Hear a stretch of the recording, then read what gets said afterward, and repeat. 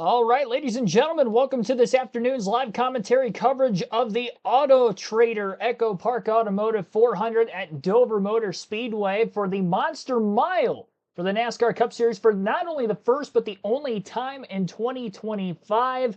Hopefully rain stays clear. It's going to be spotty this afternoon. We had some implications with that yesterday, completely washing out practice and qualifying. So none of these cars that will be on the track today have hit the track so far this weekend, which should make for a very unpredictable start to this race here today. As we get into the 400-mile, 400-lap race at the Monster Mile beforehand, we will go through our pre-race show over the next half hour to 45 minutes before the drop of the green flag for today's race. As usual on the channel, we do some NASCAR trivia to kick things off, to kind of get our brains working a little bit before we go into the pre-race predictions.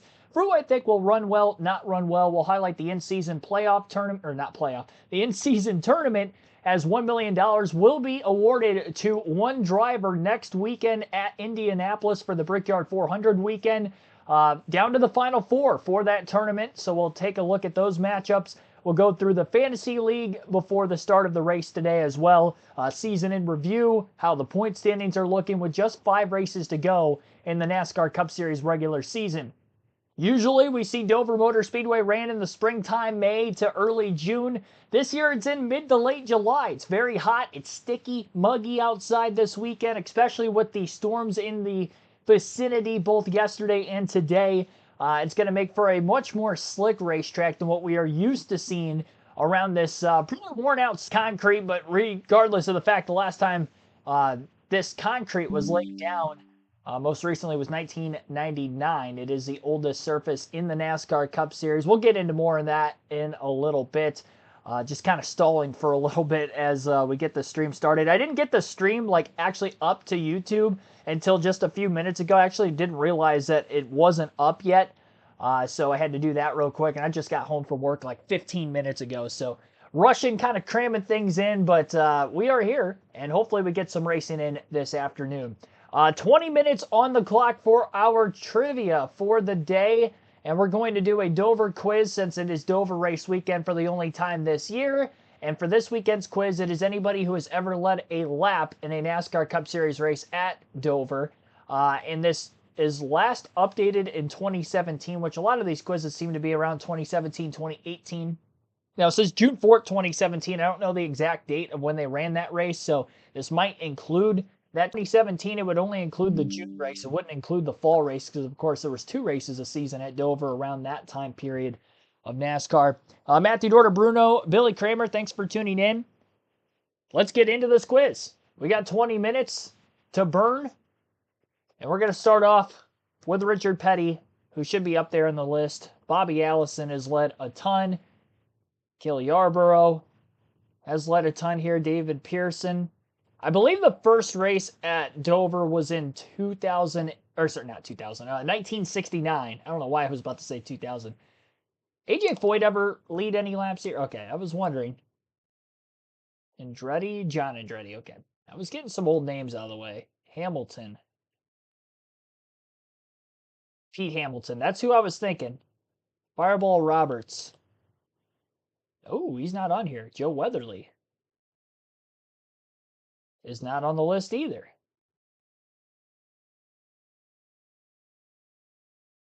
Dave Marcus.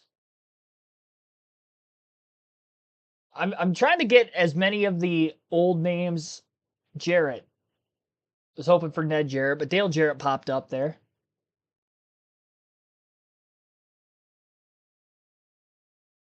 Rexford.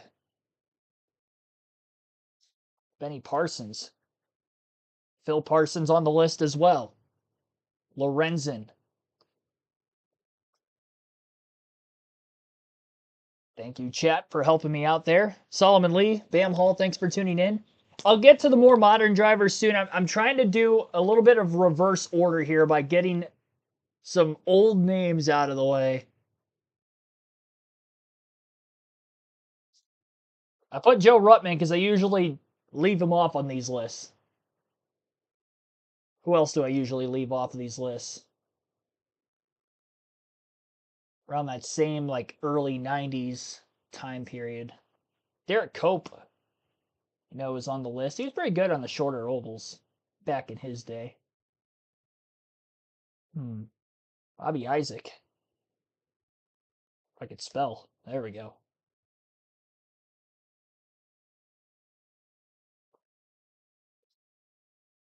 Hillen. Bobby Hillen Jr. There we go.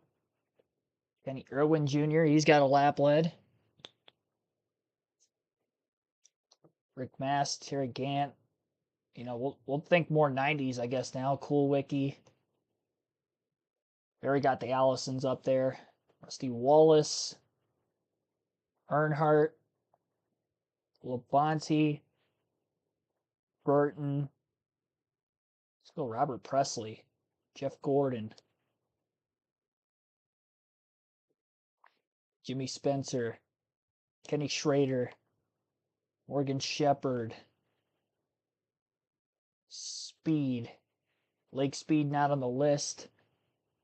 Stacy Compton not on the list. I already put him. Musgrave. Ted Musgrave's on the list. Little. Not there.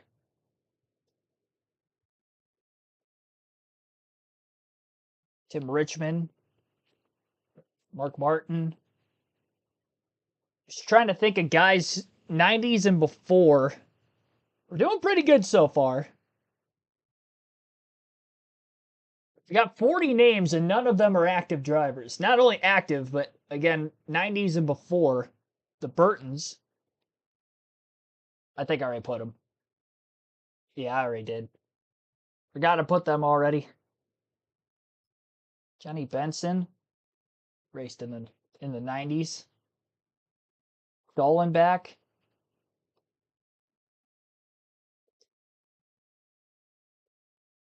He's not on the list.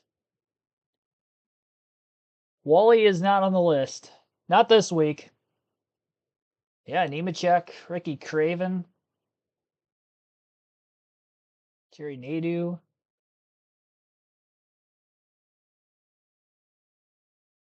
I'm holding off on Biffle. It's on the list for right now. Ricky Rudd, yep. Here's another old one, Panch. Oh, I felt really good about that. Baker.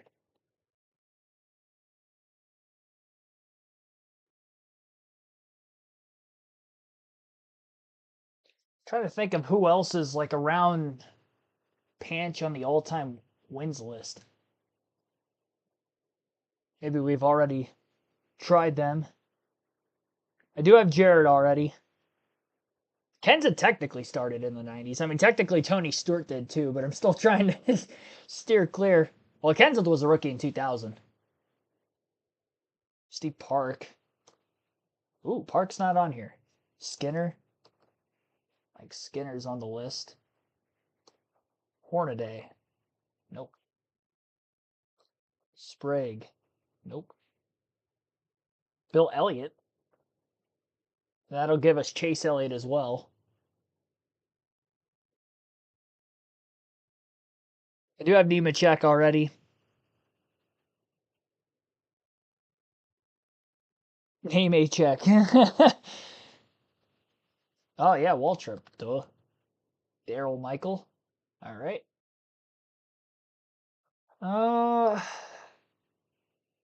I'm sure there's more 90s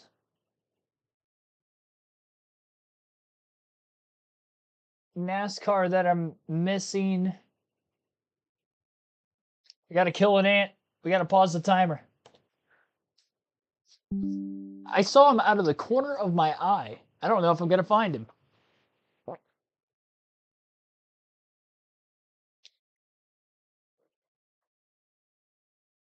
Oh, he went to the wall. I think I got him.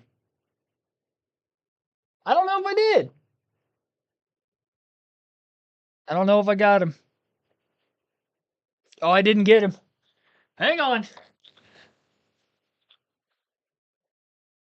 Yeah, I didn't get him. Oh, I swear, dude. My reflexes are off or something. Did I get him now? I still don't think I got him.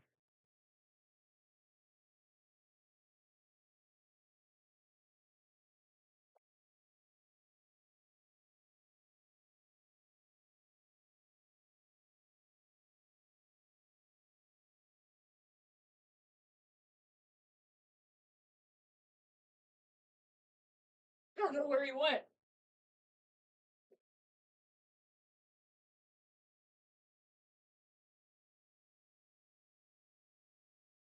You know what? Yeah, I don't know. I don't think I got him.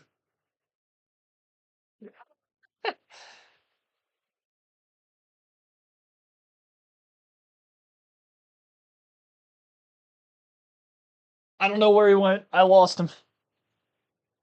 I don't think I got him, though. All right. And we got an ad on here. Cool. All right, back to the quiz. I don't know where we were. 90s NASCAR. Sterling Marlin. Didn't name him yet. Got Cuckoo Marlin with that also. Oh, Leroy Yarborough. Okay. 90s and before is what I've been trying to work on.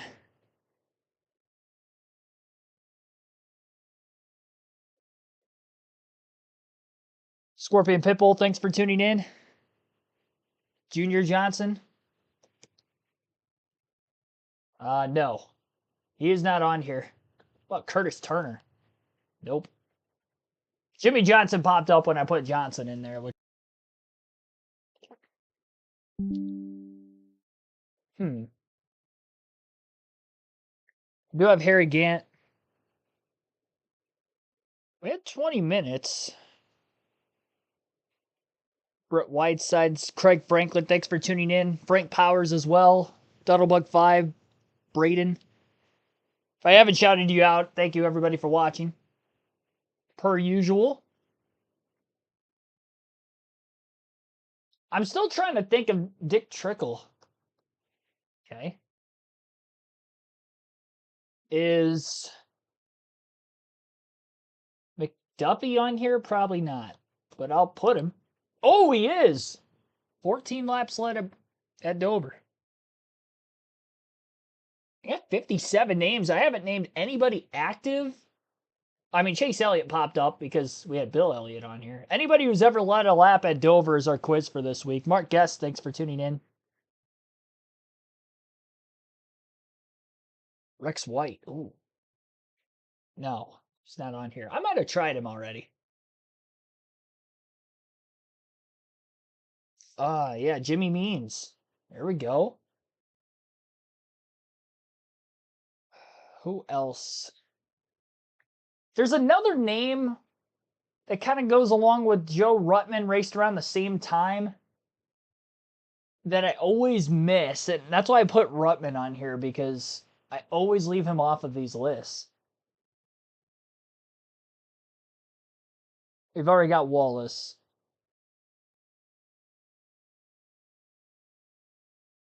When I get to the 10-minute mark, I'm going to start naming either active drivers or guys who have raced in my lifetime, which there are some of them that bled on here from the 90s, but I don't really know if there's many other. Ower's not going to be on here. He was specifically a road course guy, if I remember right. Oh, Neil Bonnet. There we go.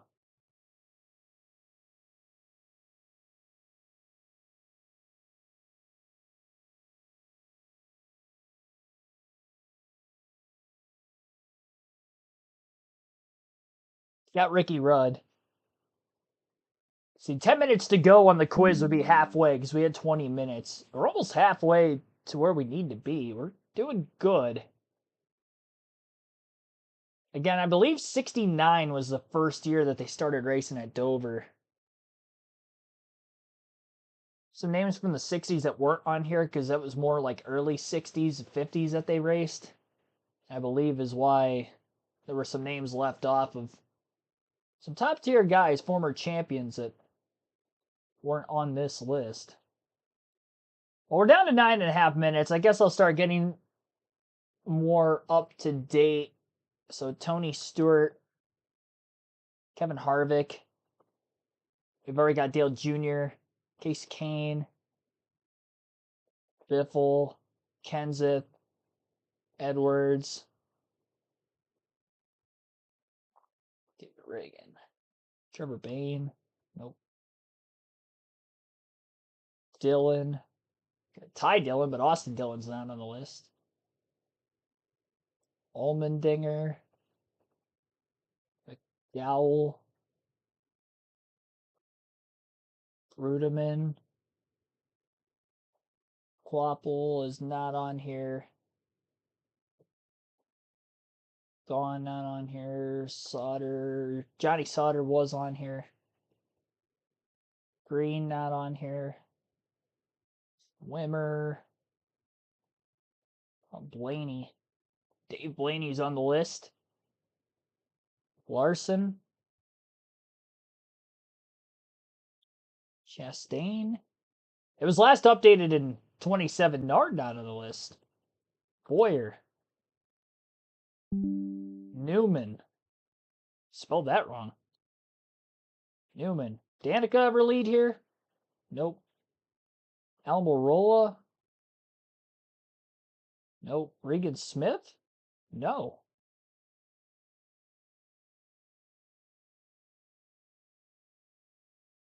Hornish? No.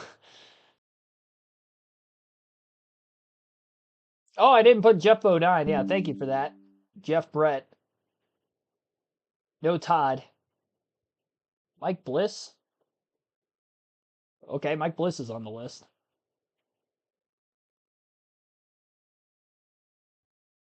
McMurray. Mears. Mears is not on here. Sorensen. Two more Ganassi guys. Montoya. Ambrose. He's not on here.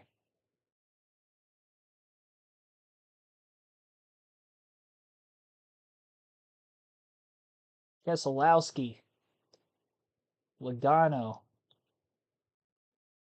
Joey only led 4 laps here up until 2017. Denny Hamlin. Truex.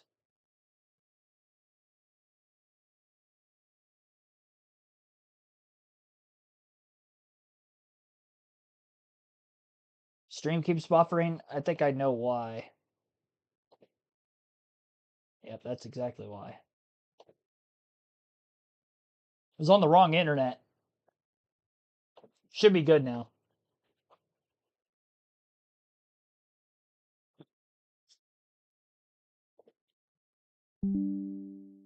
Jody Ridley. Oh, whoops. Ridley. There we go. Thank you for that. I didn't do the diecast showing yesterday, no. I missed that. 1969. It's the year Dover opened. Okay, so I did have that right.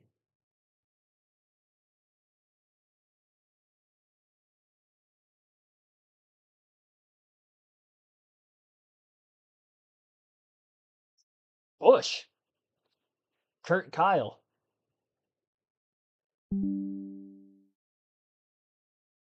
Vickers.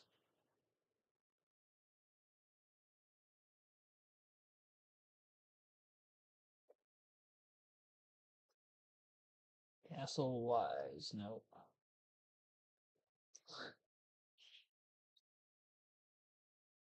It's got Tim Richmond already. Burton, Martin, Newman. Looking at the chat just to see.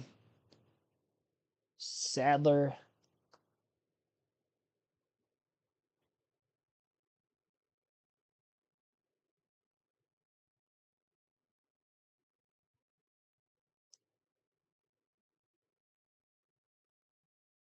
I don't think I've missed anybody that the chat's named.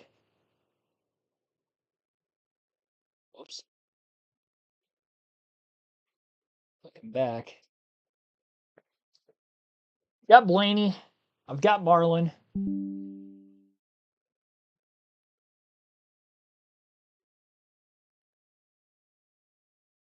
Yeah, he wasn't racing yet.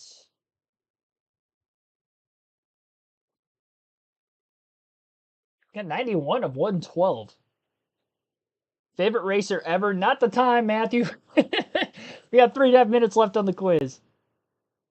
I think here. Jojo, thanks for tuning in. Stream still lagging, buffering.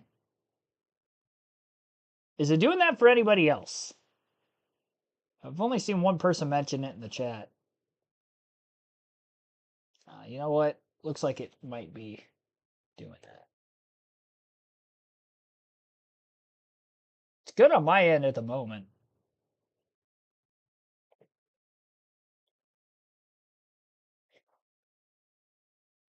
Scooter Simmer. I don't even know who that is. He's not on here, though. It was for you guys? I wonder if it's another YouTube problem like it was last weekend. Because I don't have any buffering on my end. If I did earlier, I was able to... I was on the wrong internet. No buffering there. Yeah, you might just have to refresh your page. We had a lot of people having that problem last week while trying to view the channel. 661, there's still somebody... I mean, there's some big names in here. I already tried him.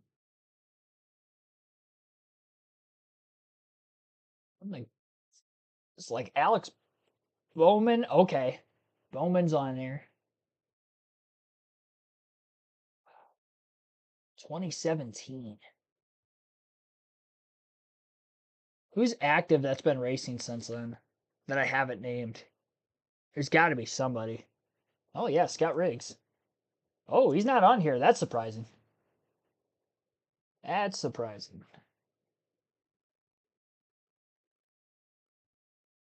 No, I have to make a wardrobe change. I don't have the Blaney shirt on at the moment. I'll do that before the race starts. I do have Logano.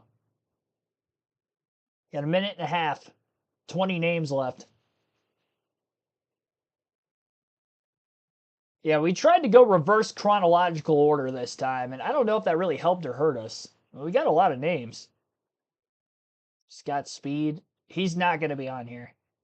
Because I tried Lake Speed earlier. And that didn't work.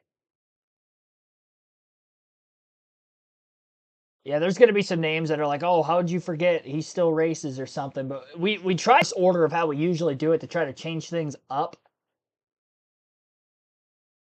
So I might end up forgetting some more recent names. Go Justin Allgaier. Annette Moffitt. No. Stephen Light.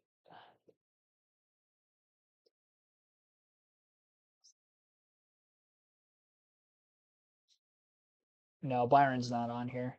He was a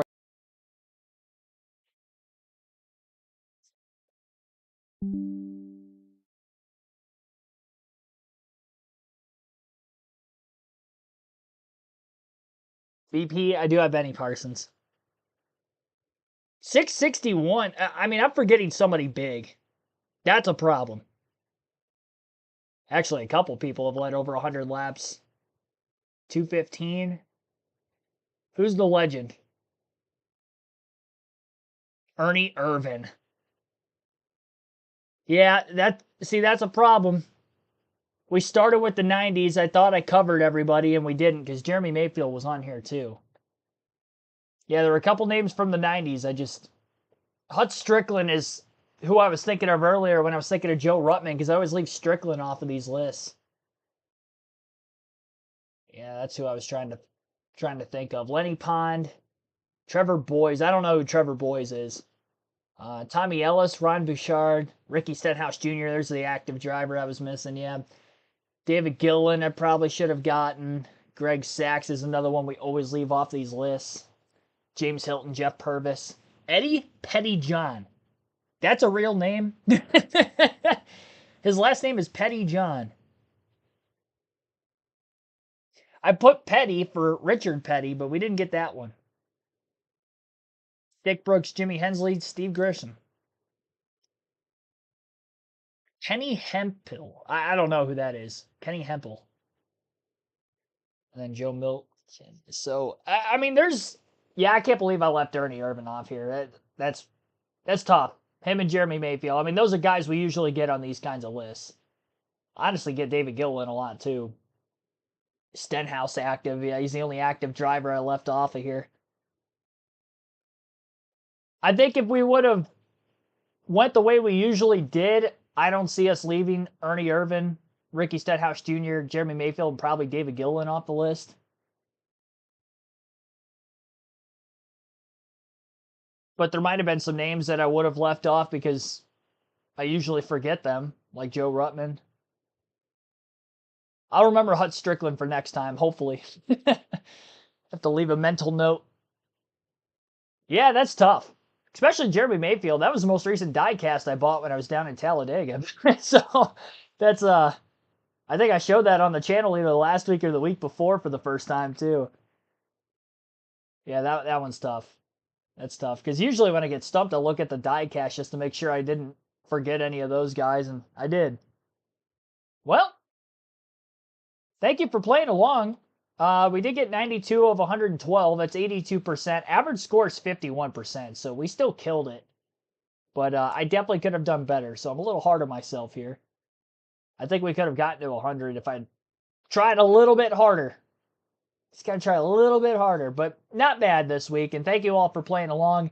All right, well, that'll wrap up the NASCAR Sporkle Trivia. In the event of any sort of weather delays later today, we might be coming back to that to kill some time. As of right now, the track is dry, and we will get into the more in-depth analysis for who I think will run well, not run well in today's race. And we'll start off by highlighting the NASCAR Fantasy League, which you can join our Fantasy League on the NASCAR.com website or the NASCAR mobile app. It is free to join. Chance to win 2 tickets to any NASCAR race if you're choosing the following season if you win our regular season and or playoff championship.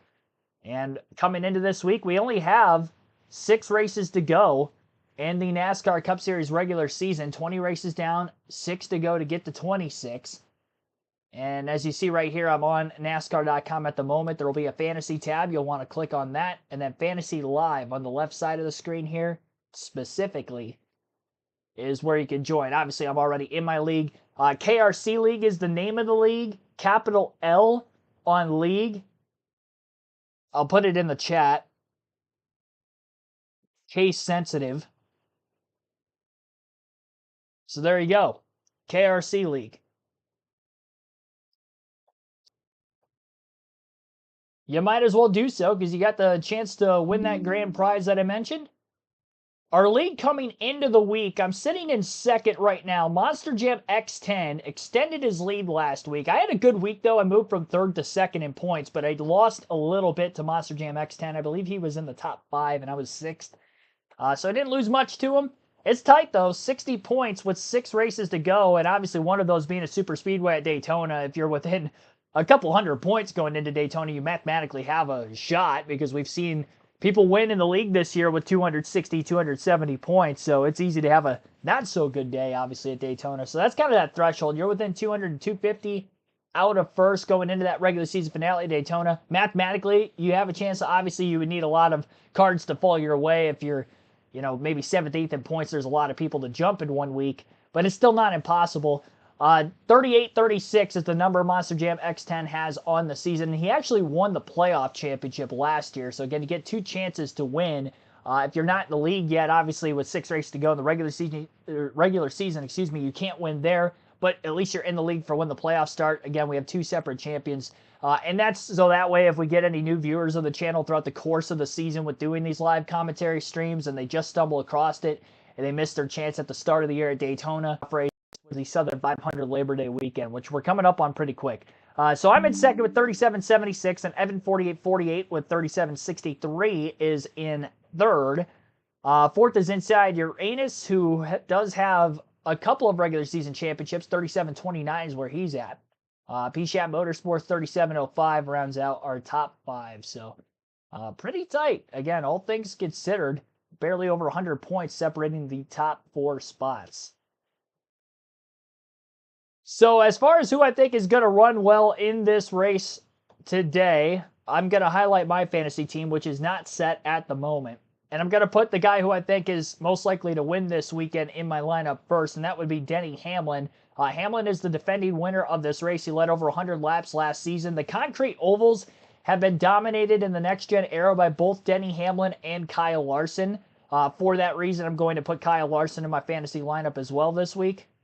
You got to find him. He's starting further back in the field, so likelihood of getting stage points at stage 1 not as high for Larson, but I'm still going to put him in here. Larson's been slumping over the course of the summer months. I still have 2 usages left for him, though, so might as well use him today, being on an oval. If he doesn't have a good run, I could throw him in the garage before the end. I think one of these two are probably the favorites for the win. I'm taking Hamlin because he's been stronger over the last 5 to 6 weeks where Larson has not. So I have more faith in the 11 team. Joe Gibbs Racing seems to be clicking on all cylinders. I think Chase Briscoe could be a good underdog pick for today's race as well. So I'm going to put Chase Briscoe on my team, not using SVG with it being an oval this week. Chase Elliott has been on a hot streak as of late for Hendrick Motorsports, so I'll ride his heat wave. Really, he's been carrying the banner for HMS over the last month and a half since the Coca-Cola 600. He has a win, obviously, but Byron's kind of fallen off a little bit up until last week. He had a good run.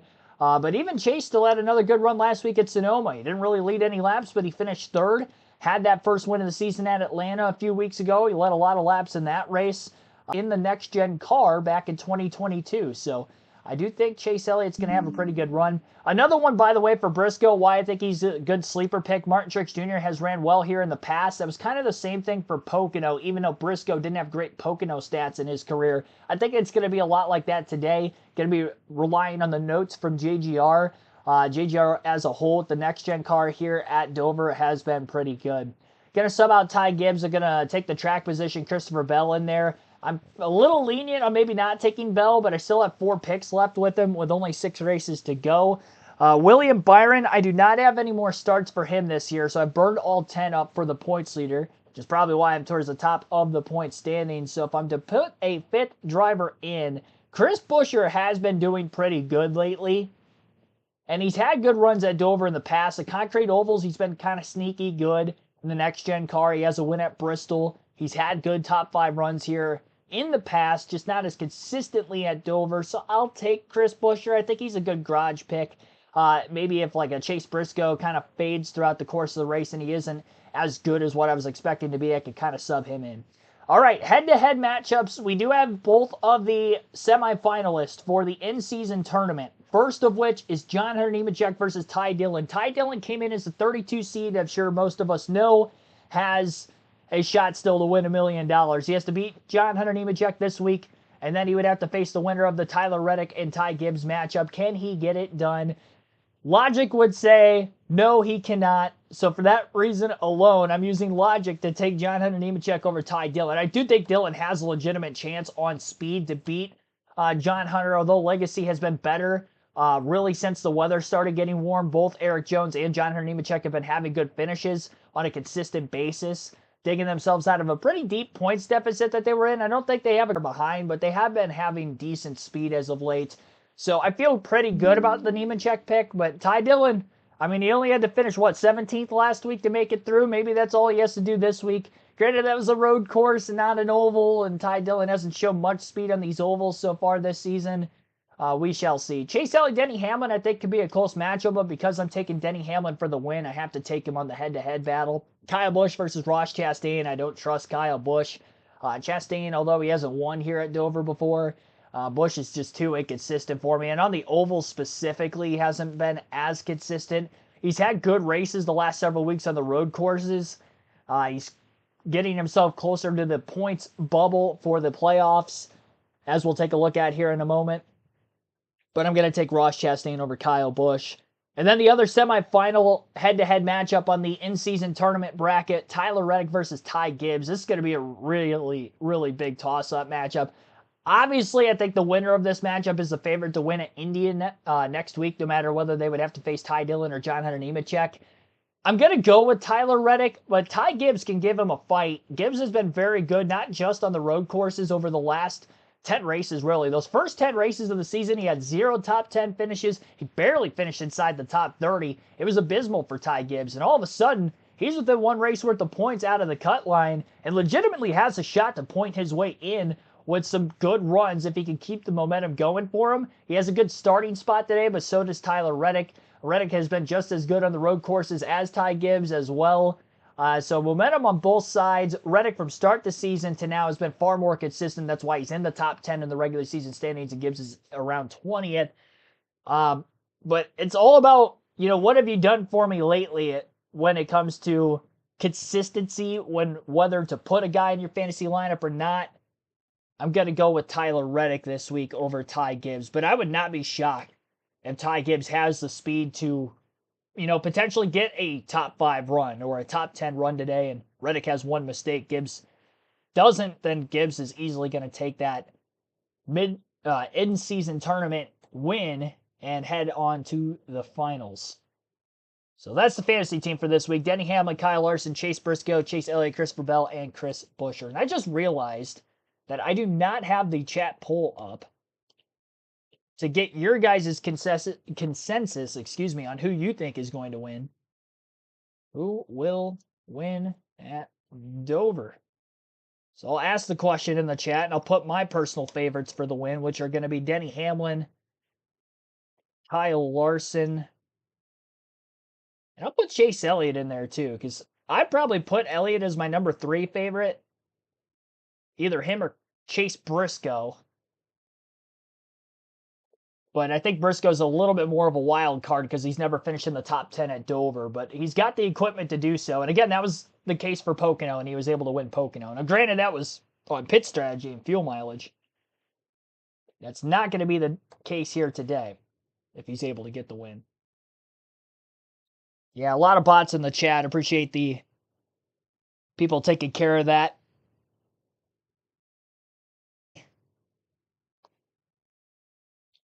That's why we've got mods.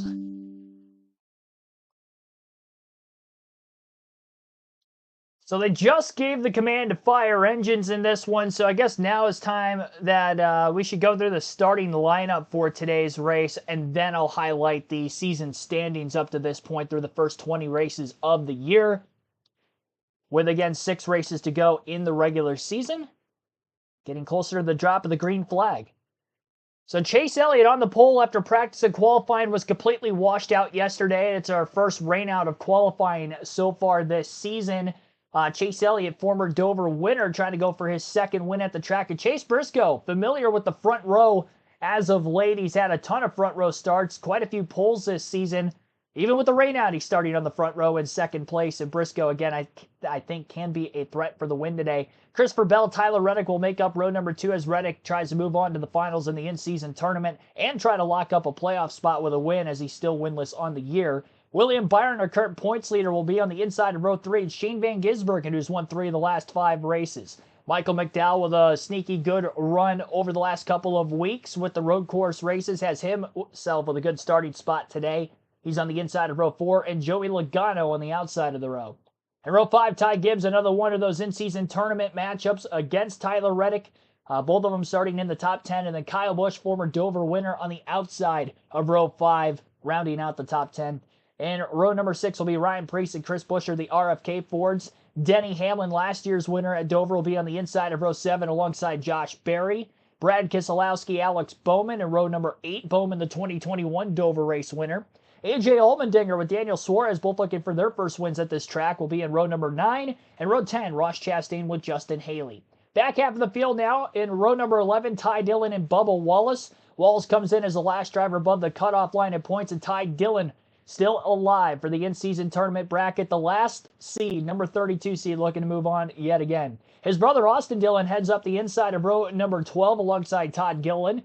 Heavy hitters further back in the field now. You got an HMS and Penske Ford in row 13 of Kyle Larson and Austin Cindric. Larson, another former Dover winner, 2-time Dover winner, in fact. Eric Jones, John Hunter Nemechek in row number 14. Nemechek is the last of the 4 in-season tournament starters for this race today. Cole Custer with Zane Smith will line up in row 15. Ryan Blaney, after a DNF last week at Sonoma, will be outside the top 30, inside of row 16 for him, and Riley Herbst making his first Dover start in the Cup Series. Carson Hocevar, Ricky Stenhouse Jr. Look at what we see here. They're lined up in the same row again. Row number 17 for them. Row 18 will be Cody Ware and Noah Gragson for the start. And rounding out the 37-car field this weekend, J.J. Yaley for New York Racing running in the 44 car. He will be in 37. So that is your starting lineup for today's AutoTrader EchoPark Automotive 400 at Dover. Our scheduled distance today, 400 laps, 400 miles around this 1 mile racetrack, the Monster Mile, if you will.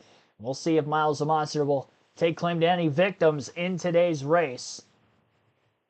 We have seen not that many cautions at Dover in recent years with this next-gen car. We didn't have any for incident yesterday in the Xfinity race. Granted, that was rain shortened. They only completed 133 out of 200 laps in that race, so they didn't have a full race to work with anyway.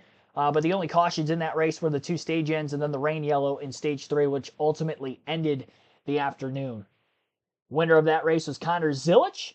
Who will win here today? Well, we have a rookie go to victory lane again. There's only 2 of them in the field, Riley Herbst SVG, so the odds are not as high for a rookie to go to victory lane today. I am curious to see how SVG does. I know he's not as good on the ovals, but he has started to turn the corner a little bit before getting to that road course stretch the last couple of weeks. I think he clicked off 2 top 15 finishes at Atlanta and then the Coca-Cola 600 at Charlotte for the first time. He has yet to get a top 10 on an oval, but he's been doing better than what he was at the very start of the year. And again, momentum is one thing. Obviously, to translate that from a road course to an oval is another. He's got a good starting spot with the rain out in qualifying, though he has never completed a lap in a Cup car at Dover. So it's going to be tough for him.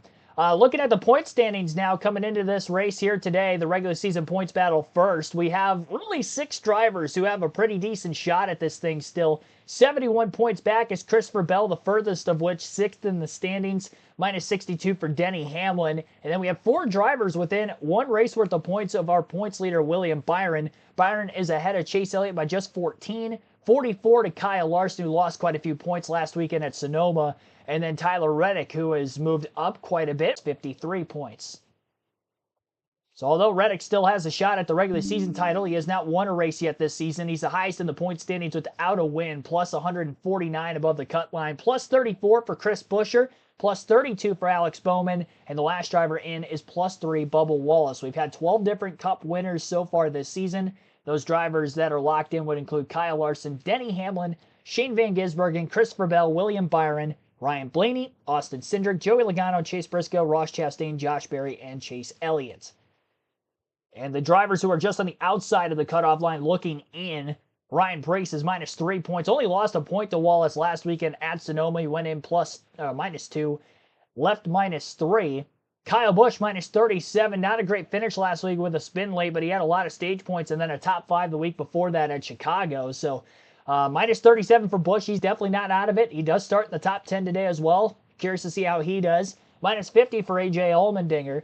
Ty Gibbs, who I mentioned has been on a hot streak the last 10 weeks or so, is now minus 60 points after being more than 130 back 10 races ago and outside the top 30 in points.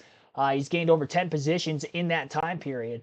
Eric Jones as well has been on a pretty good stretch as of late, although he didn't have a good run last week at Sonoma, kind of ended whatever hot streak that 43 team was on, but he has also climbed himself from over 2 full race worth of points out to just about 1 race worth of points out. Michael McDowell, who had a top 5 at Sonoma, trying to have a good run here today. He has not scored a top 10 in his career at Dover, but he starts in 7th. Those are the drivers on the outside of the points gap looking in. I'd say anybody after McDowell pretty much in a must-win situation. I'd pretty much throw Jones and McDowell in a must-win situation because I don't think they're going to have the consistency over the next 6 races with the tracks we have left to get the points at every one of those tracks, even if they get a little help. Plus, there's some drivers to jump in between there who I think will be good, like a Ty Gibbs. Preece has been pretty consistent all year. And Kyle Busch, I mean, he's still Kyle Busch. He can get it done. Alrighty. Well, we're getting closer to the drop of the green flag for today's race. Visual purposes, the race is on TNT today. Packed crowd at Dover Motor Speedway for this afternoon's event in Dover, Delaware. 120 laps is our distance in stage 1. Fairly evenly spaced out stages for this race.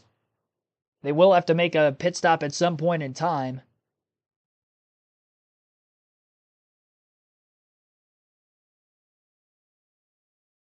Yeah, we've got quite a few bots in the chat today. Again, I appreciate the mods taking care of everything.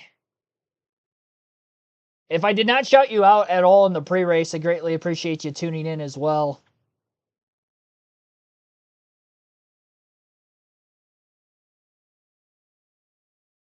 Emo Gene Blevin, Steve, thanks for tuning in. Robert Goodrich, I don't think I shouted you three out. Thanks for everybody that helped us get that 81% on our trivia game.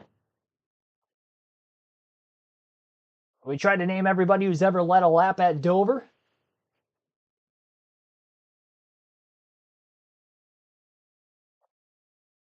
Chase Elliott on the pole. Yeah, so my must-haves would have been Hamlin, Larson, and Elliott for the fantasy league today. And I had Briscoe as a sleeper at Pocono too for the reasons that I had, and he ended up winning. I think that's the only sleeper pick that I've actually predicted, and they ended up getting a win this season. Osamar was close at Nashville when he finished second too, but those are a lot harder to get on a consistent basis because those guys don't necessarily run up front every single week. Briscoe's had a quietly good season though. He's top 10 in points. Things are meshing well together between him and James Small. It's a learning curve when you go to a new team, of course. New manufacturer. But he's definitely got the equipment to get it done. Like goal for today's stream is 100. And we are at 33 right now. Did I put the chat poll up yet? I did, okay. I know I was typing it out earlier. You guys still have until the end of stage 2 to vote there. I apologize that I didn't have that up at the start of the stream. I got home like 15 minutes before the stream started, so I was kind of crunching for time to get everything ready to go. Usually there's a ticker up at the top of the screen as well, but that unfortunately is not there for today. I didn't have enough time to put all the season stats on there, so give my apologies. I got off of work a little bit late today. On time for the stream, but later than what I wanted to get out of there.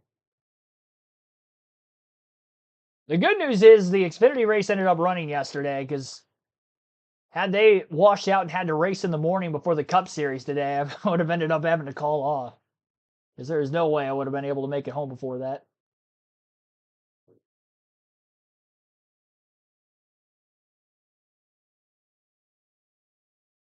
So the Chase and Chase show on the front row here this afternoon. It's going to get very warm in those race cars today, just like it was yesterday for the Xfinity Series, but a full 400 miles is looking like we're going to be in store for this afternoon. This is one of the more physically demanding racetracks on the schedule at any time of the year, and now you add the heat into everything.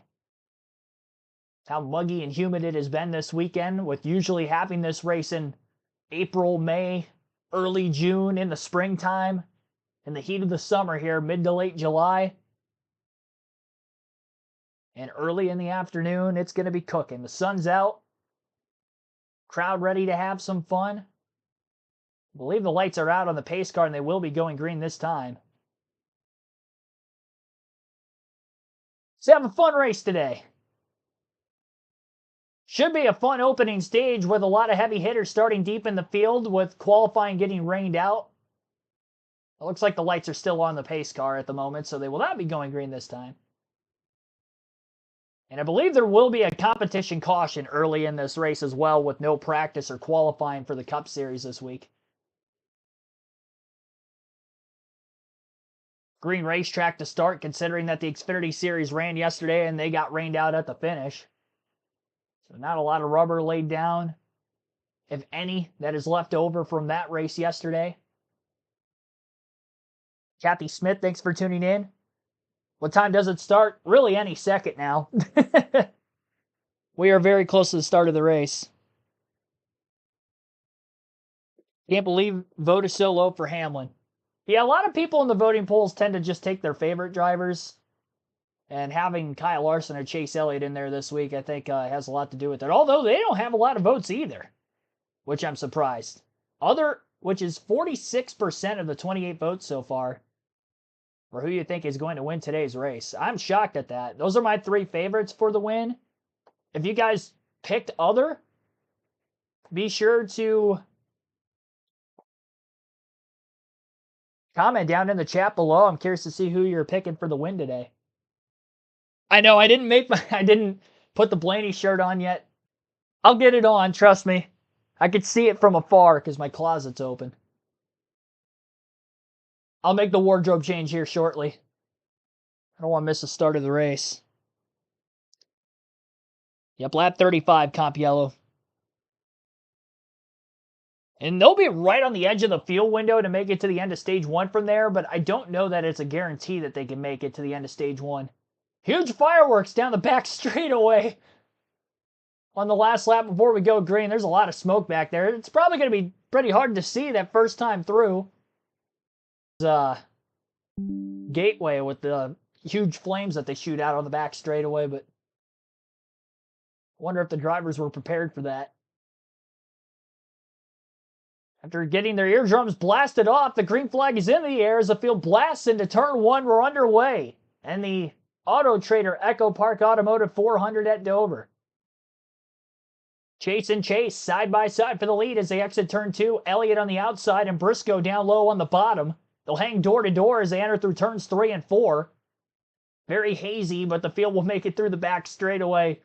No big deal there. Briscoe slamming the door shut on Chase Elliott. Big time slide as he wanted to pull clear as soon as he could, and he did right off the exit of turn 4 on the opening lap. So Briscoe, despite not being the pole sitter, will lead the opening lap of today's race. Could be a JGR versus HMS kind of a day today. That has been the case at Dover the last few years with this next-gen car, and quite a few of those two teams starting up at the front. 3 wide off turn 4, getting really tight in the middle of the pack, really towards the tail end of the pack. Todd Gillen, Eric Jones, and the other 42 car for Legacy Motor Club of John Hunter Nemechek. Gillen getting swallowed up and spit out by all these drivers after being 3 wide middle, kind of hopping out of that. Lost a few spots before that to get himself into a 3 wide middle situation. Nemechek lost a lot of grip on the outside battling Eric Jones, and he's quickly got another car underneath him as well. First laps on the racetrack, everybody that unloaded we would see at the beginning of practice, time-wise, those are going to be your fast cars now, and they're going to have to use this opening stage as their practice session to try to help get their cars dialed in, which is, again, why we do have the competition caution for lap 35, because there have been no laps this weekend for these drivers. Briscoe not pulling away from Chase Elliott. He's still about 0.3 of a second off the lead, he meaning Elliott. And Christopher Bell half a second back in third. Ryan Blaney, after starting 31st, has made a couple of passes for position, up to 29th. Just got by Gillen that time through 3 and 4. Austin Cindric, who started alongside Kyle Larson outside the top 20, haven't really moved forward either.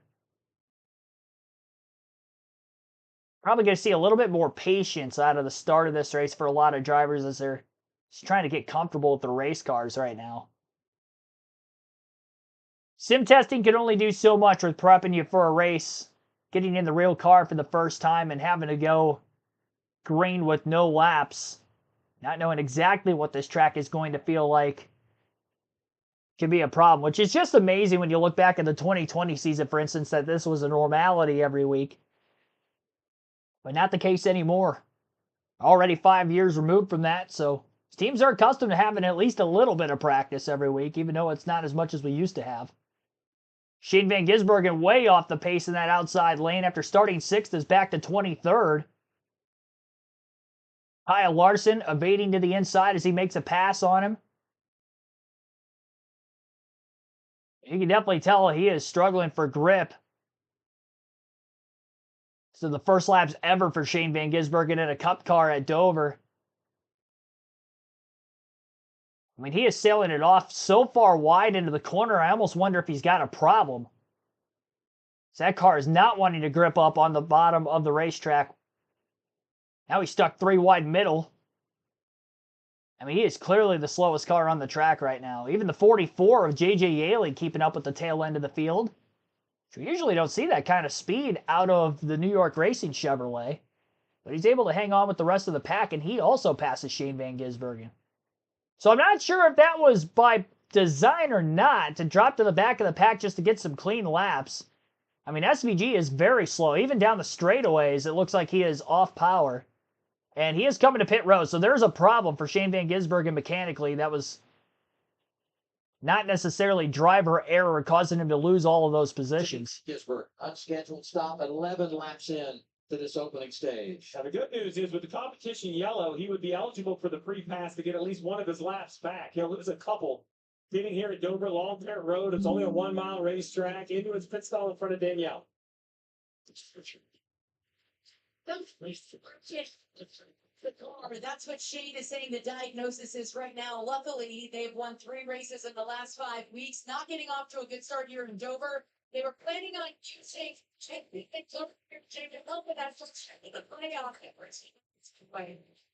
That's just unfortunate. The most important thing for Shane is laps to learn. But as they continue to look. Yeah, exactly. I mean, a guy needing more oval experience and having a mechanical issue just a dozen laps into the race, not good. And this is the lack of practice concern for some of these drivers, is not only unloading, but if something's broken. Not having any laps on the track to really test to know if that is the case or not until you get out there at full speed. And they're not going to have the time to make the fix and keep him within contention here today. Chase Elliott quickly putting the battle to Chase Briscoe. I mentioned that Briscoe wasn't pulling away after leading the first dozen laps or so. Elliott snuck to the outside off of turn 2. Gets the run on corner exit. Now clear off turn 4 on the other end of the track. Chase Elliott takes his first lead of the race after starting on pole when Briscoe led the first 13 laps. Lap 14 led by the number 9. And now we'll see if Chase Briscoe can hang on for second, or is he going to start free-falling as we get further into this run. He's still got about 20 more laps to go until we get to the comp caution. Even in races we've seen practice at qualifying, it does seem like the 19 of Briscoe will start up front, kind of fade late, and then work his way back forward by the end. Very few races this season where he's qualified well, which he's qualified well a lot, and actually stayed there from start to finish. One of those was last week at Sonoma, where he qualified on the front row and basically ran second or third the whole day, finished second. But it looks like they've got some work to do for that 19 car to get him in a competitiveness to try to go out here and get the win. So after adjustments were made for Shane Van Gisbergen and mentioning that something may have been broken in the race car, he is back out on the track, but he is 5 laps down. He's right in front of our race leader, Chase Elliott, so he's about to lose another lap sometime soon. It does look like the 88 car is running a little bit quicker than what he was before. He does have fresher tires, too, than some of these leaders, which could also help. Different tire compound for Goodyear for this race. So we'll see if we have a little bit more wear than what we've had in the last couple of years. I would not be shocked if we do, especially considering not only the new tire, but just more heat in the racetrack. It's a warmer climate than we usually race here. Definitely going to lead to less rear grip security in these corners over the course of a long run. And we have seen a bit of tire fall off already. The fastest lap by Elliott, our leader right now, is a 23.48, and the last lap was a 24.089. So 0.6 of a second slower than his fastest lap at lap 22. And I'm sure that race pace is going to get quicker as we move on, and these teams are able to adjust on the cars for the first time this weekend. Mike G, thanks for tuning in. Always a lucky dog. Complaining about the tire.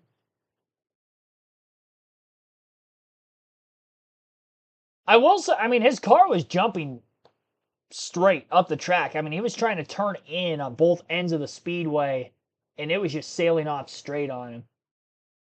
And he's got enough pace to stay in front of Chase Elliott for the moment, so I don't know if he's going to end up losing another lap. So whatever the issue was for the 88, it does seem like they've gotten it fixed pretty quickly. I almost wonder if he might have ended up having like a toe link issue or bent something in the suspension if he had contact in the opening laps with either the wall or somebody around him. Obviously, all that traffic from starting 6th. Maybe something like that could have happened, but haven't had any cameras on that to clarify if that would have been the case or not. Run down to the top 10 in these opening 25 laps has Chase Elliott in the lead, Chase Briscoe in 2nd, Tyler Reddick 3rd, Cristiano, Kyle Busch 7th, Ty Gibbs 8th, Michael McDowell 9th, and Ryan Preece in 10th place. I don't know if you guys can hear this or not, but it is storming very hard outside my house. So if you hear some heavy winds smacking against the side of my window or rain smacking up against the side of the house, then that's what's going on there. It looks like it's hailing outside, but I really don't know if that's actually the case or if it's just the wind. It's a vicious storm. Luckily, all power is a go as of right now.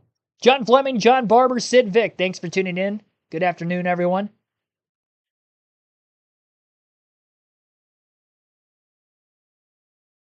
Kyle Busch on his wayward up through the field has gained 3 positions from the start of the race. He is currently in 7th. Going to keep the car underneath him. He's had some good runs with the next gen here at Dover, both with JGR and RCR.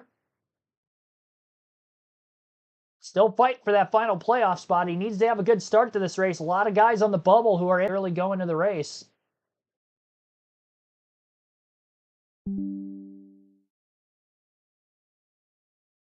.3-second lead for Chase Elliott over Chase Briscoe. Denny Hamlin has just cracked the top 10 for the first time, passing Priest the last lap for 10th.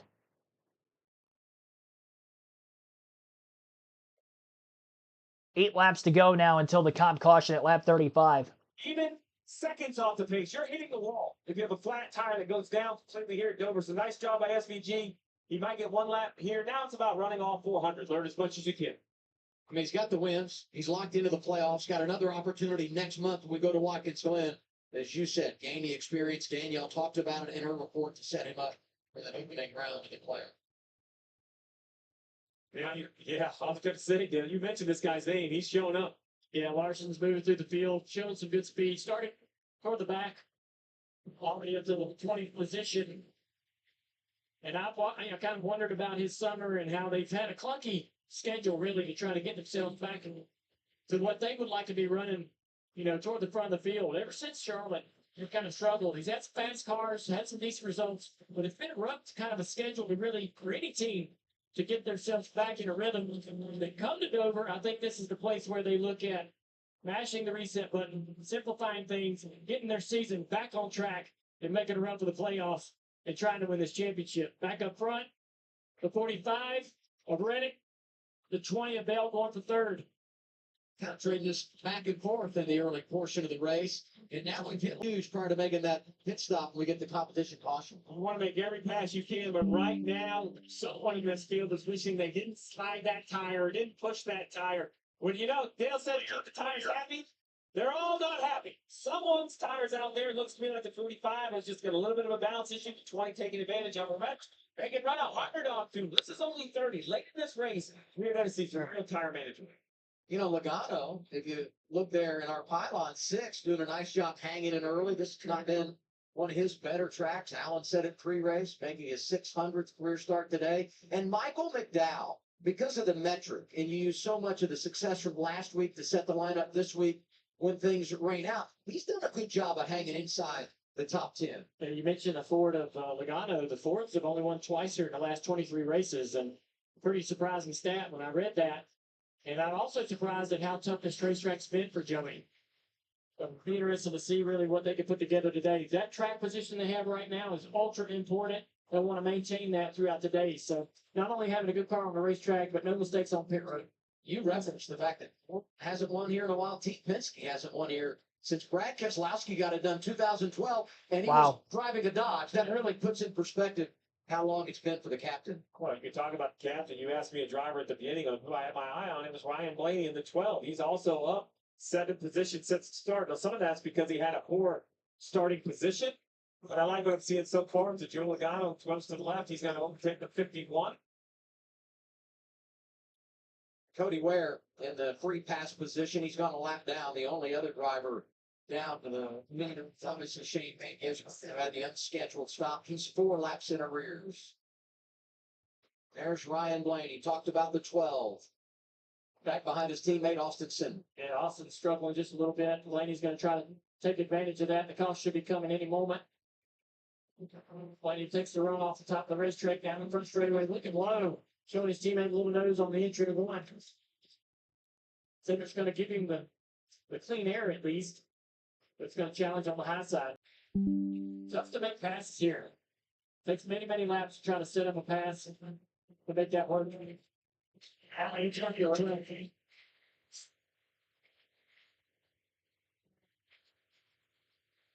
And now the caution is out. This will be the competition caution. We knew it was coming after practice and qualifying got rained out yesterday. Everyone will have their opportunity to get on pit road, analyze those tires, and then take a big, deep breath before what could be a very long run to end this opening stage. Don't relax too quickly. 35 cars in the lead lap.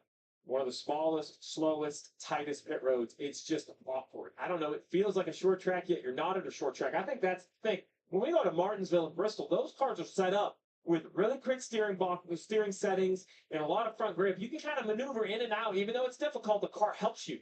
Here you're set up a little bit more like an intermediate, like your pit road feels like a short track. So you're going to have to do a good job getting in your stall. And as a pit crew member, you got to take that deep breath. You're not going to probably be in the perfect position. Yeah, with everybody on the lead lap for the most part, it's going to be a full pit road. A lot of cars coming in around you, blocking you in. Trying to get your car positioned in the stall just alone is important. Nice advantage for the guy out front because not only does Chase Elliott have the race lead, but by virtue of the fact that he started this race on the pole, they get that #1 pit stall selection all the way down there at pit exit. It's not as big, Steve, as far as winning the race off pit road on speed, exploding out to the speed line, but it's so big because, as you talk about, you avoid so much of the chaos being down there in front of the mess, if you will. Yeah, what NASCAR did is they moved that final scoring loop and that yellow line further out past pit stall 1, which is, I think, it's a great idea. So that is kind of evened it up for everybody else. I really look at the first 8 or 10 boxes coming onto pit road, right? We have Blaney at 37. So we just sit right there, actually a little bit to the right. You're going to see the entry, but then down here around the corner, we have Blaney, Larson, a bunch of very fast cars that are going to have to figure out their way in and out of the pit box. That's why I'm kind of keeping an eye on it. You see the 5 right there, EchoPark.com. That's the 5. Well, he has the 4 in front of him, the 3 behind, and then Blaney behind him. So this is going to be a very cluttered area because the 3, the 12, and the 5 are all near each other on the racetrack. That was an interesting shot, too. If later today we get green flag pit stops, and kind of think we will the race, where this race will play out, because getting onto the pit lane under green here is always an adventure. I wouldn't want to be one of those barrels. They seem to find their way in the action all the time. They've lost a lot of battles here. Yeah. Top 5 as they enter the pits: Elliott, Briscoe, Bell, Reddick, and Byron. First pit stops of the day. Here's Danielle Trop. Christopher Bell coming down pit road for 4 tires. That's a call from Adam Stevens, who told them to go hard before the competition caution. To be numerous balance was. Christopher said it's really close on balance at 3 at times. Into the corner, second half of the corner is tight, Marty. Boy, Danielle, the driver, certainly feeling the heat here at Doble today. Both Chase Briscoe and Chase Elliott said, man, there's no threat for anyone out here. For Briscoe, middle of your screen, he said, I'm a little bit tight on the exit and I could do a bit better. For Chase Elliott, he said, I don't have much, have to be very patient with the right rear of the track race off pit road. It's one by Chase Elliott who retains the lead, Adam. And look at Kyle Busch. Yeah, up 3 spots for Busch. On track. Hamlin up 2. Today, he goes +3 on the pit lane. If your crew delivers for you here, you can have gigantic success at the end of the race. Chase Elliott maintaining the first one off the pit lane here at Dover. Yeah, a couple of those bigger movers in the top 10. Kyle Busch, Denny Hamlin both gained positions on pit road on top of the positions gained in the early going of the race, the first 35 laps before the competition caution. So looks pretty good there. Kyle Busch up to 4th. Hamlin, I believe, going to be in 6th. We'll see if they can get more spots. The good thing is for the 8 and the 11, they were making passes on drivers who I think by the end of the race can compete for a top 10 finish, like a Ty Gibbs, Chris Buescher, who have had good speed even on the ovals in recent races. Like Buescher on the ovals, I think he's got 3 straight top 10s on oval racetracks. Ty Gibbs, as I mentioned in the pre-race, has been very hot over the last 10 races, road course or oval. So making passes on them deeper into the run, 20, 30 laps in, is definitely good. And when you can gain 2 to 3 positions on pit road on top of it, even better. So Chase Elliott did win the race off of pit road. He'll maintain as a leader. Chase Briscoe, who was second, is still second. The top 3 spots never changed. Waiting for our leaderboard to update, which it should next time by at the start-finish line. I feel good about my pick, Denny Hamlin, as of right now, I will say. It's definitely somebody I was going to keep my eye on from the start of the race, considering he was mid-pack, the pick to win. I think Kyle Larson was listed as the favorite this weekend. He gained a handful of positions. He started 26th and he got up to 20th before the pit stops. He's now 19th. He gained one more spot on pit road. Ryan Blaney, who started back in 31st, is up to 25th, 6 spots gained. It's going to be a slow work in progress for those two, starting much deeper in the field. And there's obviously some strong cars that got the benefit of being able to start up front, and they're showing some real speed. Chase Elliott obviously showing some real speed here early. Not a great restart or initial start of the race when he lost the lead to Chase Briscoe, so he's definitely going to have to do a little bit better here on this first restart of the race after the first caution. He was in the preferred line on the outside. Stayed side by side with Briscoe until they got up off the exit of turn 4 on that opening lap, and Briscoe was able to just pull clear of Chase Elliott. So we'll see if he tries the outside again. I would say you got to go to that. I think that is the preferred line. Just learn from whatever mistake you made on the initial start and try to get a better launch. In the event that he ends up losing it this time around again on the outside, then maybe you can try to switch it up and try the bottom, but I still think he should stay with the top. Got an early competition caution. This relief lap sponsored by National Debt Relief. When debt hits hard, National Debt Relief gets you back on track. Cody Ware is back on the lead lap here at Dover. Looking around to the choose. I assume the leader will choose the top as always. All right, we talk about track changing. Well, here it is, kind of in a time lapse, Dale. The track continues to change color. Look at all the rubber going down. Yeah, it gets put down pretty quickly because of the high temperatures today. And then it gets picked up again immediately when the caution comes out, Marty. But you're seeing some pretty good tire wear down there. Yeah, Dale, I'm pretty impressed for a new tire that had no speed on it. You normally always see fillers on the tires here on the first row and go over. Here are 0 right now. Even Chase ran the top. No force on his tire.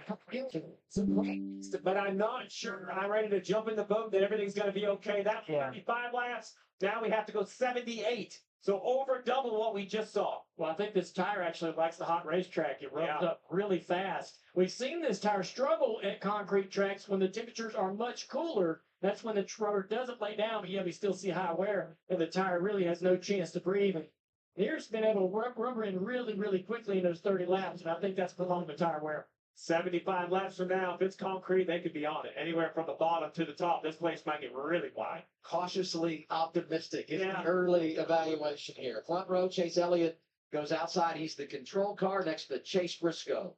Restart to run it out to the end of stage 1. Drivers coming out of turn 4 and headed toward the EchoPark Automotive restart zone. All right, green flag back in the air. Much better restart for Chase Elliott. It actually looked like Briscoe might have spun his rear tires on the... And a little wiggle on the bottom lane for Briscoe. He gets sideways, makes light contact with his teammate. Holds on to the race car and holds on to the battle for second as well. Might have overdrove the entry a bit, just trying to stay with him. But you can definitely tell the 19 is wiggling around quite a bit on the inside lane. Again through 3 and 4. He's not as steady as Christopher Bell is to the outside.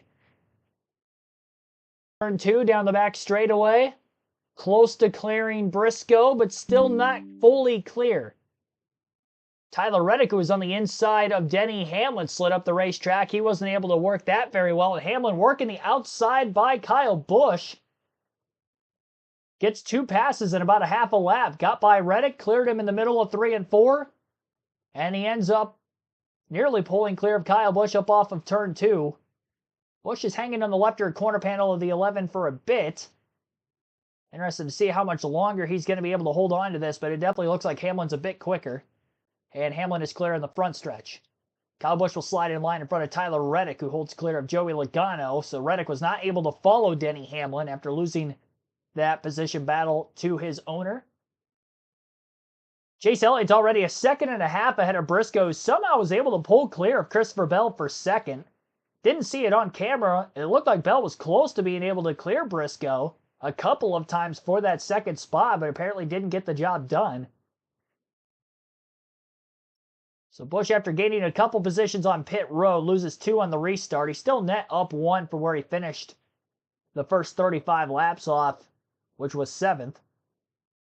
Alex Bowman, newcomer into the top 10 on the restart. He's up to 10th place, so first time that he has gotten that high up in the leaderboard so far.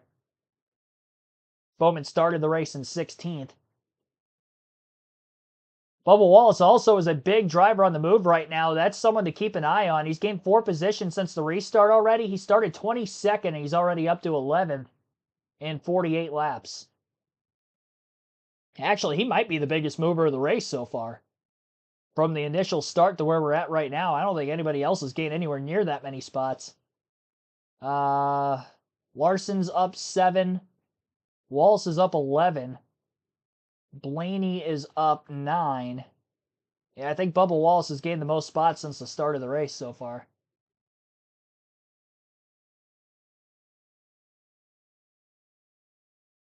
Again, the Toyotas have looked pretty quick this weekend. You know, I'm spotlighting JGR Toyotas in the top 5. Gibbs is 7th. All 4 of them are in the top 7, but Reddick is in 8th. Started very good. Up in the top 10 spots, although he's lost a few because he initially started 4th and now he's back to 8th, though most of those positions lost were on this restart.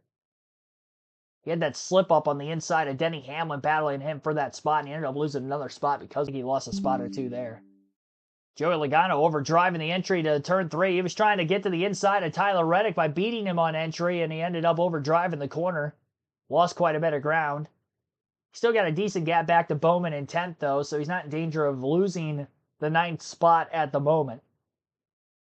Easy Network, thanks for tuning in, D-Taint. Shout out to you as well. 4 tire change was mandatory on the competition stop. It was not, no, but everybody was going to take 4 tires because we didn't know the fall off. And we did have, I shouldn't say the fall off, we knew the fall off because of the lap time interval change. It looked like there was about 6 to 8 tenths of a second of fall off in those first 35 laps, so it would have been foolish to leave the tires on. But also just to take them off the car and get a look to see, like they were mentioning on the broadcast, is there any cording like we usually see at Dover? What does it look like? This is a new tire compound.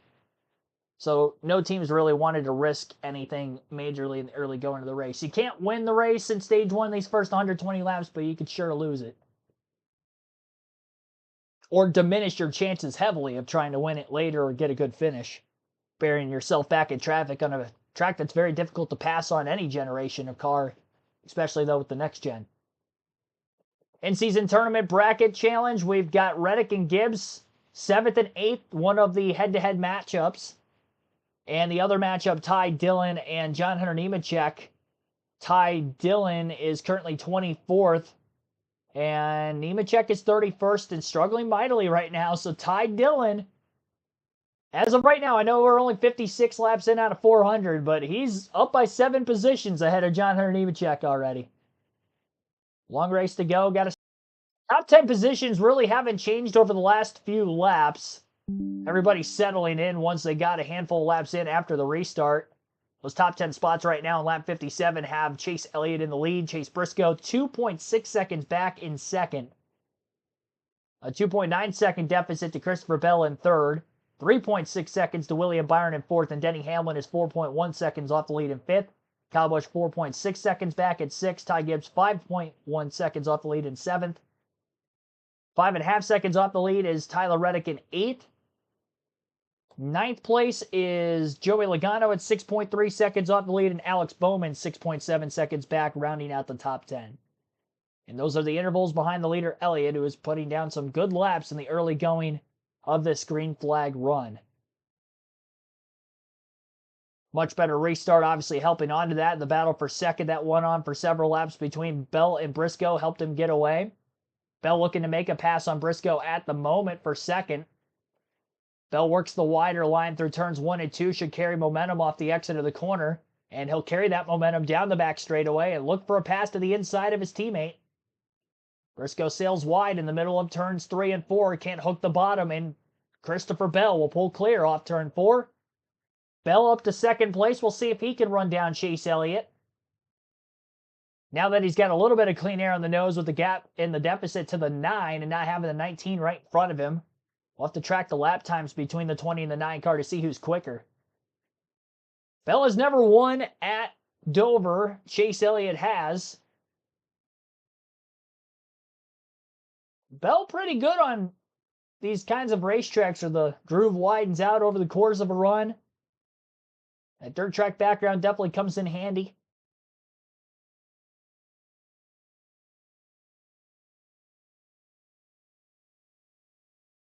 Waiting for our lap time sheet to update.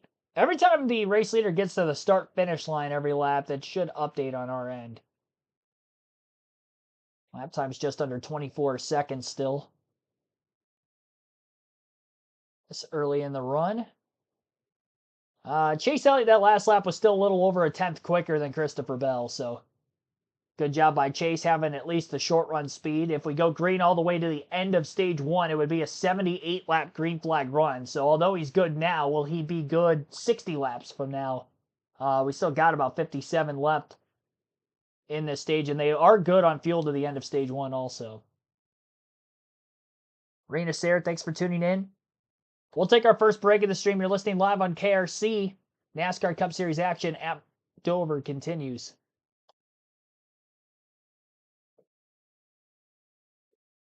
Yeah, it's definitely hot at the track. In the car, out of the car, in the grandstands, it's hot everywhere. Dover, Delaware this weekend. Alex Bowman making a pass for 9th place on Joey Logano as they come back from commercial. Is your home for live betting, and new customers can bet $5 and get $150 in bonus bets instantly. Download the app and use the promo code SPEED when you sign up. Challenge Bowman right here just took a spot away from the 22 Logano. Now we're on board the Toyota Camry with Denny Hamlin. Denny riding back in 5th place, trying to chase down William Byron. All the Gibbs Toyota cars looking really good right now. Mr. Bell up there in 2nd, Briscoe 3rd. Gibbs back in 7th.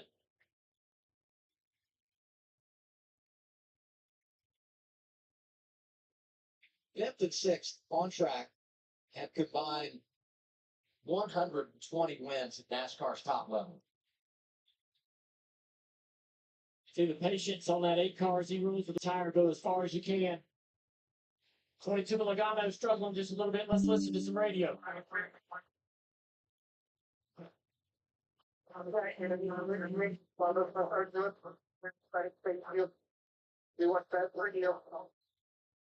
I think he was trying to talk about not being able to move up the racetrack. He's worried about how that's going to beat the tires up. He's already lacking rear grip, so he doesn't want to go anywhere on the racetrack that's going to abuse the tire more. So he's going to wrap the bottom. They're telling him to stay patient.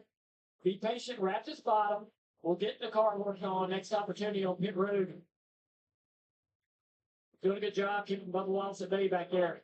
Bubba was trying to use the top of the racetrack, trying to make a run, put some speed together on corner exit. You roll up to the top of the track, and then you come down the hill, Steve, in a maximum run down the front straightaway or down the back straightaway off the top of the corner. Alex Bowman's put it on display right here. Climbs the bank. He gives up some time on exit, or on entry. Turns left, and just look at the speed. He carries down the backstretch. Trying to do this time after time, lap after lap. We'll see if he does it again. 45 blocks this time. He goes up the hill in front of him. 40's like, gosh, darn it, I was making some ground. You have to do what I was doing. I think the 48 still gained a little bit using it. Yeah, the 45's wiggling around a lot. 45's a lot more. 48's a lot more stable in the corner. This race, you're better than the leader in the closing laps. You have to find a way to port some momentum. We'll see if the 45 defends again. He doesn't. This is going to be the advantage for the 48. I think this is his chance. And on the front stretch, he should have a good run. Will he get there is the question. Close enough, right to his bubbles. He tried to put it together, get down there in this corner, and maybe even get to the outside corner panel on the 45. He was right there down the back straightaway. Joey's going to take the spot away. Coleman's going to take the spot away right there and then drive to the bottom of the track, right? He's like, hey, okay, I made the pass. I did that up in the higher lane. Now get back to the bottom of the racetrack. Back to cooling the tires back down. Try to get the tires where they're comfortable and happy. That's a 5 or 6 lap pass. This isn't Sonoma last week. I don't catch you, pass you, and drive away. I work up car length at a time, and then complete the pass. Alex is such a smooth race car driver. He drove the Junior Motorsports years ago and just kind of watched him run the corner and couldn't believe how well he could put the corners together. And I think that's why he's so good here, because he really never does slip a tire. He never is going to drive the car to that point. Right. And it just really pays off over this portion of the run. Byron now trying to figure out a way around this 19. He's doing the same thing his teammate Bowman was doing up the racetrack, trying to create the momentum down the straightaway. Look at the run that they're getting. Now he goes to the inside. And some of the choices for these cars not wanting to run the top is by choice. Their balance isn't even where they want it to. Just don't play the tires. Some guys just don't believe it's going to be okay. We have 47 laps to go before the end of the stage. You know, there's this whole belief that every lap you run on the top of the racetrack is maybe taking away the ability of the car at the end of the run, that you're going to abuse the tires. It's like saving up money in the bank. You can, and then spending it all toward the end of the run, right? You want to go broke. You want to bust when you get to the end of the tire run and you're coming to pit road for gas. Toyota onboard camera riding with Denny Hamlin, who's fifth. A couple of spots in front of him. William Byron just got the third, Alan. He's loving the longevity of the car. They wrapped him on the but I like how it is on a long road. I'm sure on the racetrack, they're also strong. They want to be telling them about picking. Right, Marty. Alan, a minute ago, you saw Denny Hamlin at the racetrack just a little bit. That's the first time he's migrated off the bottom as he passes his teammate Chase Briscoe for the fourth position. You know, there's no question, early in Denny Hamlin's career, Dover was his worst racetrack. He'll admit that. But there's also no question, later in his career, Dover is one of his best racetracks. He's won 2 of the last 6 races here. So, Junior, I tried to pin Denny Hamlin down. Said, hey, what's the difference here? And he talked about the early run discipline that Chief mentioned just a moment ago. So I asked Chris Gabehart, who was his crew chief at the time, when he changed his driving style about 6 years ago. And he said, listen, at Dover, if you are not married to the bottom and you don't save the tires early in the run, it puts you in trouble for the entire run. So, Junior, as you just mentioned the savings account a moment ago, do you see Denny doing that later in his career, just being married to the bottom, and here later in the run, like right now, he can move up just a little bit more? Yeah, well, Chris Gabehart is now working on that 54 car, Ty Gibbs, and I've been watching Ty Gibbs, and he is getting right to the apron, going by those same teachings to try to get, you know, he's having to move around a little bit behind the safe car, but staying on the bottom of the racetrack is what they've learned. Working with Truex. Truex is so good here, so smart, and you really have to kind of put it together. You see the speed that Detroit has in the corner there, just rolling around the bottom. Not only is it a quick way to run around the bottom of the racetrack, but it's easier on the tire. He backs on entry, hits the car against the apron, rolls around. Yeah, Gibbs looks really good. In the corner and let the car go up the track, you were sliding the tire. There's no way around it. The tire is sliding up the racetrack, and it's eating away at the performance of that tire, and it's you're going to need later on in the run. Now, with this car, you do have to move around. So you will see guys have no choice but to have to go somewhere for clean air. It feels like we're getting somewhere. But still 40 laps to go in stage 1. I mean, enjoy it while you got it, because it could fall off a cliff. Chase Elliott leading. Yeah, speaking of falling off a cliff, Chase Elliott is catching the back of lap traffic right now, and his lead is starting to dissipate as a result of which Bell was almost 3 seconds off the lead. He has cut his deficit in second place to 1.6 seconds behind our leader.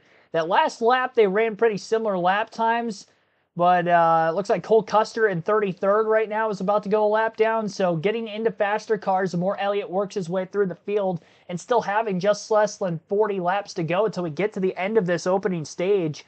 I expect us to have a battle for the lead at some point in time between the 20 and the 9 as the lap traffic gets thicker and thicker, and Elliott's having to move his car off of a more preferred bottom lane to make some of these passes happen. Ty Gibbs looks really good right now. He's putting a great battle to Kyle Busch. I would say he is quicker than Busch. Busch holding him up a little bit. Second half of the corners where Gibbs is at his best. Even better than Gibbs, though, is Alex Bowman, who had a huge shot off of turn 4 from the high side. Carries the momentum to the inside of Gibbs, who is struggling to get by the 8. Bowman will make the pass on Ty Gibbs. Bowman looking strong here in stage 1 as he rides in the 7th place position.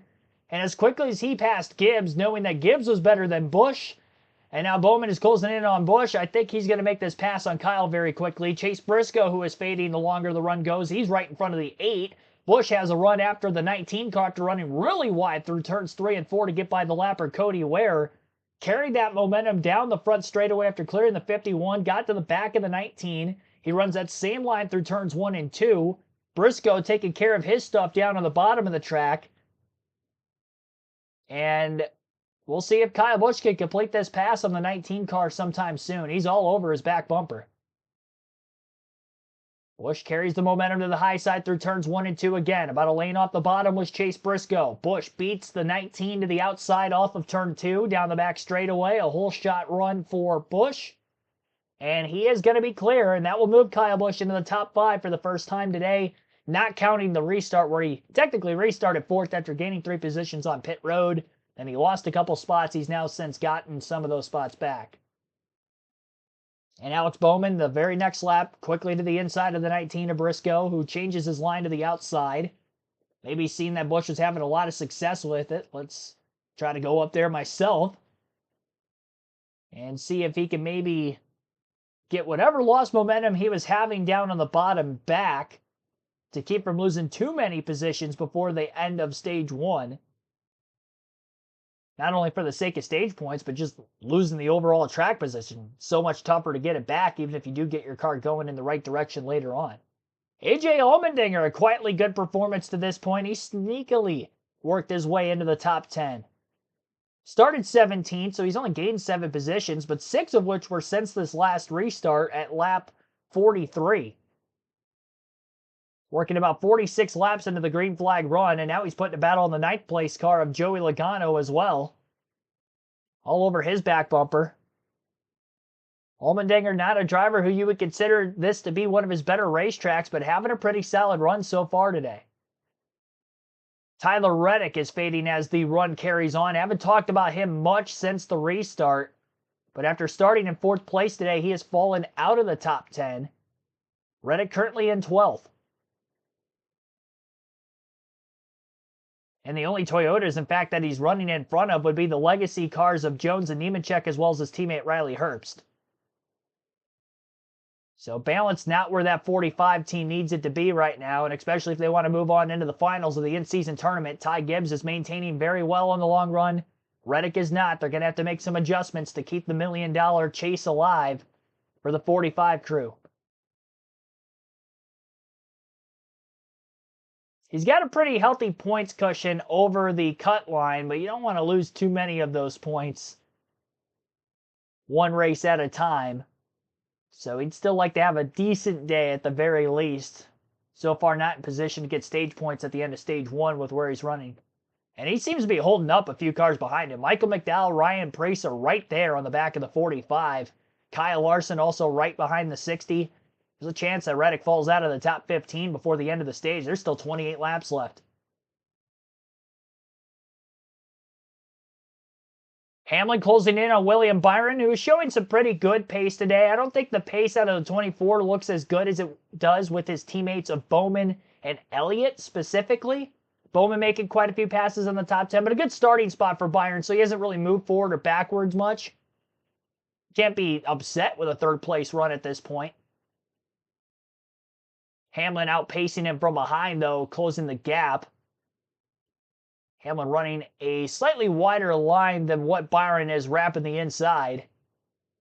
Hamlin trying to get a little bit of clean air on the nose. Larson making a pass in the 5 on Ryan Preece in the 60 that last time through turns 1 and 2. And that slides Larson into 13th after starting 25th. 12 positions gained from the start of the race, 6 of them since the restart for Larson. All 4 HMS cars have been moving forward in this one. Or Elliott's case, he stayed forward because he started on the pole and he's still out in front. Lost the lead initially to Briscoe, got it back before the end of the first 35 laps, leading to the competition caution. He got as much of about a 3-second lead over Bell. Once he caught heavier lap traffic, Bell had closed into about a 1.5 seconds off the lead, but he hasn't gotten any closer than that. He's still about a 1.5 seconds back. That deficit has been the same between the 9 and the 20 over the course of about 15 to 20 laps. So not only getting out ahead and running away with it, but sitting on a pretty marginal gap. Elliott not in a major threat of losing the lead at the moment.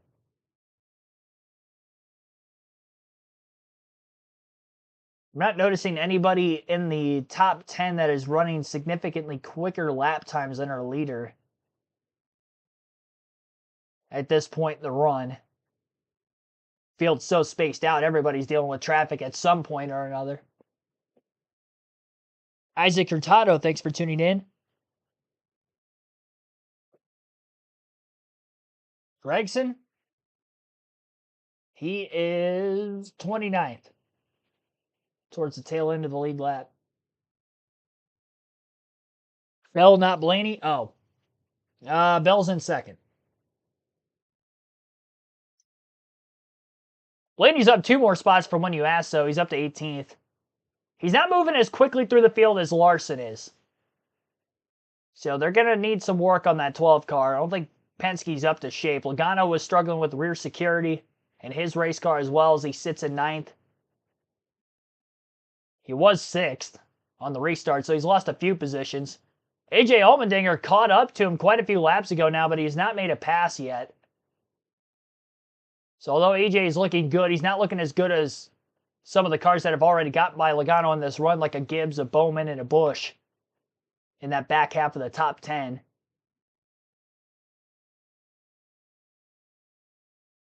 I haven't noticed anybody outside the top 10 out of Kyle Larson that I would look at as possibly moving forward even more so based off of how the first stage is played out.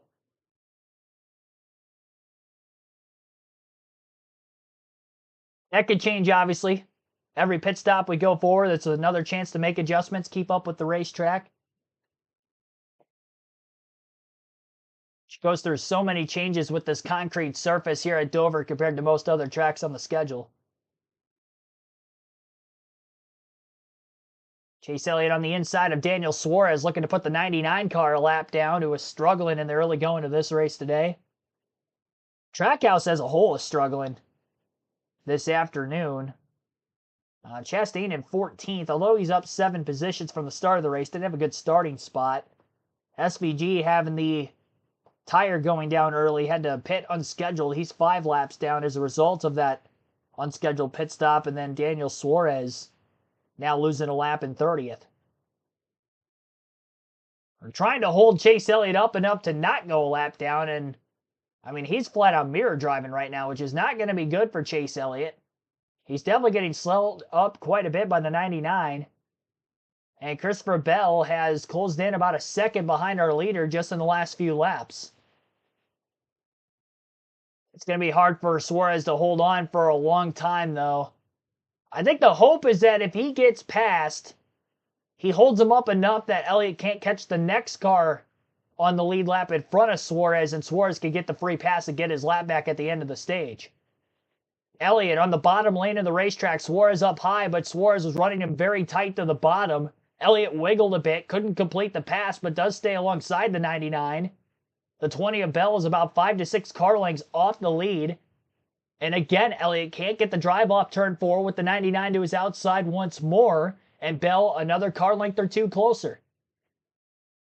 No clean air for the 20 car to deal with, though, with cars running side by side in front of him. So the closer he gets to the back of the 9, the worse his car is going to be handling on his own. The back of that 9 car is moving around a ton right now, trying to get by Suarez. He's been side by side with him for a good 3 or 4 laps now. The momentum on the high side, Suarez is carrying off corner exit, is just enough to stay with him. Elliott hasn't been super close to clearing him yet either.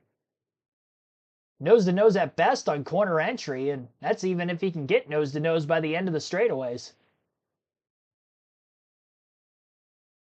Bell now within about 2 to 3 car lengths at the back of Chase Elliott. Denny Hamlin up to 3rd. He just made a pass on William Byron a few laps ago, and Hamlin is 2 seconds off the lead, closing on these top 2 as well. Chase Elliott up the racetrack and behind the 99 car. Big slip up on entry into turn 3, and Christopher Bell's within a car length and a half off the race lead with 12 laps to go in stage 1. Chase Elliott is getting costed a ton of time by the 99 car of Daniel Suarez, who was the last car on the lead lap, trying to hang on to the end of the stage. He's holding on more than I thought he was going to, Elliott first caught him with about 18 to go in the stage. 8 laps have now passed by. Chase Elliott is behind the 99 fully in that outside line through turns 1 and 2. Bell almost gets to the inside of Elliott off the exit of the corner. Bell will change his lineup. He's going to run slightly wider than Chase. Chase Elliott down around the bottom, gets to the inside of Suarez yet again. Bell carries momentum off the high side, gets to about a car length and a half off of the turn 1 entry behind Elliott.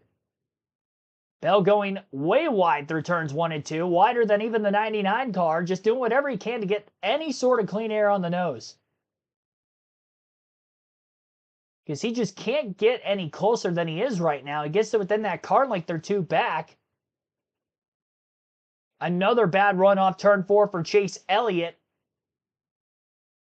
Bell to the outside. Elliott on the bottom. Suarez runs the bottom in front of Chase, and here comes the run by Bell. He had a full lane of clean air because the 99 chose to run the inside in front of Chase Elliott instead. Dive bomb coming from Christopher Bell to the inside through turns 1 and 2 as Elliott's car is struggling in lap traffic. Now Elliott gets a run off the top. Suarez ran the bottom. Bell was in the dirty air. And finally, because of that, Elliott was able to slide up in front of Suarez quickly. Bell trying to do the same, but he gets tight in line behind the 9 of Chase Elliott. Had to lift on the exit of turn 2. Abruptly at that. And Denny Hamlin, who was 2 seconds off the lead moments ago, now 7/10 back, and he's to the back bumper of second place Christopher Bell. So after Suarez held Chase Elliott up, now he's going to be holding up Christopher Bell. Elliott is cleared of the 99 car, and he's got quite a bit to the next lap car in front of him. Bell on the inside of Daniel Suarez. And if he is not able to pull clear off turn 4, which he does, then he was going to be at a huge detriment to Denny Hamlin running the outside. But luckily for Bell, he was able to clear on the lapper. And Denny Hamlin underneath Suarez, first corner, passes him. Hamlin definitely got through the 99 of Suarez much quicker than Chase Elliott and Christopher Bell. And as many positions gained for Denny Hamlin after starting 13th to get to 3rd in this opening stage, I'd have to imagine that his car is better in traffic than that of the 20 and the 9, who struggled a bit to get by the 99 of Suarez, who's in 30th place.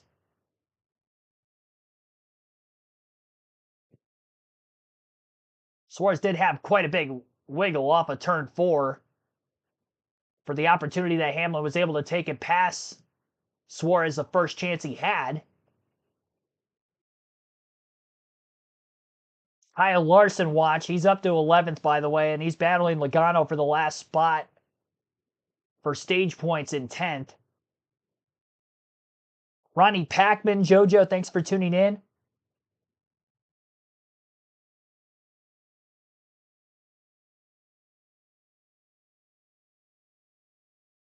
Hamlin is still battling Bell even after getting by the 99 of Daniel Suarez. Hamlin looks to the outside through turns 1 and 2. He's going to have a big run down the back straightaway.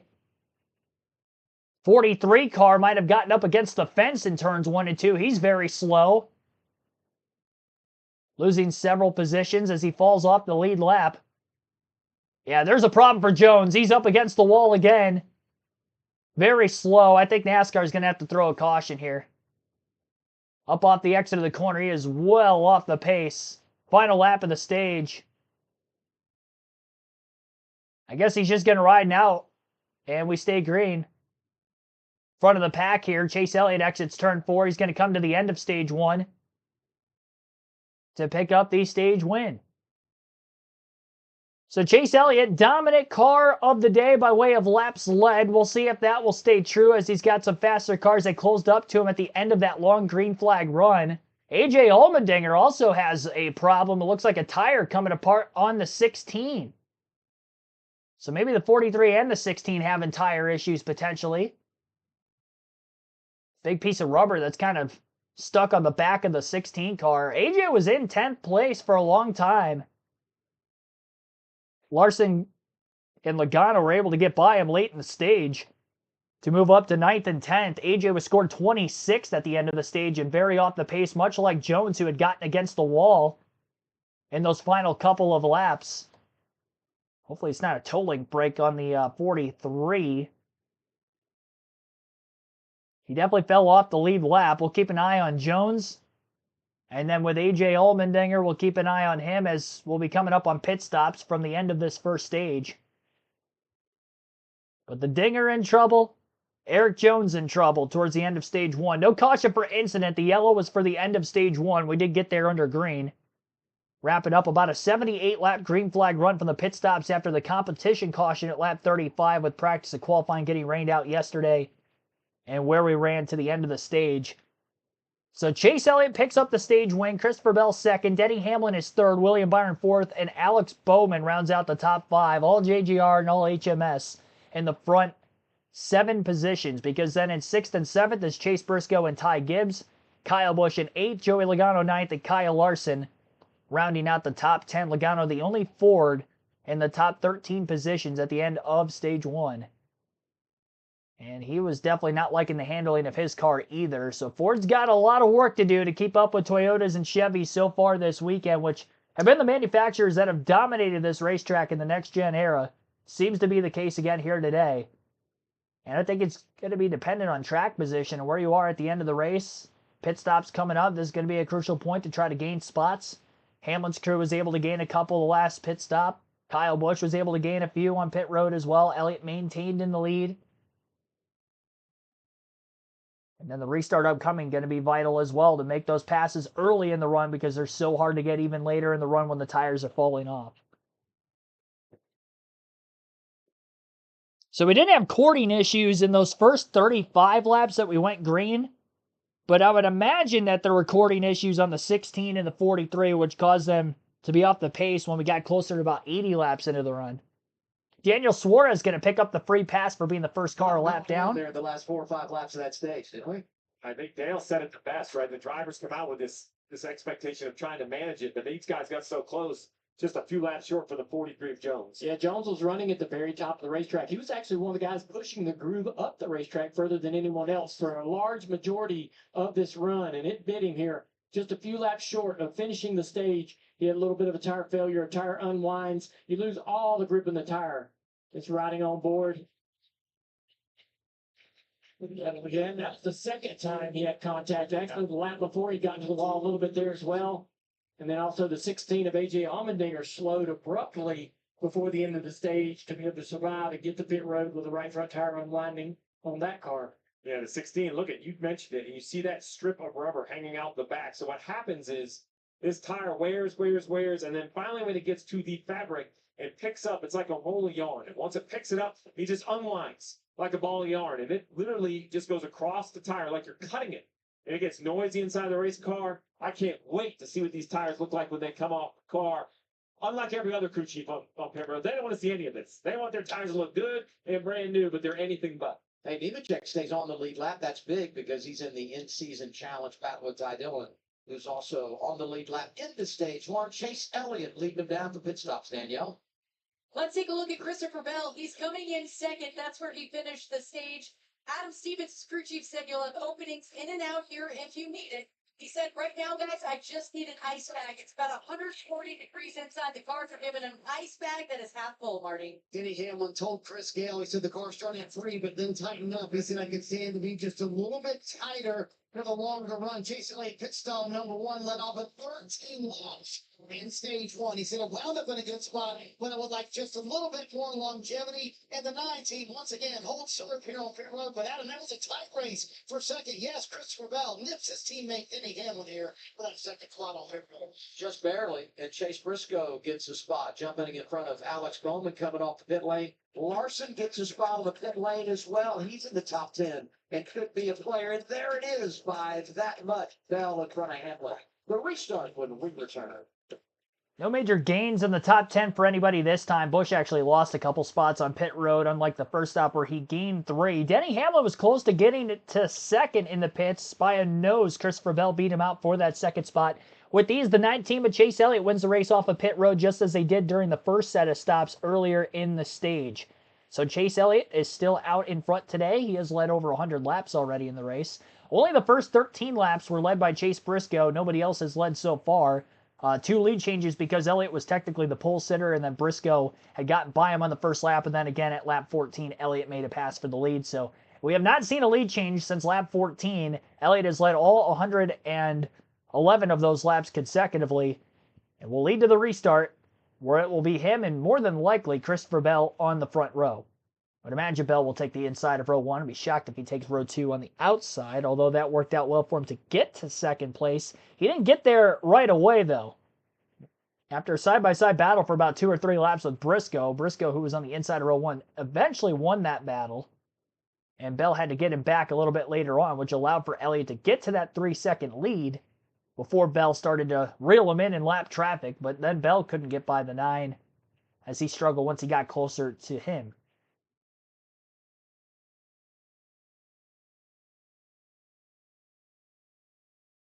Yeah, HMS versus Gibbs specifically. I wouldn't even say Toyota because Tyler Reddick was dropping like a rock in that stage. Bubba Wallace looks good, but he didn't quite break the top 10 yet. I don't think he's race winning good. I think he's top 10 good.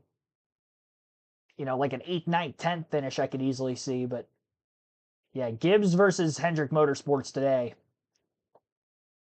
That's what I expected coming in, and that's what we've seen so far. Logano's crew gained him 2 spots on pit road, so he's still hanging on in 7th. I haven't seen that kind of speed out of Ryan Blaney, only getting up to 14th. Larson was able to get to 9th, and that's despite the fact that Larson started almost as deep as the 12 car. He's just not making passes as quickly as Larson. Larson being in an HMS car. Ford's definitely struggling this weekend. RFK has been outside the top 10 pretty much the whole race. Priest Busher 16th, 15th, Keselowski 18th. Cash, Larry McReynolds, Jeff Burton, what's up, fellas? Hey guys, it's been a fascinating battle. Ty Dillon, John Hunter Nemechek back in the 20s. I feel like John Hunter's car was actually pretty good. Got a little slow late in that run. That's going to continue to be a good battle all day long. Yeah, but I'm going to keep watching that 54 Ty Gibbs, the 45 car Tyler Reddick. Tyler seemed to really fade on that run right there. Ty Gibbs was pretty solid, but he started complaining about that right rear tire. They're walking a tightrope as far as adjustments on these race cars. It's obviously saw right there, a loss of track position. You can't let that happen. I just love the fact that every week it seems to work out, that these drivers that are going head to head are together on track. And you saw it there, the guys talking about how tight things are for the 42 and the 10. It's a blister front from where he stopped on pit road. It's probably what happened in that one. You see a little bit wear on the other inside. Not too bad, though. That's kind of standard, I think. Drivers talking tires into stage 1. Tires look pretty good. Maybe one little. I don't know how this is. I felt that. No, I didn't notice anything, but I think that's our worst thing. Go long run, let you get quick phone. I heard a lot right up there. We were just right at a core of it green. So like we got smart in there, but I don't. Marty, what's up? I want to show you the right front that came off A.J. Allmendinger's car. You talk about tires unwinding. This is what that looks like for A.J. Allmendinger, who was running in the top 10. But I want to go back, Steve, to what Chris Gale said a moment ago. That should be the longest run of the day. So does that mean you shouldn't see this again? Absolutely. So now these other stages, while longer, this one you're going to run about 60 on each set of tires. But you saw how that tire was kind of cut all the way around. That's the unwinding, Marty, that you and I talked about. It's going to be interesting to see, but shorter runs here in this stage. Chase Elliott. All right, green flag is going to be back in the air. Chase Elliott, another great launch on the restart. He definitely learned from that opening start of the race. Maybe with the track getting rubbered in, that might help the outside a little bit more than the green racetrack at the start also. But cleared by about 2 to 3 car lengths on Christopher Bell. Bell not in a battle for second, though, this time. So we'll see if the 9 can actually get away like he did in stage number 1. Bell's about 3 to 4 car lengths back. Denny Hamlin single file in third. I think this is going to be more of a straight-up battle than what we saw the last time most of the way through the stage. I don't see Chase Elliott getting out to a 3-second lead again, even though he is good on the short run. A lot less congested from second on back on the restart. Top 5 got organized very quickly. First side-by-side battles amongst Joey Logano and Kyle Larson. 3 wide now around Logano as he failed to keep up with the 5. Kyle Busch is underneath and the 23 of Bubba Wallace on the high side. Busch going to give the lane to both cars above him. Wallace is the only one that kept the head of steam up. He gets by both race cars, and Bubba's up to 9th place. Kyle Busch around the outside of Joey Logano. Next corner through 1 and 2. Busch breaks back into the top 10. Chastain looking to follow the 8. Logano, big wiggle on the bottom of the racetrack. He might have clipped the asphalt down below the concrete, overdriving the entry to the corner. 22 in the 1. A little on-track incident in Chicago a couple weeks. So I don't know that Joey Logano's necessarily going to do much here to try to have the 1 of Ross Chastain get by easily. Joey actually made slight contact with the 1. He's getting dangerously close to that back bumper too. Joey's not a guy that forgets things easily. I mean, they were just running down the back straightaway, and Logano drove right into the left rear of Ross Chastain. I don't think he was going to try to turn him on the back straightaway in front of the rest of the field. We've seen some big pileups in that area of the track in years past in the Dover. It's very narrow. It's tough to get by. But he wasn't going to let the 1 car go without knowing, hey, you're passing me, buddy. And it slowed the momentum down for Chastain enough that he couldn't really pass Logano in that 1 fell swoop. It had to take another lap or so to finally clear him. Ryan Blaney picked up a couple more spots on the restart. He's right behind those 2 in 13th, hoping that there wasn't going to be a wreck there that he gets swallowed up in like he's had several times already this season. Working himself from a 31st place starting position after a DNF last week at Sonoma. He didn't have a great metric with qualifying getting rained out yesterday, but to be in 13th after 135 laps, I think that team will take it. He definitely looks to be the best of the Fords today. I don't know how good that's necessarily going to be as far as maybe competing for the win goes. He can get a top 10 run for sure with the speed he's had. Tyler Reddick looking to rebound. After starting 4th, he is now in 16th, about to be 17th as Carson Hocevar is putting heavy pressure on him. And Hocevar, another one of those drivers that started very deep in the field. I didn't really mention him at all in the pre-race as someone to look out for in the sleeper side of things, but he did finish 2nd on the last concrete track at Nashville. Concrete oval here today at Dover, and after starting 33rd, again putting a battle for 16th, he's cut his deficit in half in these first 130 laps. Again, I think he'll take that. Good marginal gain from the start. 29 cars are currently on the lead lap. Again, Suarez got the free pass at the end of stage 1. And the only 2 cautions today so far, the lap 35 comp yellow and the lap 120 stage end. No cautions to record for incident to this point. Just over an hour into the race, 13 laps spent under yellow during those 2 cautions, and still just the 2 lead changes. The deficit between 1st and 2nd is only 0.6 of a second, though. Bell's definitely not letting Chase Elliott get away early in stage 2. Elliott leads. Bell is in 2nd. Denny Hamlin's 1.2 seconds back in 3rd. William Byron is 2.1 seconds off the lead in 4th. Chase Briscoe rounds out the top 5 at 3.2 seconds off the lead. 20 laps in through stage 2, this time by at the start-finish line. In-season tournament bracket. Tyler Reddick 16th going up against Ty Gibbs, who is in 7th. In the semifinal matchup, John Hunter Nemechek had to Ty Dillon for the first time today as Nemechek's in 24th, Dillon 28th, both cars on the lead lap. Yeah, it just didn't work out. I mean, that's kind of been the fun of the challenges, trying to make the right choices. And I don't think any of us have Ty Dillon and some good chance. Yeah. No, I mean, listen, I mean, first, good job round 1. I believe Mono Madomi had him going, but Ty Dillon is just excited about it here, and he's proud of what the 60s done. He told me I wasn't wearing this, but he didn't list out by name. He said, hey, plus key personnel in the 6 car to some other teams, plus we had to move them around to kind of strengthen up that 60. And he goes, you know what? It hurt this organization, it hurt this team, but he, as the owner, took the leadership role. He's kind of rebuilding that, and you know, it's definitely not been the year, but you never know with the 6. Kyle Larson in the 5, talked about him at the top of the show, maybe trying to rebound, get his season back on track, and come off pit road 9th all the way up this run. I saw him up the racetrack a little bit, trying to see if the time to put those runs together. He's back to the bottom of the racetrack, Alan. But yeah, and he is driven his way into the top 10. But he's thinking about the top 10. You're with that 10th straight. They're talking about speed and what teammate Chase Elliott is doing. Listen. Again, Chase running kind of a pretty big sweeping Simon. You know, low entry, turning up in the middle, and then low exit. He's still okay at the end of the run.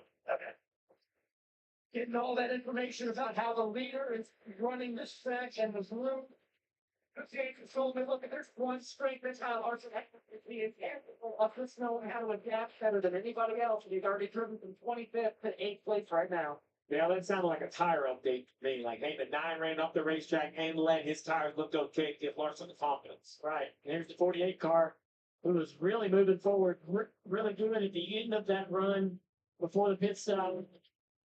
Alex like Ty Gibbs has a little more pace than the 48. Could be Alex just rolling around, trying to be smart with the tire life, conserving a little. Look at our scoring pylon. Hendrick, Gibbs, Hendrick, Gibbs. I mean, they just pick along in those top 8 positions. And I guess we shouldn't be surprised. 14 of the last 19 races here won by one of those 2 organizations. Yeah, we talk about the struggle with the Fords here at Dover for whatever reason.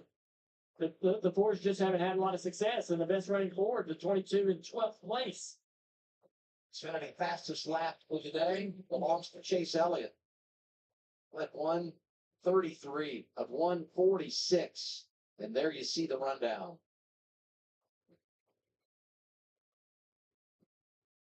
Pay a championship point at the end of the day, and that's big for Chase Elliott, who came in 14 points behind his teammate William Byron for the regular season points lead, and he's only 8 right now as they run on track.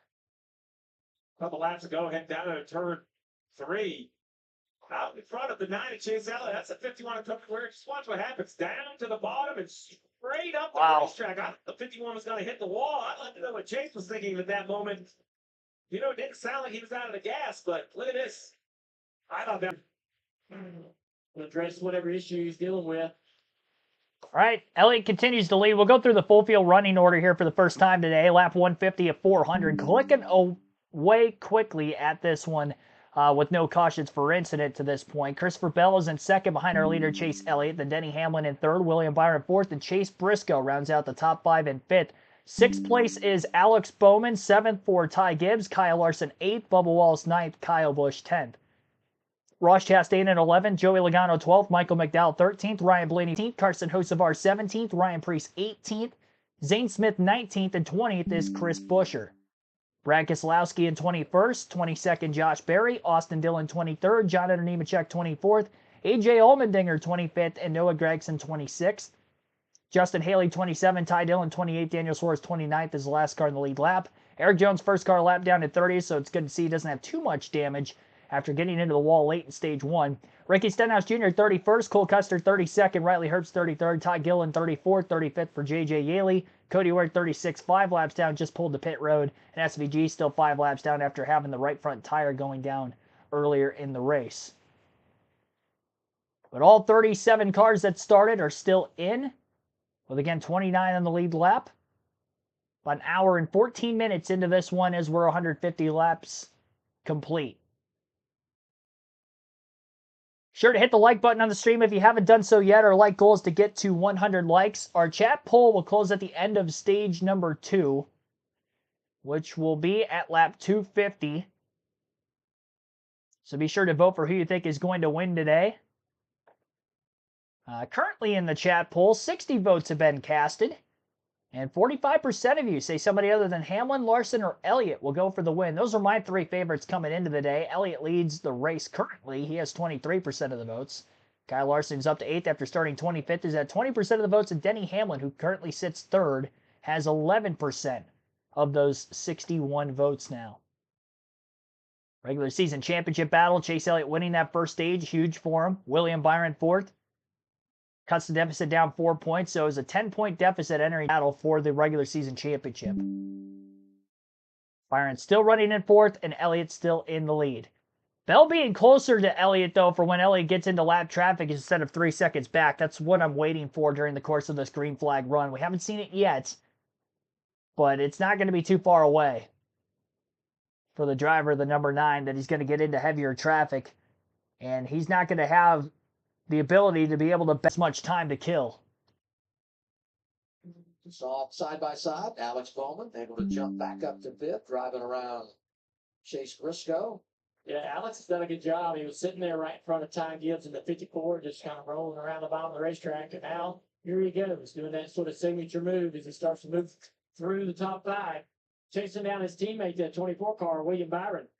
And his 48. The 48 that fire off really fast, and I don't know if that's intentional. But on the long run, really, really good speed out of Bowman. Every year, they count him out, and every year he seems to find a way to end up It's his figuring time. a way. Just happens to do it. And you know what? The way he goes about it. And the other thing I would say, Steve, and we've told this story multiple times in recent weeks, but the crash at Michigan and the question marks about if he's going to race at Mexico City, he shows up and has a great run. And if you look at his stat line, since that crazy crash, he has been unbelievable, turned it up big time. And I'll zoom out even further. We forget he sat out because of a broken back, because of a sprint car accident, a concussion from a wreck in the next gen car where he backed it in. Right, Dale, I mean, you've dealt with injuries like this. We report the injury and fall with him. Me too, with the small ones off. We go to the next race. For him to deal with all of that and his career being in question, his opportunity in the seat, it seems like every year is in question. Then he shows up on a day like today, running as good as any teammate or with his teammates inside the top five. Well, when it comes to the NASCAR Insights at Dover, the next gen, which 3 categories: speed, long run, restarts, all the drivers. Alex Bowman is in the top 2 of all 3 of those categories. So, I mean, this guy's just phenomenal at this racetrack.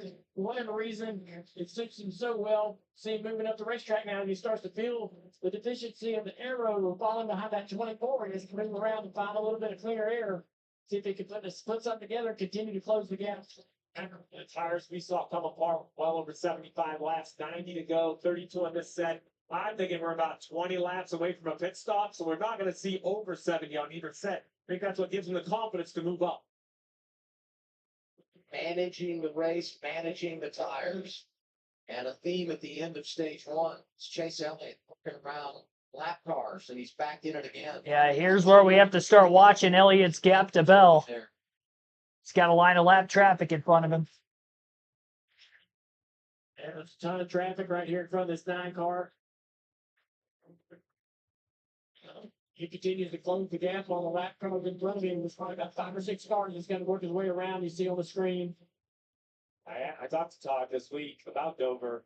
He's normally pretty enthusiastic. This week, he didn't want to say it wasn't going to be good, but he had concerns. He just said it's a track that I wasn't very good at. Yeah, Todd, you mentioned he's a lapper. He was already a lap down. So this to put him 2 laps down. The first car that Elliott is going to see to put 1 lap down could be Daniel Suarez. And if we remember how that went in the opening stage, Cole Custer there as well. Yeah, Cole Custer already a lap down. And the 41 car back at 33rd spot. So it's Suarez. And then the next car. Oh, this is going to get tight. 4th position is Ty Dillon. He's quite a ways. Another, probably about a 5th of a lap in front of this 99 car. So Suarez will probably want to fight as hard as he can. We'll see what kind of fight he puts up this time. Chase still got a couple cars to get by to first before he can get to the 99, get to the back bumper of Suarez. And here comes that 20 of Christopher Bell on a little bit better tire than what we saw these guys battling on toward the end of that last run. I do like the 9 working at the outside. I think what hurt him last time against Suarez, I think that he just couldn't make it work. Although now he dives to the inside. I think he's going to be able to overdrive the corner and clear the 41. I like that momentum off the corner, little crosser down the front straightaway. That's what he was hoping Suarez would do. Custer right there probably could have gassed it up, but he says, you know what? It's not my damn a couple laps down. I was going to say that could very well be the difference too. Like me going to 2 laps down versus going a lap down, right? You don't have as much to fight for in that situation. Suarez had every reason in the world to try to stay on the lead lap, especially when you know that the caution's coming to end the stage. Bell drives by as well. We know Suarez is racing for a job. He's racing to try to impress someone enough to give him an opportunity to stay in the Cup Series. So when you hold the 9 up, are you like auditioning for Chevrolet or imitating Chevrolet? What kind of sales pitch is that? Now the 9's going to go to the top. I like this move better because I think he'll have momentum at the end of the straightaway to do something with this 99. There it is. Now, will the 99 cut him any slack? He didn't before. Now he's higher up the racetrack. No, sir. The 99 gasses up. Oh, boy. Here we go. Chase is on a little bit better tire, though, this particular time. So I don't know if he could probably stand to abuse the tire more to be able to get clear. Oh, he's going to do it right there. Elliott able to get around Suarez, put him a line down. Next lap car potentially is Ty Dillon, who's 28. Elliott in charge as we anticipate pit stops. About 50 laps to go yet in stage number 2, or sorry, 80 laps to go in stage number 2. We're about 50 laps into the stage. Chase Elliott leads, Christopher Bell second, Denny Hamlin third, Alex Bowman fourth, and William Byron rounds out the top 5 in fifth. Sixth is Chase Briscoe, Ty Gibbs seventh, Kyle Larson eighth, Bubba Wallace ninth, and Kyle Busch rounds out the top 10. Joey Logano in 11th, Ross Chastain 12th, Ryan Blaney 13th, Michael McDowell 14th, and 15th is Austin Cindric. 16th for Tyler Reddick, Carson Hocevar 17th, Zane Smith 18th, Ryan Preece 19th, Chris Buescher is 20th. 21st, Brad Keselowski, Josh Berry 22nd, Austin Dillon 23rd, AJ Allmendinger 24th, 25th, Noah Gragson, John Hunter Nemechek 26th, then Justin Haley 27th, Ty Dillon 28th, Daniel Suarez, who just went a lap down, in 29th, Eric Jones 30th, Ricky Stenhouse Jr. 31st, Riley Herbst 32nd, Todd Gillen 33rd, Cole Custer 34th, J.J. Yeley 35th, Shane Van Gisbergen 36th, Cody Ware 37th, but still on track. Nobody in the garage area yet. Of a second off the race leader, Chase Elliott, even through those couple of lap cars that the leaders were working by. Todd Gillen and Cole Custer both falling 2 laps down. Suarez a lap down again now. Ty Dillon in the 28, who's fighting for John Hunter Nemechek in the in-season tournament challenge, might not be an easy pass. They're only one position away from one another. Nemechek in 27, Ty Dillon in 28th, and they're really right on battle in there. They're probably going to want to battle for the free pass position, so I don't think these 2 passes for Chase Elliott are going to be very easy for him with the next couple of lap cars. Is that the chance that Bell and Hamlin need to pounce? These 3 have pulled away from everybody else. Bowman has since got him by William Byron for 4th recently. In that last lap, Bowman was actually a little bit quicker than the race leader, Chase Elliott. So the pacing's there for the 48. Started the day in 16th. Definitely looks to have a race-winning paced car if he can get the track position later on. We still have at least a few more pit stops left. Ty Dillon going to go lap down pretty easily. Elliott was able to beat the 10 car to the outside, cleared him very quick. Bell trying to do the same as they exit turn 2. At Dover today, it's the AutoTrader EchoPark Automotive 400 closing on the midway point of our second stage. Now we do our top dog presented by Chewy. No debate today. Chase Elliott, he's still dominating this race. I mean, nobody's really been able to put him in dirty air besides lap traffic, and he's negotiated that pretty well to this point. It'll be interesting to see if the team can keep this track position for him. He's going to be impossible to beat. But if for whatever reason, maybe somebody can beat him on pit road, we might be able to see really what this 9 car is made of. Mentioned pit road like 176 here last year, around like 182, 183. They were on pit road. That's 5 or 6 away. Maybe we could jump on board one of these, Dale. Do you talk about how tough this pit entry was when we were at the drone fly around trying to get off the banking rights? You kind of go down and you lift about the bridge. Yeah, Try to turn left. you know, you're going to enter pit road, you're going to exit the racing surface. You're going to exit the racing surface right in the middle of the corner right here. And it's a very aggressive difference between the banking of the racetrack and the banking of the apron as it gets pointed by here on the slap car. So down into the corner here, as we look at the apron, that aggressive sort of transition right there, you've got to slow the car down and get off of the racetrack. And honestly, at one point, you might actually have a tire off the ground, because these cars really don't have any travel in them, and they just don't have the delta to be able to make that transition in the suspension. So you can get to pit road, spin the car out, cook the entry, get in too quickly, speed on pit road. So all kinds of issues could be had there trying to get to rocks. Certainly, because I also want your hand out the window. Because most of that braking this BuiltSubmarines.com onboard camera shows you, they are going to be right on you. You brake in the zone, as you talk about, right in the lane. So I need to hand out the window off turn 2. I need my spotter jumping up and down. The guys behind me, I need them to know it's a hot day. You can get a little mental fatigue, right? Easy to get run over from behind. That too can make you overdrive the entry if you're worried about people coming from behind, somebody maybe not seeing you, that you're slowing down, and you're worried about them running in the back of your car, flipping the right rear quarter panel as you go by. So you may actually misjudge the entry because of what you're worried about coming from behind and overdrive the entry at speed there. 38 as Zane Smith came to pit road, was running inside the top 10. He's trying to jump, inside the top 20. Trying to jump forward a little bit with some fresh tires. I don't think that's going to get concerned, but I will tell you, when a leader pits, It's not normally a 20-lap window here. In the 2 or 3 laps, we're going to get 90% of the cars on board Toyota, on board Denny Hamlin. He likes to run long. It wouldn't shock me if he's the last guy to come. And it's interesting how you just watch the competition. And because what the tires mean, you got to be careful how far you run it. You don't want to lose it on the front end, but you run it long, maybe you gain up some of that time on the back end on tires, Danielle. Yeah, Adam, right now, Christopher Bell spotter is giving updates on Denny Hamlin, who's running this time, and his teammates. He said Denny keeps running a big diamond, and here we see the 24 coming to pit road. Byron and Larson are in. Briscoe in as well.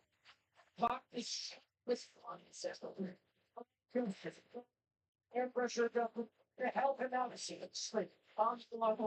Tyler Reddick pitted. Williams reporting this call on over the top 5 chase. Briscoe Bill he kind of wants to lead his pit stall. Bowman, Hamlin are in. Way too free on this. And as you mentioned, window open here, Denny down pit road. With that terrific long run speed of the 11 car of Denny Hamlin. He comes down with 66 to go here in stage 2. Really out. Chase Elliott with a dominant performance so far here at Dover today. He said I could use just a little bit turn for Chase Elliott, but very happy with his speed. That's all. Again, 65 to go here. Chase Elliott, Christopher Bell are in. Oh, Short inside the top 10, making pit stops under green. All scheduled service here, Danielle. Christopher Bell very happy with his car. No complaints, guys. Said the balance is really good. Don't touch it. Fellas away. You can't speed. Don't have any. Chase Elliott. 9 off the jack, 20 goes by. That'll be a change for the lead. The 20 and a Bell runs over here. You see the slow stop for the 9. Lead change will end up on pit road through the cycle. Allen. Ty Gibbons is in, come from the top of the stairs. He's too loose off turn four, making the jump up to the driver up to 54. Running great so far today in Dover. You know, last year, William Byron was running really well. And they had an issue on pit road, lost a ton of track position, and really never, after that time, were able to rebound. Here it's Chase Elliott with a hiccup during a green flag pit stop. That makes a difference. I had Bell later, but it's Denny Hamlin who came a lap earlier using those fresh tires. Did a great job getting off pit road in the cycle. He's going to be in front. Let's see what happens to the 9 pit stop. Clean, cut to the left side. Jack up. Is it a hit? Oh, you see the jack gets spit out. So what happens is the plate doesn't go all the way under the jack post. The weight of the car just squeezes it out. Does a nice job recovering. No loose wheels, but the damage is done. But in the cycle of cars that have pitted. Just Denny Hamlin here. Christopher Bell obviously got ahead of Chase Elliott, as you heard, on the pit stop because they pitted at the exact same time. Alex Bowman, who pitted the same time as Hamlin a lap before Elliott, cycled in front of the 9. And the 24, who I believe is the very first car of the leaders to hit pit road, also cycled in front of Elliott. So Elliott goes from leading. By the time everything cycles through, he's going to be in 5th place behind the 24, 48, 20, and the 11. Denny Hamlin is cycled behind Ty Dillon in the 10. He's struggling to get by him. Hamlin's teammate Christopher Bell trying to run him down as everybody's got the fresh rubber. John Nemechek coming to pit road from 4th now. 3 cars on the lead lap that haven't hit pit road. That would be Carson Hocevar, Josh Berry, and Daniel Suarez that are in front of the leader. So Hamlin, although he would be the leader if things cycled out, he is currently in 4th. Bell looking to the outside lane of the racetrack, has cleaner air than the 20 of Denny Hamlin, who is in the bottom lane right behind Ty Dillon. Bell looks to the inside of Denny Hamlin, looking to make a pass. Now Hamlin's got clean air in the nose. The 20 slides up the racetrack just a bit. Little too tight for the 20 car to hang alongside the 11. There's a lap car of Nemechek exiting pit road on the bottom as well. That might have hurt the driving line for Christopher Bell through turns 1 and 2. Marginal gain through 3 and 4 to get to the back bumper of the 11 again. It definitely looks like Bell's got better short run pace than Hamlin. Hamlin was all over the back of the 20 as they were coming into the pits on the long run side of things once we had about 60 laps on these tires. And again, it is Bell looking low. Josh Berry just hit pit road, so we're waiting on Suarez and Hocevar to pit. Bell clears Hamlin up off of turn 4 for 3rd. Completed the pass. Now we'll see if Bell's going to be able to make a move on Ty Dillon for position.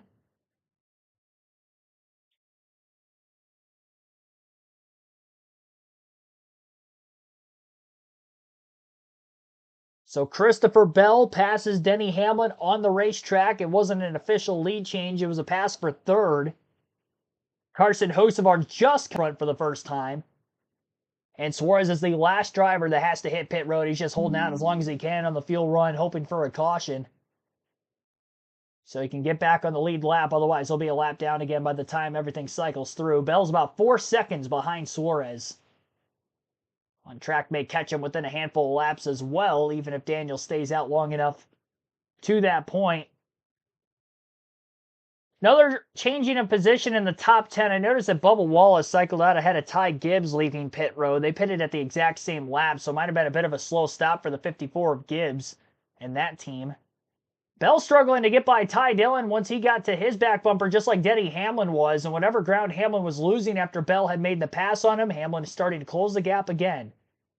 I would have thought the 11 car was better in traffic than the 20, but that doesn't seem to be the case with whatever adjustments might have been made on both of these teams. Bell outright passing Denny Hamlin and now outright passing the lapper of Ty Dillon. Hamlin's still getting held up by the 10, and he needs to get by him quick before the 20 can check out ahead. That you don't want Alex Bowman and William Byron starting to hound you down from behind if you take too long to get by Ty Dillon.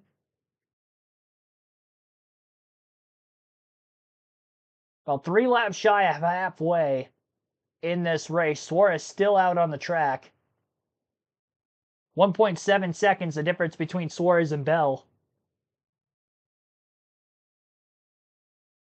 Top 5 post pit stops. Again, Suarez still has to pit, but then Christopher Bell's in second, Denny Hamlin third, Alex Bowman fourth, and William Byron in fifth.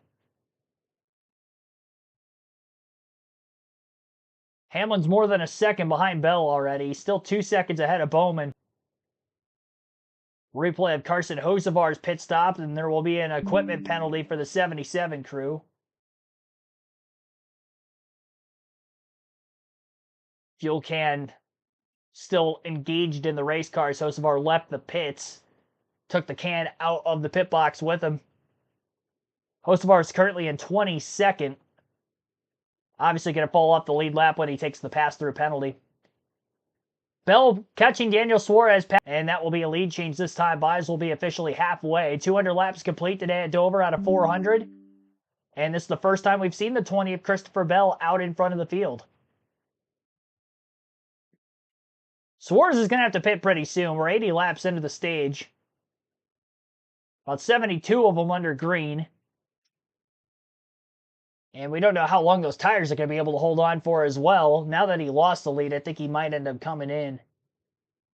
We haven't seen a caution for incident so far. He may end up being the caution if his tire ends up cording on him like we saw with AJ Allmendinger at the end of the last stage. AJ has not recovered from that. He's in 21st after running top 10 at the time of the cording on the last lap or two of stage 1. And again, we still have a little less than 50 laps to go yet in stage 2. So quite some time left. Bell's 2.2 seconds out ahead of Denny Hamlin, who has just passed Daniel Suarez for second. Then you've got Suarez in third, Alex Bowman fourth, William Byron in fifth, then Chase Elliott, who was the leader, and then lost time on pit road. The car fell off of the jack on the left side on the pit stop, so Elliott is now back in 6th place.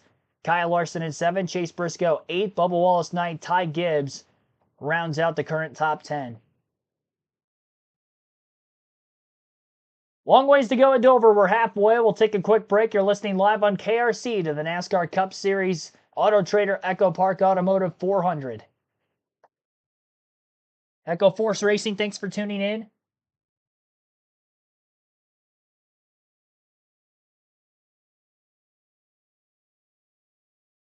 Chase does have 2 wins at Dover. You're right. Looking for 3. One with the Gen 6, one with the Gen 7. I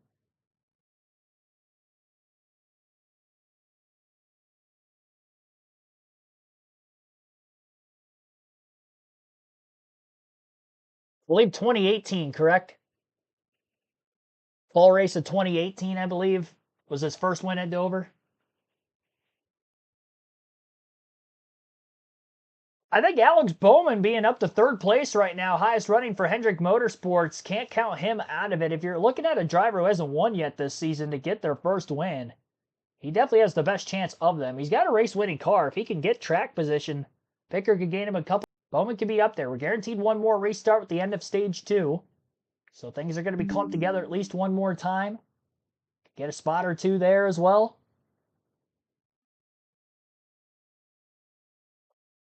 Suarez has fallen out of the top 5, but he's still on the racetrack and has not hit pit road again. He's the only car that has not pitted under green in stage 2. 25 cars are currently on the lead lap. Austin Dillon, the last of which. And on the in-season tournament battle between Tyler Reddick, Ty Gibbs in the semifinal matchup, Gibbs is in 10th, Reddick is 15th.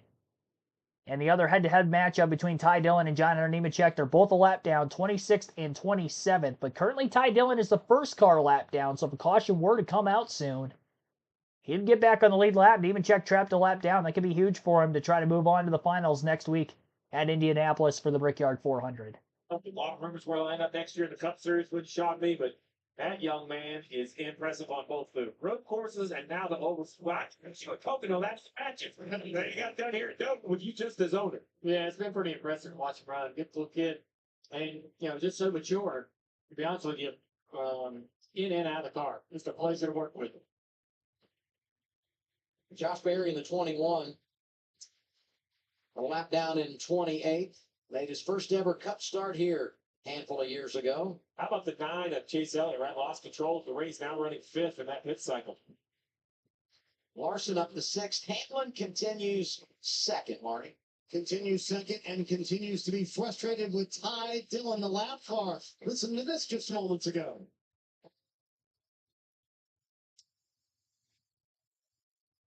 So, Junior, we talked about how you can block someone here at Dover, but what's the etiquette when you're a lap down and you're in front of the second-place driver? Who's in the wrong here? Denny Hamlin have a case here with Ty Dillon and his frustration. I think Hamlin's just struggling. There's a couple things working against Denny right now, and his car's not quite as good as it needs to be. Ty Dillon's drove away from him, put 20 car lengths on him, and left him the gap. Yes. So if Ty Dillon could have let the 11 car go, Denny probably would have drove away from Ty Dillon. Denny probably would be in a better spot tire-wise right now. But Ty Dillon's out on the racetrack and kind of do what he wants to do. Driving his own race. He's kind of driving to establish his career, right? He's trying to make a career out of racing in the Cup Series full time for Ty Dillon. So kind of a tough spot when you get out there and race against guys that are desperate, right? And Ty's a guy that I would say is a little bit desperate, trying to establish what he's trying to do for a living here. And just a bad spot for Denny. His car's not good enough to be able to get up there and get around him. Now he's gonna close the gap eventually and probably get that spot. This is the bracket. And then The 42 and the 10 are for $1 million next week. So, but he's the first car 1 lap down. Is Ty Dillon. So I mean, he gets a caution now. He gets back on the lead lap, and then you got Nemechek, who's a lap down when you talk about that just matchup. between us, the Denny radio was a little jumbled up. Was that at least take him off my Christmas card list? Let's just go with that. Yeah, okay. John Hunter ran a little bit longer, so his tires are newer. Only by 3 laps, but it all matters, right? This is to advance. Going to replay Carson Hocevar having a moment. Granted long, led some laps, had a penalty on the pit lane, and now this. He's trying to get around the 20 car. He's got the fresher tires because he did come to pit road. Oh, Boy, got a little bit loose right there. ouch. Press the car up into the wall. It's easy to do. It's a big hit against the wall, too. Once you slide and correct the car, you don't really get the grip back initially. The car's still kind of floating across the racetrack up until the fence it goes. How about Allmendinger? I mean, celebrate him early up there in the top 10. Everything seems to be going their way. The tire issue, and now just can't find it. And you say, well, yeah, he had a flat tire, but he didn't hit the wall. What's wrong? These cars are so sensitive. You could have a flat tire, you could have damage to the diffuser. We don't know. Looks like it's coming to pit road. So the 16 of Allmendinger just Correct. It's brake related, Trent. brake related. So it's some sort of issue on the 16. That's just too bad. Circle Watkins Glen next month. Great road racer is A.J. Allmendinger. He's won there, and that will be his ticket to the postseason, no doubt. Daytona as well. You know, Yeah, that's a great point. Yeah. Yeah, he's a good drafter. I mean, we know how wild those races are, but he's someone, no doubt, that could get it done, Marty. Yeah, and there's something bigger going on with a 16 car here. They're talking about to see if they see any fluid here because AJ just put it in lap 186 a little while ago. So we'll check in with that team. There's something bigger going on here with AJ Allmendinger. But to your point, had a terrific early run here at Dover, but now they're in trouble. You know, Suarez is still not pitted. He's fallen back to 14th. Bell leading by 3.5 seconds over Hamlin. Next car, Bell will see Austin Dillon. Last car on the lead lap, 24th place for the number 3. I'm just looking at pylon right now. Hamlin, Bowman, Byron, Elliott, Kendrick Carr. It's good, but as always. The 11 right here is starting to get a little bit of a dirty air situation behind the lap calls. The 42 is John Hunter Nemechek at the 10 of Ty Dillon. Just really not able to. The base already get around over them, and it's allowed the 48 to maybe have an opportunity to take this position away.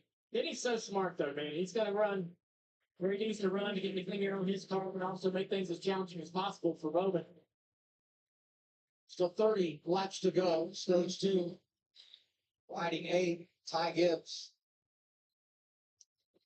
He just got around Bubba Wallace for position a few laps ago. Oh, man, Denny slides It's battle right way here up the between track. Bowman and Hamlin still brewing.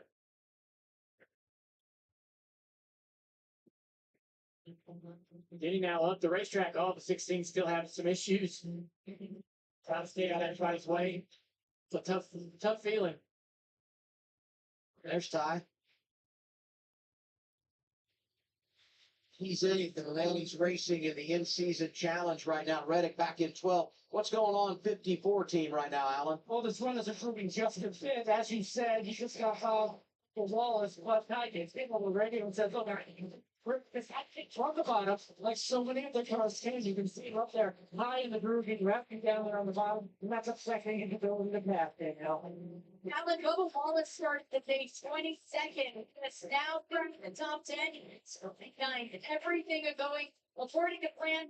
Crew Chief Charles tonight said by the end of the first stage, I want to give Bubba something he can work with and let him go. That's exactly what he's doing. Also, 80 points on the gun line and even at that 16th spot at +3. He's now +16, trying to take the playoffs. Position to get some stage points. Meanwhile, up in front of him, battle for second is on. Bowman almost had Hamlin there. Just continues to work him over as we head toward 25 to go on the stage. Denny to the bottom of the racetrack.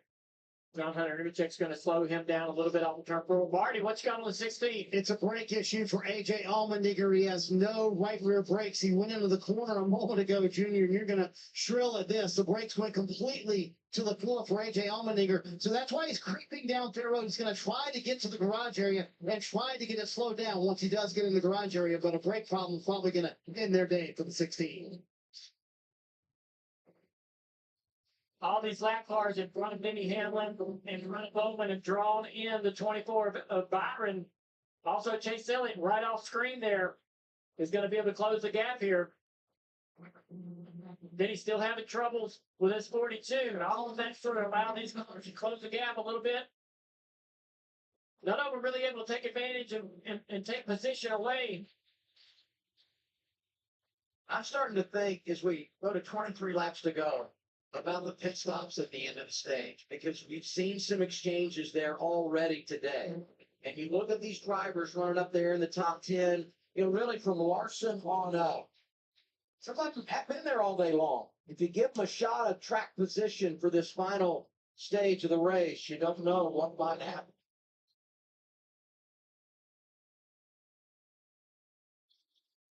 Action all around the track. These two have had multiple run-ins today. Joey Logano, Foss Chastain, and they're not done yet. Bell leading 22 to go.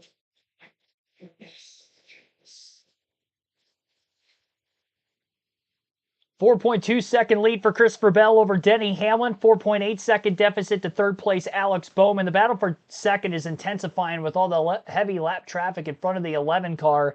Hamlin had finally gotten by Ty Dillon. He also made a pass, I believe, on J.J. Yaley, so he's widened his gap out a bit to Bowman. Bowman and Byron are very tight to one another, battling for third. Byron 5 seconds off the lead in fourth. Chase Elliott's 5.7 seconds off the lead in fifth, and Kyle Larson 6.2 seconds back in sixth. 7th place is Chase Briscoe at 8.8 seconds off the lead. 9.9 seconds to Ty Gibbs in 10th. Bubba Wallace, 10.5 seconds off the lead in 9th. And 10.7 seconds off the lead in 10th is Ryan Blaney. So that is the top 10. And we have about 20 here at Dover Motor Speedway. Story of the day so far was Chase Elliott, who dominated stage one from the pole.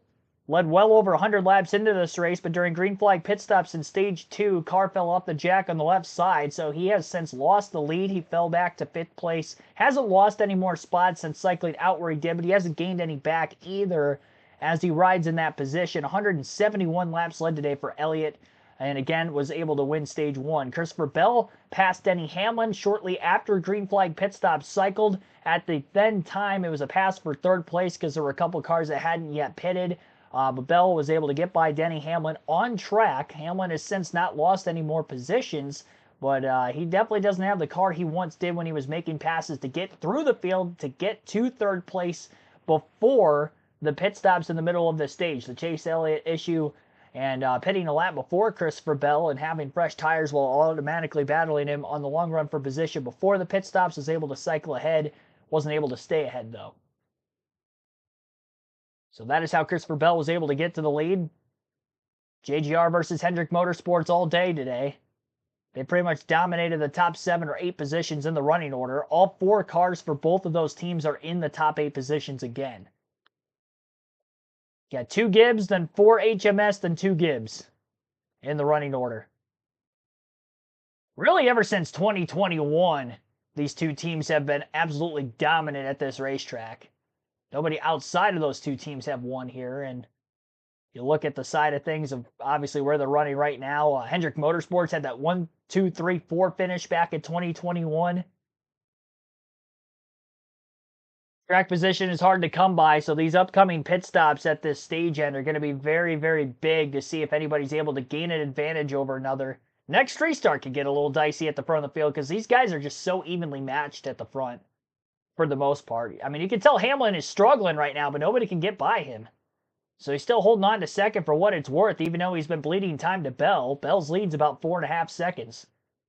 Normally make mistakes. It's even if you're Alan unusual because you've had one of the dominant cars today, but a pit stop's coming up. There's Allen right there. 21 seasons on top of the pit blocks as the champion, finishing 40 wins. I just think when you go back and look at the pit stop, this is a mistake, and it's all human error, but I don't think it was egregious. I think these are the types of risks you have. Jack May just didn't get a great set on the jack. It just kind of, spit out. So I think this is where the pit crew department, the coaching, they have veteran experience you talk about. Marty, that's the difference, right? This happened under green, so the slow stop of the 9 allowed the 20 to go by. Remind everybody we're still in this. We're 5th. I will tell you, that slow stop under yellow will be way more costly. So I would kind of let them do what they do. Let them bounce back under yellow, but there's ever time to have a good bounce back stop, it would be this one. And we talk about the advantages of that number 1 pit stall and the dividends that they can play when they can pay when you pit under caution. And so we'll see maybe having that number 1 stall could make a difference here, 11 laps away from the end of the stage. Yeah, they're going to need to gain some of that track position back on pit road because we saw the 9 car drive to the back bumper of Byron. He actually get up alongside him at one point, but just not able to make the pass. He is a little quicker than Byron right now, but that is just such a hard pass to make right here inside the top 5. I mean, all these cars from the same camp, relatively the same setup, I'm sure. Same theories at least. Oh, he's got a big run on him now. Chase Elliott now to the outside. Well, he's got him. Yeah, Chase gets by Byron for 4th. I think he got a little, kind of friendly give and take from his teammate Byron there. He didn't make it too difficult on him.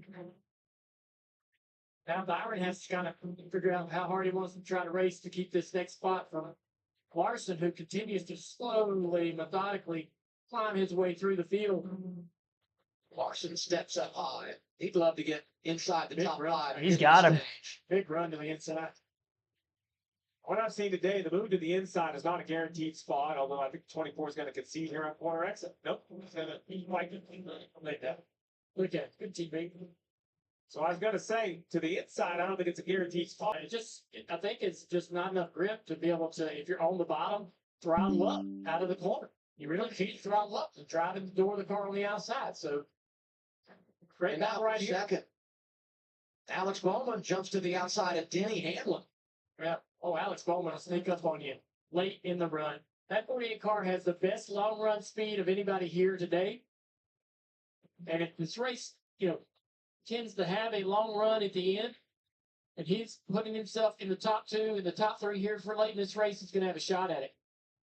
Well, the trend of the race is long run. We had a caution at lap 35, a planned caution by NASCAR because practice and qualifying was rained out yesterday. And we had the caution at the end of the opening stage. So nothing for incident yet. You start putting that in your mind as you think about the stretch run of this race, no doubt. 60 laps on these tires. We need to go 6-4. I think we should be fine. We saw them last longer, but if they ran harder under Greendale, I was going to say you could hurt a tire. So you just wonder if these guys are right on the edge. Chase Elliott just busted his butt there, Just tell it like it is, Dan. Yeah. It was a big, he slid all the way through the corner sideways, gathered it back up. So you got to imagine he's put these tires through it. Look at him, he's really having trouble with the rear grip in this car late in this run. Larson knows every spot's going to matter on this upcoming pit stop, so he's not going to give the 9 a chance. I like this line from the 5. Last time he did it, he came off turn 2. It looked like he had 50 extra horsepower. We'll see if it works again. You think about how long Chase Elliott worked William Byron. He worked him, he got by him. And now, just as he settles in, here comes Larson behind him. Let's see if we can ride on board with Chase. Dealing with in turn 3, and this is the only part of the racetrack that has this. In the bottom groove only, entering turn 3, there's like a set of 2 railroad tracks that the cars drive over. And it really feels like railroad tracks. They go all the way into the bottom of turn 3, and the rear tires bounce across that and try to bounce the car up the racetrack. And late in the run, you've got high air pressure, you've got everything really hot and mad around the race car. You can get in there a little bit too deep and just skate the back across those railroad tracks. Really what it feels like, it's driving across the rail. Why would I do that? That doesn't even sound comfortable. It does not. And there's so much about this track that feels that way. One more lap in the stage. Christopher Bell able to get the lead away from Denny Hamlin after a green flag cycle. And since that time, he has stretched his advantage. As good a day as we've seen him have here at Dover. And he comes to stage 2 goes to Christopher Bell. Second stage win of the year. On one earlier this year on another mile track. It came at Phoenix in race number 4. Bowman second, Hamlin third. Elliott hangs on to 4th. Larson completes the top 5. Bubba Wallace ends up 10th. That 4th could be big for him. And speaking of big, pit stops are next. You're watching NASCAR TNT from Dover. All right, Christopher Bell, stage 2 winner. Alex Bowman second, Denny Hamlin third, Chase Elliott 4th, Kyle Larson rounds out the top 5 in 5th, and Willie in 10th, Bubba Wallace. So that is the top 10 stage points for those top 10 positions. 1 point per position, playoff point for the stage winner. When Chase Elliott ended up winning stage 1, that was actually his first stage win of the season. As for stage 2 winner Christopher Bell, that is stage win number 2 for him on the year. So not a lot of stage wins for the 9 and the 20. They could use those playoff points. And we'll see if Christopher Bell can hang on. He's the guy to beat because he's now the leader. With how hard it is to pass here at Dover, and the fact that these top handful of cars are so equal. We saw a lot of passing back in stage 1. I think a lot of that had to do with the randomized starting order because of no qualifying. Green racetrack at the start, so you were probably going to see more fall off from the start of the run to the end of the run in stage 1. No adjustments to the cars all weekend because they basically unloaded with what they had and then had to make adjustments accordingly. So as these teams are catching up at the racetrack, the competition level is just going to get tighter and tighter. Now that the cars up at the front of the field, pretty much all the fastest in this race, have worked their way into the top 10 positions in some facet or another. It's hard to pass one top 10 car to the next because the difference in speed between them is very, very minimal at the most. So we've got at least 2 more pit stops remaining. It depends really on how many cautions we get in the race. With not seeing one for incident, this is the last one that we're guaranteed. but they cannot make it on fuel to the end for these final 150 laps. So at some point, we will see them pit at least one more time after this. And we saw, obviously, changing in the running order based off of the green flag stops. We'll see if that will be the case again if we do get more green flag stops later on. Strategy's been straightforward today, though, pretty much splitting the stages in half. And no green flag stops back in the opening stage because of having the competition caution scheduled for lap 35. And remember, every time you play Powerball, you're supporting good causes in your home state. Powerball, the official lottery game of NASCAR. Back in Dover, Delaware, this relief lap sponsored by National Debt Relief. Austin Dillon gets back on the lead lap. That'll be 22 cars on the lead lap as we wrap things here in our second stage. Well, these guys riding around in yellow, they watch the turns, get lighter, all the rubber being picked up. Now we're going to kind of rinse and repeat just a little bit longer. That was a 130 lap stage. This final stage is 150. So, you know, it's going to be probably another 20 laps of green flag racing. Very important here to make adjustments.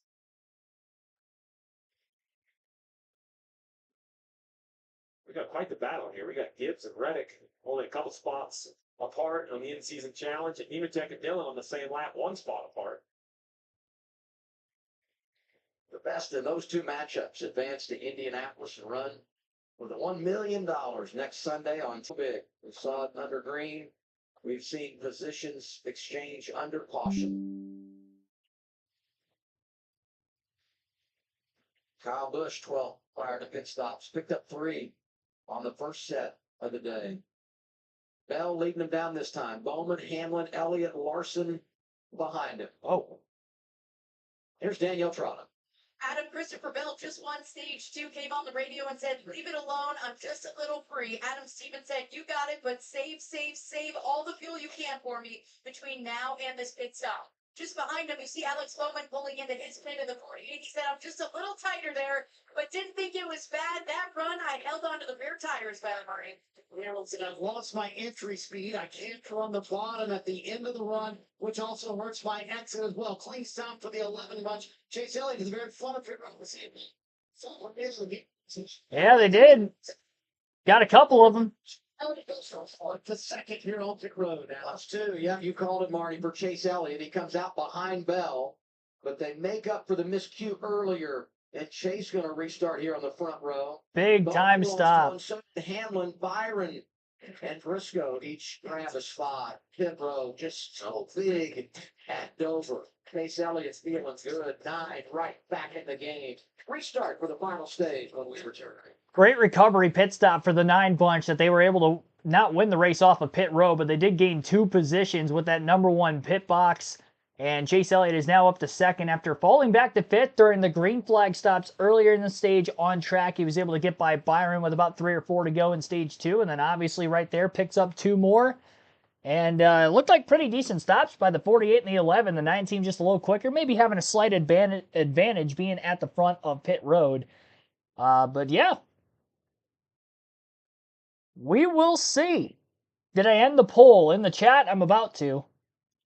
At Dover, and somebody other than Larson, Elliott, or Hamlin leads the poll. Christopher Bell leads the race, and he won stage 2. He falls under that other category. 29% of you took Chase Elliott, who has led the most laps to this point. 18% have Kyle Larson, 11% for Denny Hamlin. 59 likes on the stream. Our goal is to get to 100, so be sure to hit the like button if you have not done so on the stream to this point. No diecast? No, we will have a diecast showing. I'm getting there. I just had to wait for the pit stops to cycle out here during today's diecast showing. You know, Alex Bowman is running pretty good. Jimmy Johnson won a bunch of races at Dover back at his NASCAR Cup Series tenure, so I figured why not show off a Jimmy Johnson diecast today. This is the Lowe's 48 car, I believe, from 2005. Yep, 2005 Lowe's 48 Chevy Monte Carlo. Obviously, a classic scheme that he had for the majority of his NASCAR Cup Series career. When you think Gen 4 Jimmy Johnson race car, I mean, this is the one that you think of. Iconic just because of the amount of championships he won with this race car. 5 of them in a row. from 06 to 2010. Of course, all of his 7 championships coming with Lowe's as their primary sponsor. And here is the diecast of it. 124 scale, so that was our diecast showing for today. I figured, Jimmy Johnson ruled this place back in the day. Why not show a Jimmy Johnson diecast? Final career win also came at Dover back in 2017. Stage 3. Well, look at what we have here. We've got a Gibbs and Chase Elliott. Of course, he led 171 laps to start this race. What kind of battle do you think we're going to see out of those two guys, Jamie? Well, Shannon, we saw earlier in the race, the pit stop actually cost him the lead. You mentioned leading 171 laps, but they have just put him back in this race. We talk about every single week how important the restarts are, how important track position is. Maybe more here than any other track that we go to. This next restart is going to be huge for the 9 car if they want to get to victory lane. What worries me for the 9 cars, and I thought the 20 was maybe the best on that last green flag cycle of pit stops when they left the pits. I think it's a bad day to not be in a Hendrick Motorsports Chevy, a Joe Gibbs Racing Toyota, or a Joe Gibbs Racing Toyota affiliation. Because if you look at the top 10, there's basically no one else up there. The only driver who has stuck out to me who's been right there on the edge of the top 10, Kyle Busch in the 8 car from Rachel Childress Racing, needs a big day. Came in here 37 points below the cut line. Could be a massive day for him. And Ryan Blaney, who just crept in there recently. Yeah, driver that stood out to me, Adam, is Kyle Larson. We talked about the slump. We heard him use that word yesterday when we went through the rain delay in practice and qualifying. And he's been the biggest mover on the day, that number 5 car. 7th prior to the choose, so he is in the game, but going to need to put the pieces together over the long haul in this final stage. And now we get our progressive race recap. Stage 1 today goes to Chase Elliott, strong in the early going. Christopher Bell wins stage 2, so good after that cycle of green flag pit stops. Laps led today. See Chase Elliott, what he's done today. And I'll tell you what, he's been great, but he's been after earn it on this restart here. Talking about Kyle Busch as well. He's having a great day running inside the top 12 in the stages, and Bubba Wallace is sitting right there in 10th. So even though he's having that good run, really not making much gain, not much gaining any ground in the points to the cut line. We have to have something change throughout the rest of the day for that. So I assume Bell outside, 9 inside. Dale, take me through the rest. At what point is the outside more dominant? Like anytime you can get to the outside, or are we just going to keep splitting? Yeah, I mean, I think the further back you go on the inside, the dirtier the air is and the less change opportunity you have to get out of that space, right? You go to the top of the racetrack and you're back in the, like Bubba Wallace right here. He's in this perfect position to maybe jump to the outside of row 4, even passing row 3. And the further back of the field, the dirtier the air is, and the more of an advantage you have jumping into the 3rd groove, passing multiple rows around turns 1 and 2. What about it, Marty? Adam, we've talked about how tough it is for the drivers today. 140 degrees inside the car. Denny Hamlin never wears a cool suit. Old school. To Fitzgerald a moment ago about that.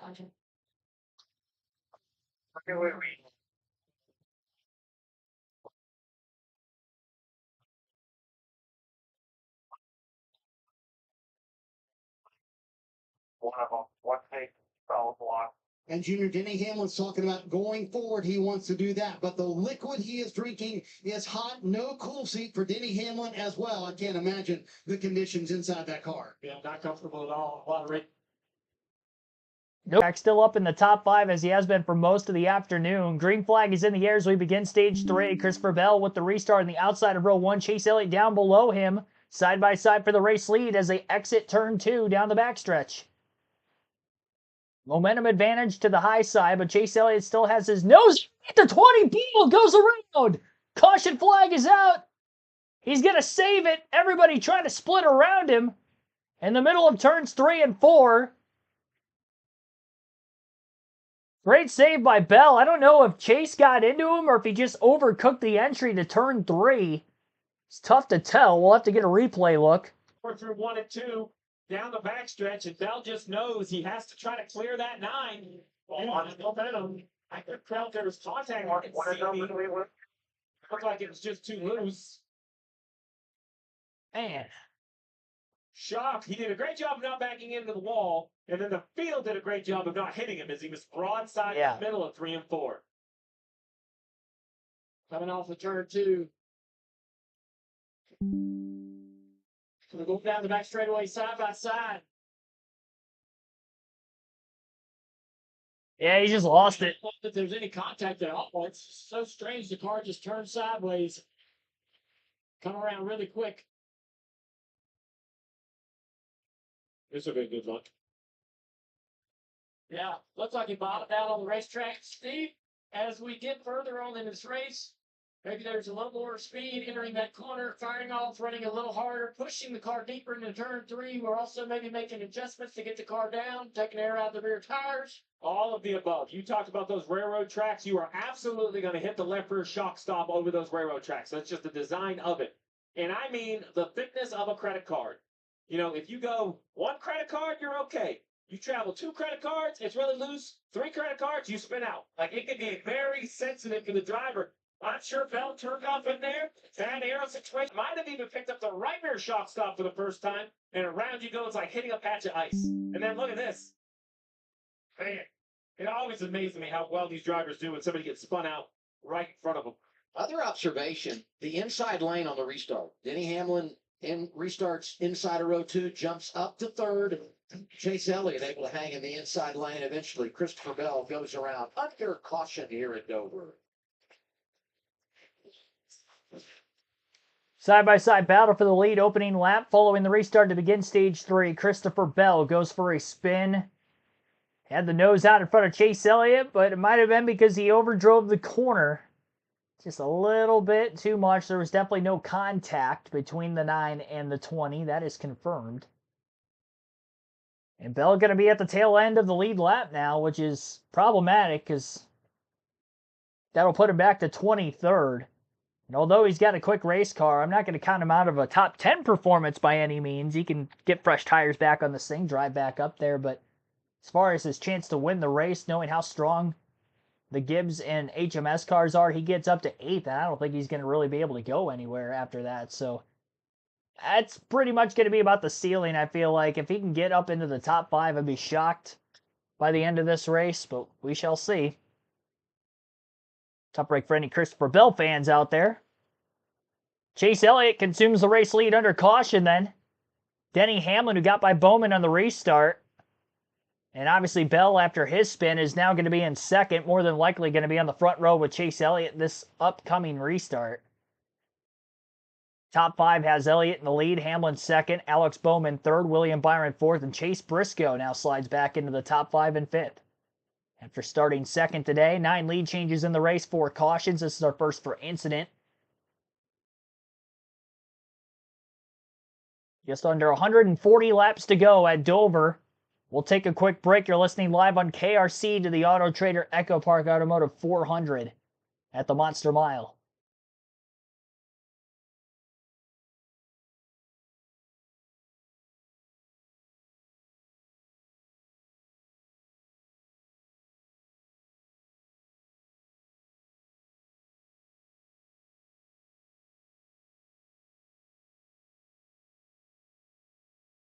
Series Racing on TNT is brought to you by Straight Talk Wireless.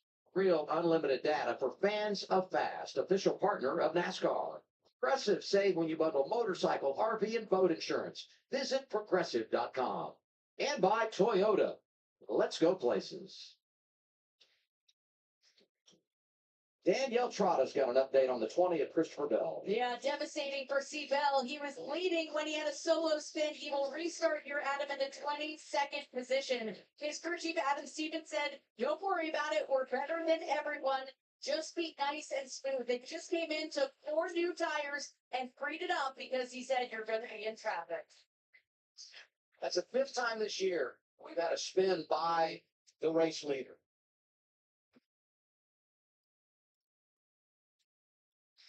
Here's a little 20 pep talk. Danielle said it. He's going to restart outside the top 20. Underbody's fine, or better than all these jokers here, so we can get back up in there. I love the talk. I love that you spin out and instantly it's like, well, I'm going to change bounce for race car because you're going to be in traffic. Talk about a non-emotional approach. Looking like could be a race win, maybe still will be, and that adjustment could be the difference. He drives back up through the field because they got that adjustment in the car. Great job on top of the pit box. No doubt. There's so much experience with Adam Stevens. It shouldn't be a shocker to anyone. Jack? All right, Chase Elliott on the outside of row 1 this time around. He's had great restarts ever since the initial start of the race in that outer lane from the front row. Denny Hamlin will now be the challenge car underneath him as the green flag is in the air. Hamlin might have spun the rear tires just a bit. Alex Bowman going to get to his outside on entry into turn 1 while Chase Elliott pulls clear to the bottom of the racetrack. Clean air for Bowman through the center of turns 1 and 2 as they build speed, and Bowman will get back into second right in front of Denny Hamlin, clear off turn 2.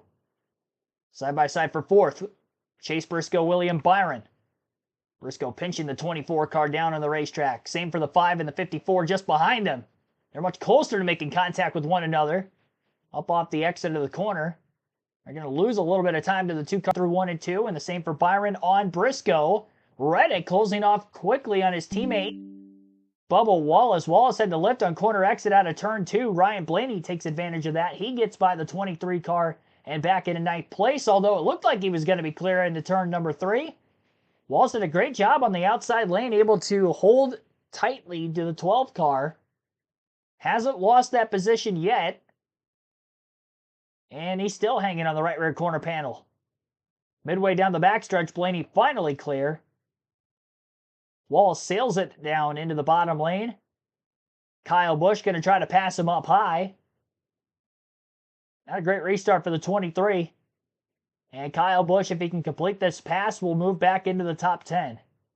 Had stage points back in stage 1. He was 7th at the end of the first stage, but he finished 11th at the end of stage 2, so he did not get stage points there. 4 total for him. And the guy he's battling with to try to get into the chase into the final spot is Bubba Wallace. Contact on track between Joey Logano and Ross Chastain. Turns 1 and 2, Logano moves the 1 up the racetrack. It was middle of the corner when he caught him, and he just knocked him out of the way. And not only Logano gets by him, but Chastain loses a couple more spots beyond that as he had to lift to keep it off the wall. Michael McDowell, the 71, was able to make a pass, as well as Noah Gragson, who's done a great job working himself up to 14th after starting 36th out of 30. Not really any underdogs in the top 10. Gragson can get her Underdog of the Race award with the run that he is having.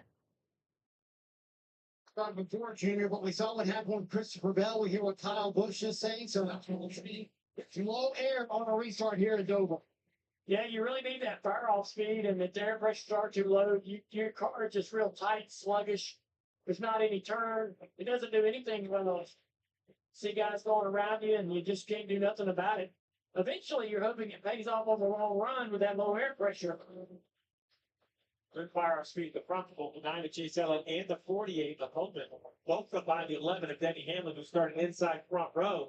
Now you settle in with 128 to go, knowing there's a required green flag pit stop.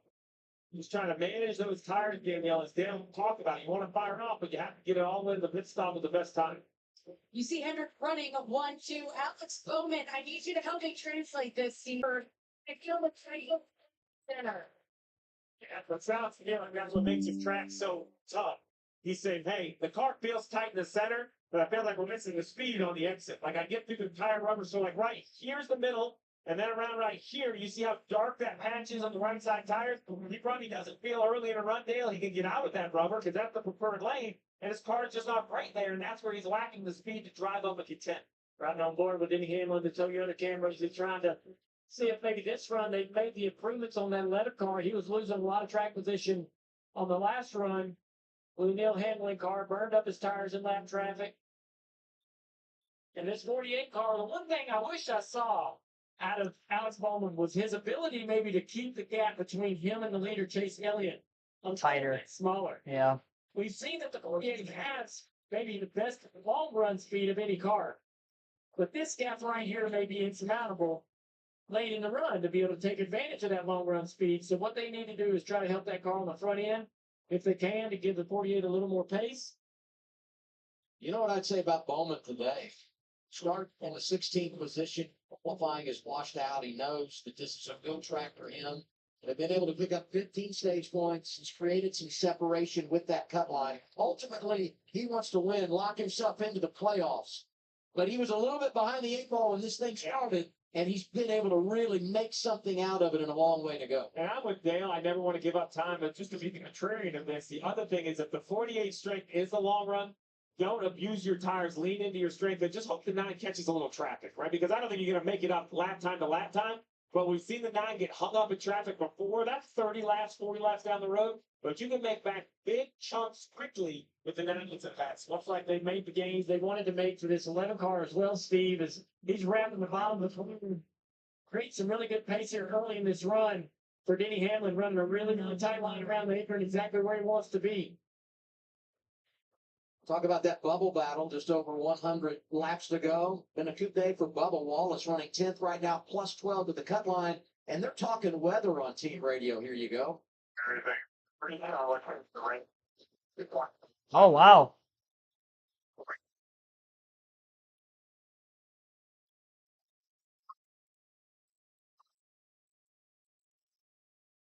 Steve, that might be the first crew chief was tell a driver about the rain, but I haven't heard any of the top 5 cars mention it to their driver. So when you tell your driver, hey, rain might be coming, and I'm waiting for the racetrack.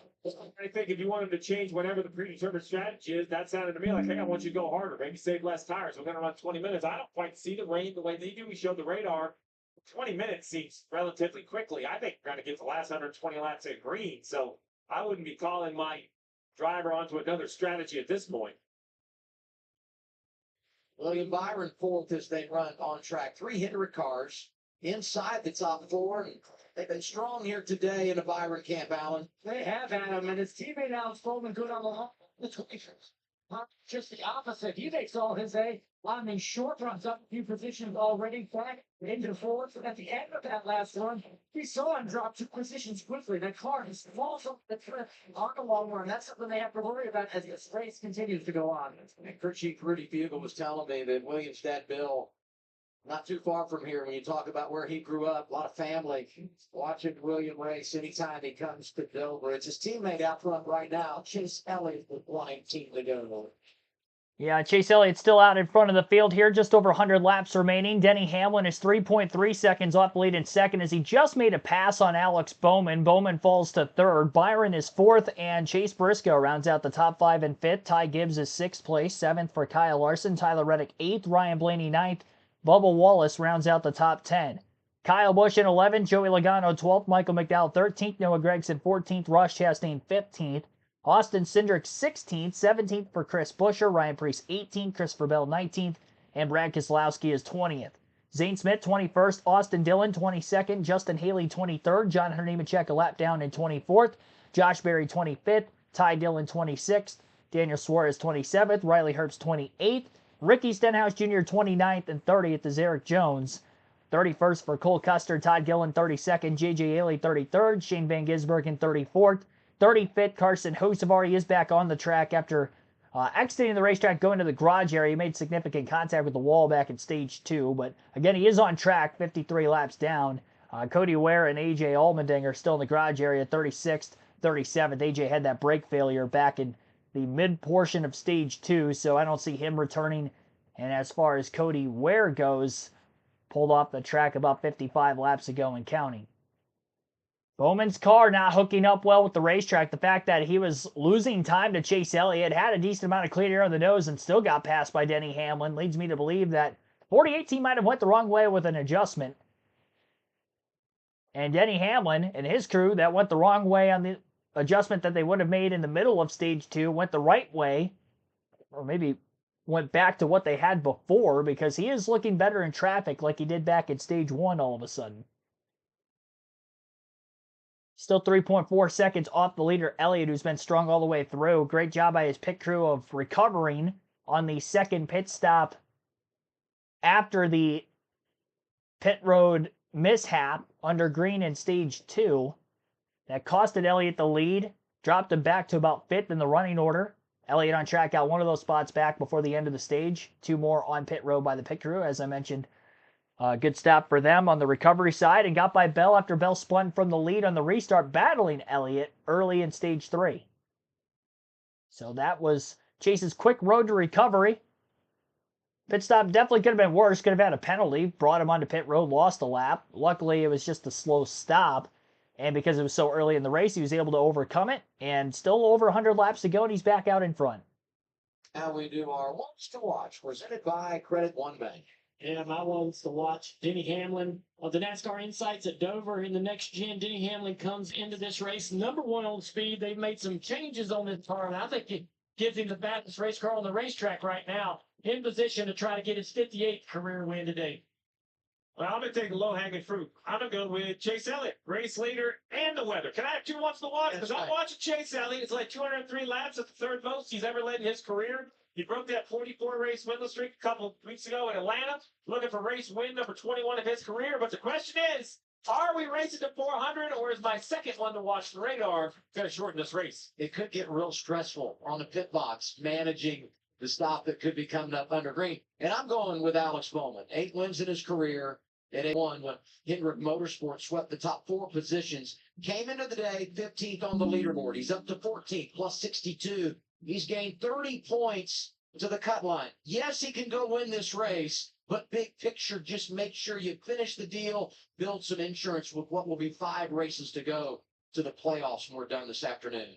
Let me add in, if the rain even doesn't get here, we are now in shade, kind of all the way around the racetrack with some clouds. That will change the balance of this track. We'll see if it affects any of the leaders. Bubba Wallace doing a nice job today. No qualifying, started outside the top 20, drove it up to the top 10. And, when he hasn't gained a lot of ground once he reached that 9th, 10th position, but they've been hanging tough there all day, and that's what they got to do for the fourth quarter of this race. Hang right there and make sure they get a good finish because he's picked up 9 points on the cut line, been in front of Priest most of the afternoon. And he's kind of got to look ahead. Try to gain some points on all those drivers in front of him. You got to assume somebody else is going to win a race and lock themselves into the playoffs and stuff pop him below the cut line. But watching McDowell right there, the 8th of Kyle Busch as well. McDowell's done a great job today. It really has. I mean, sitting right there in 13th place, carrying the Vantage Fire. Got their first stage win a couple of weeks ago. Hocevar drove through the field. Hocevar drove to the field earlier in the race, got into the wall. He went behind the wall to work on the car. He's back out on the racetrack in 35th. So great run right here for this 71. Michael McDowell. Look at Gregson in the 4. And we shouldn't be surprised that Noah, a year ago here, qualified top 5 and finished in the top 10. And that what's even more surprising to me, Adam, is how badly this car ran in the first 100 laps of this race. I mean, he's struggling at the back of the field, really just trying to make any speed out of this car. Marty's got something on the 71. Yeah, Junior, I think people may sit at home and go 13th for Michael McDowell.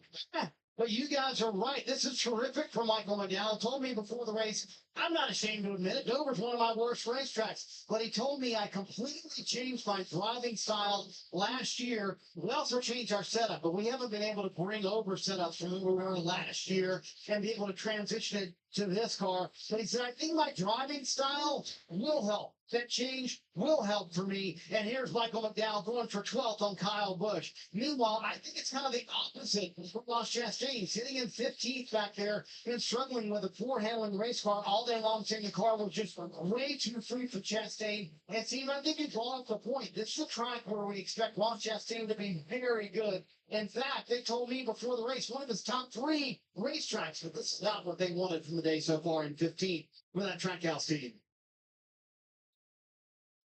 16th, Austin Cindric. This team has struggled since he won at Talladega Superspeedway. We said that earlier, and just trying to find the sweet spot as we work our way toward the playoffs.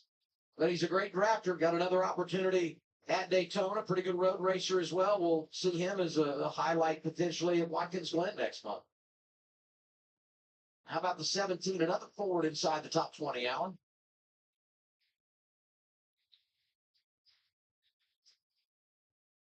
Chris Busch has been fighting, just handling all day. He's been tight. They keep working on it. Corner get a little better. Biggest issue for the 17. His suit has not since flat 1. So a tough place to get around the middle of stuff without him. On that, he's been inside that car. That's next year. There's no that he's having to work with it now. How about his teammate Brian Freese, Alan? He started 11th and has gone the wrong direction. Right now it's 18th. Why is that such a big deal? Because he's below the cut line, 17. He came in at 17th, but just -3.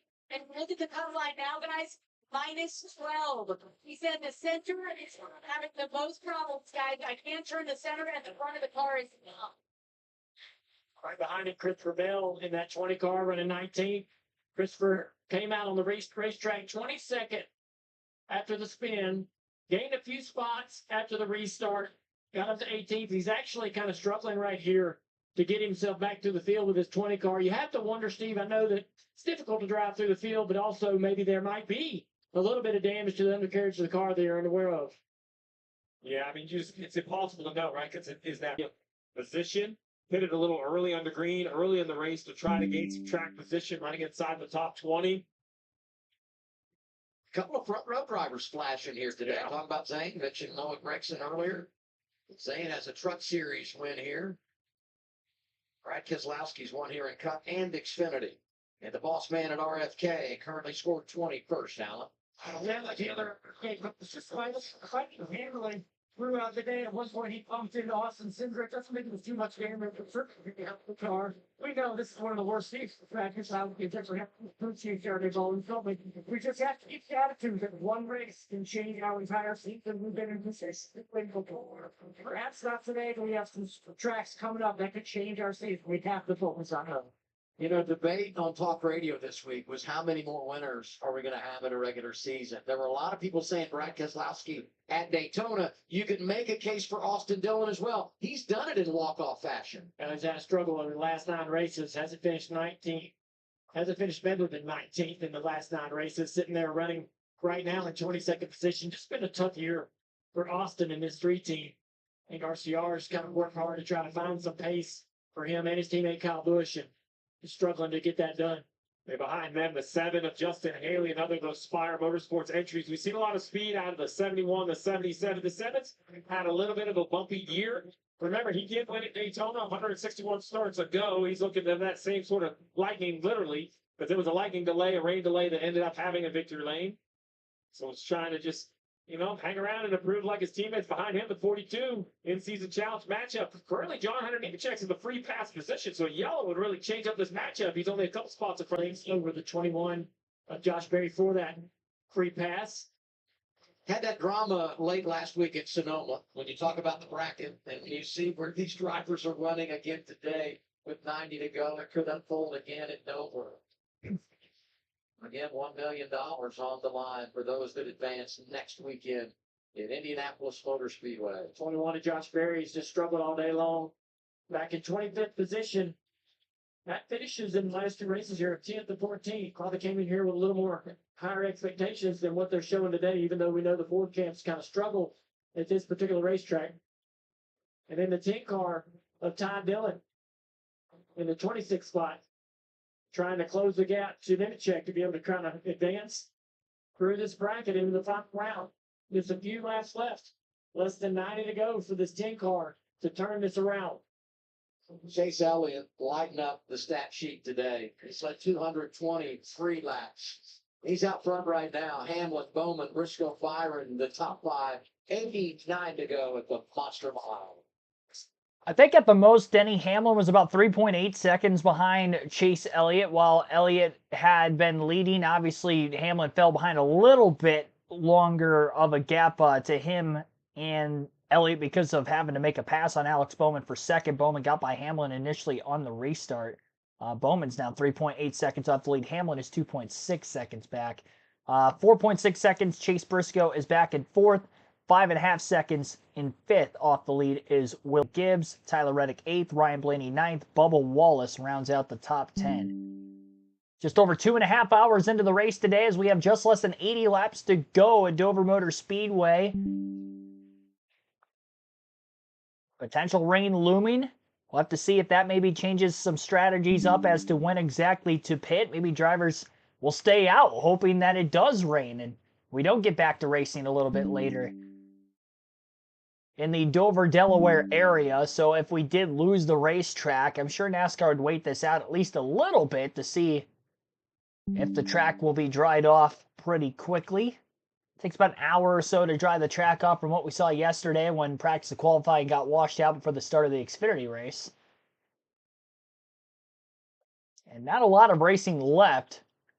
Again, that is if that becomes an issue of any sort. Still under green for the moment. We'll take a quick break. You're listening live on KRC as our NASCAR Cup Series race coverage continues on the channel.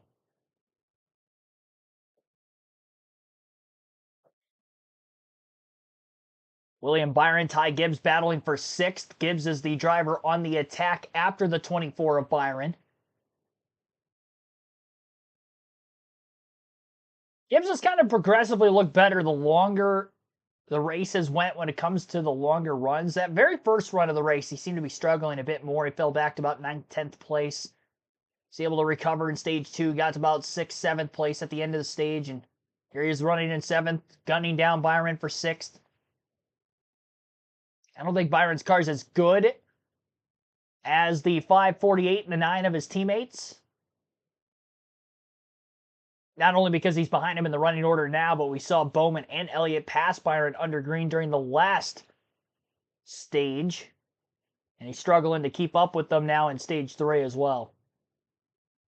Truck Series will be back in action next weekend, Friday night, Indianapolis Raceway Park at 8 p.m. Eastern.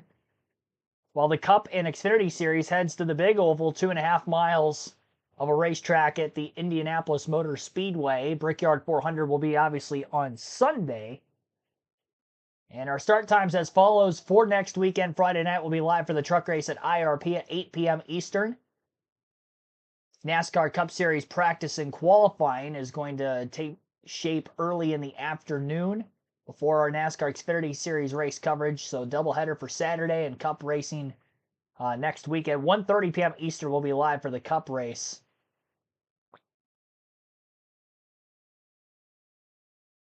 Next Sunday at Indy.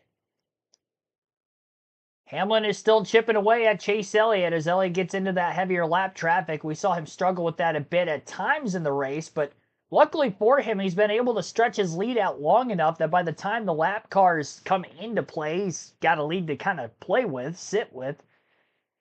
And we still have to pit one more time, so it's not like he has to run this 1.6 second lead out. The problem is if Denny Hamlin gets close enough to the back of Elliott, ideally within a second of Chase, pitting one lap earlier could get Denny Hamlin the lead.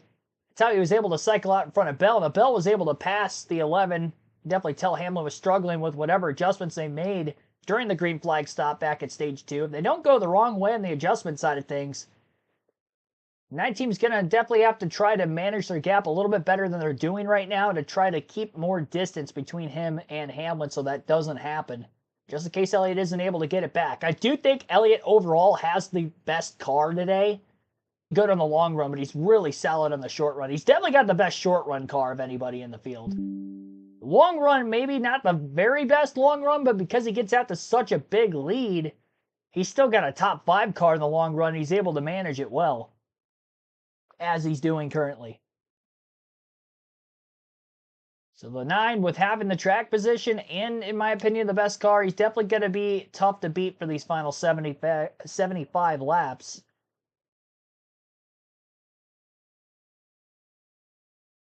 Somebody inside the top 10 just pitted.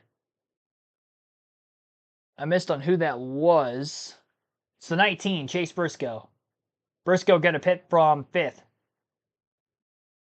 4th, rather. 4th place is where Briscoe is running. So he's the first car to pit road with 75 to go. The 20, you turn up your screen, you see the 19 on pit road. I don't think Chase Elliott has any option but to chase these guys onto pit road, Alan. Trying to launch the main and teammate in the screen. And it finally comes to going car. That's what he's been wanting all day. Small jumps to take it. Getting out.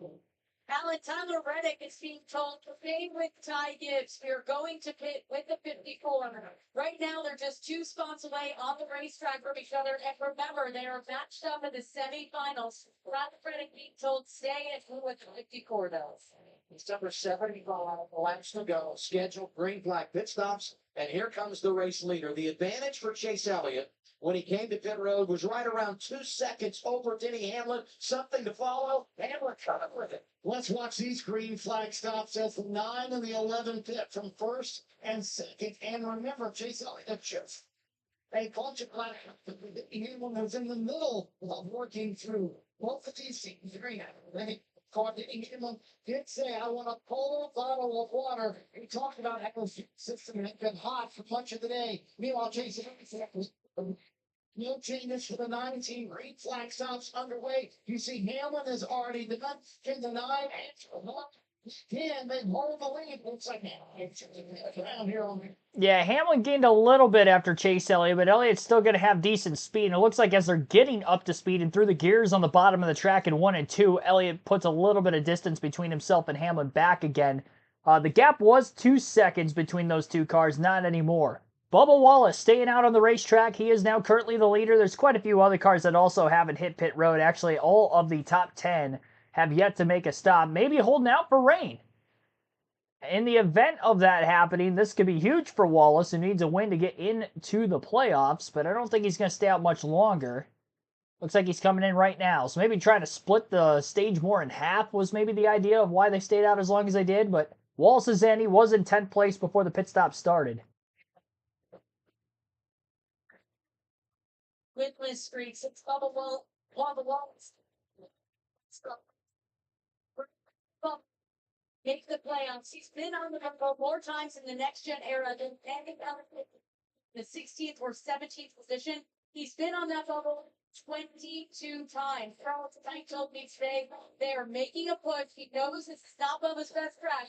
But right now, taking a gamble with that rain coming. You can't make mistakes. Yeah, penalties on pit road for a couple of Fords. Josh Berry, too fast entering pit road. I didn't see exactly what the penalty was for Logano. I would imagine speeding as well for him.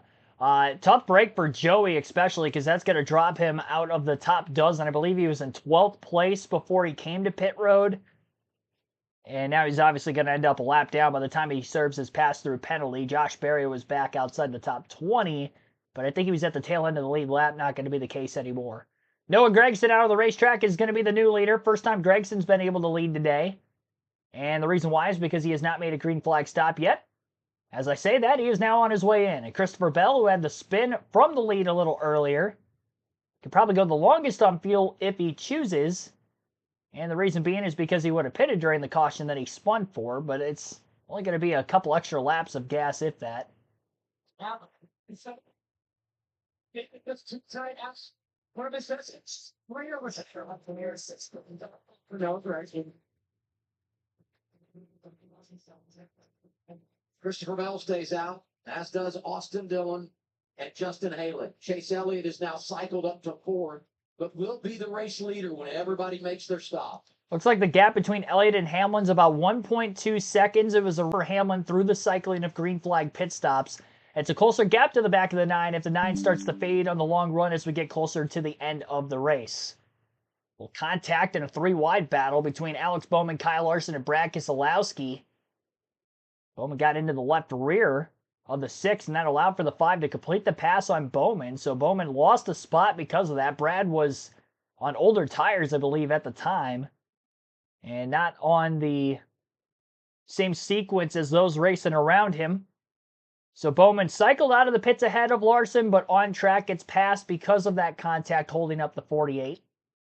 Bowman has not quite looked as good in stage 3 as what he did in the first 2 stages. Caution flag is out with Christopher Bell in the lead. Is this for rain? Unbelievable call to run long. Remember, he spun leading, so he was out there on old tires as we were waiting for him to pit. Bell and Dillon had yet to pit. We'll see if this weather sinks in, but what a gamble for the 20. Bell's led 63 laps today. No way. But had the spin on the restart to begin the final stage. Fell back outside the top 20. And really, they were not making up a lot of ground. Unbelievable. Maybe of the top 15. But they run it long here. We get some rain, and now he's in position to do some damage. The other very interesting thing is with Bell staying on the racetrack and being a pretty good car, there's only like 8 cars on the lead lap. We'll confirm that when timing loops. So, 2 things. I think if it doesn't rain, Bell can pit and line up 8th. He's right back in the mix. If it does rain, it's even better. But this was a real good and impressive gamble from the 20 car. Yeah, right behind him, you see the 45 car. That's Tyler Reddick in 9th position, 1 lap down. The 20 car looked like he might have been committing to pit road. Let's take a look at this replay. Oh, man. Down the back straightaway. The cautions. I think the caution's out right there. Yeah. He's happy is what he is right there. He's thrilled. Interesting though, the 54 squeaked by. That's huge. Yeah, pretty cool deal for him. Gibbs able to get back on the lead lap prior to the caution coming out. You said it, Reddick going to be in line for the free pass here. Here, right here.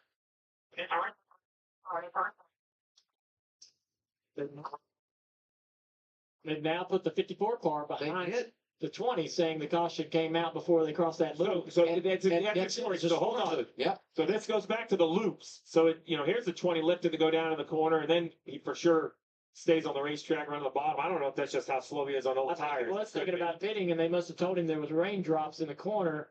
And so waiting on when does the caution come out? It's a 24 car. Now the 24 car trapped behind the 20. So NASCAR has put the 24 car behind the 20. And he is now the first car one lap down. So NASCAR has rewound all of this to go back to a specific loop on the racetrack, Steve. That's right. So when the caution comes out, it's very simply the last loop. That's where they're going to put you, and it's the first car one lap down at the instantaneous time of caution per the loops. So this is now the running order. The 24 will then get the free pass, which will put the 54 a lap down to the 20. So if the 20 doesn't pit, this is going to make a big difference to the entire running order. And also big when you talk in-season challenge because, Gibbs gets the free pass and Reddick's trapped a lap down. Now all of a sudden you have these two drivers head-to-head on different laps. But as it stands now, they'll each be in the one lap down category. A lot going on there. And a nice break for William Byron. And another one less car on the lead lap also aids Christopher Bell. So pit road is yet to open. We heard some radio about, hey, I'm staying out, but pit road hasn't opened. So what NASCAR normally does here is, hey, if it's a little sprinkle, let's just take a second. We don't want to open pit road and make you make a decision. All right, pit road's open. That tells me that NASCAR feels we're going back racing. They wouldn't open pit road if they thought we were going to red flag it. So now the 20 has to decide, how close to the rain? Can you hold these guys off? If Bell pits, that kind of changes the world for wave rounds and a bunch of things will come out later. Austin Dillon is running second. We haven't really talked about him. For him, I think the gamble to stay out might be his only choice. So let's see what the 20 does first, and then what the 3 does. Elliott, Hamlin, Larson, Bowman, the other car in the lead lap, everybody's pitting. I think they think the rain has passed. They're going to take a left-hand turn. Let's see. He's pitting. I think they think the rain has passed. They're going to take a left-hand turn. Let's see. Does Bell stay out? He does the 3 come with him in the distance? If we look off to the right, let's see, is the 3? Yeah, the 3 also comes. So there you go. They feel like the rain is behind. But this is still going to be a big break for the 20 because he's going to line up inside the top 10. There's only 7 cars on the lead lap. 6 without the wave around. Danielle. Yeah, Steve, that was the plan for the 24. Adam Stevens said, when the pits are open, we will pit. He said, I need to be freed up a little bit. That's all Christopher Bell said he needs. I think it's better to be lucky than good. Today, the 20 car, guys, I think has been a little bit of both, Marty.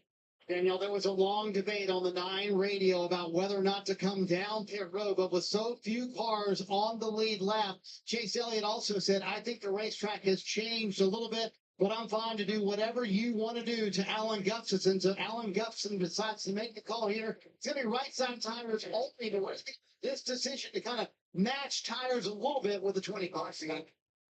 So these cars pitted, that leaves the 11 of Denny Hamlin on the racetrack. He will end up being the leader. We're going to have a really messy lineup when we get back. We're going to clear it up. Basically, 6 cars on the lead lap, a whole bunch of wave arounds, a few lap down cars. All I think, though, is there's 60 to go. We'll have the rundown when you return. I'm shocked that Chase Elliott pit there. He was going to be the leader with the 3 and the 20 coming in. So the top 3 technically pitted. Hamlin from 4th is going to be the leader. Elliott was about a second ahead of Denny Hamlin. I'm not sure how many lap fresher tires he's going to have, but he will have a little bit of an advantage.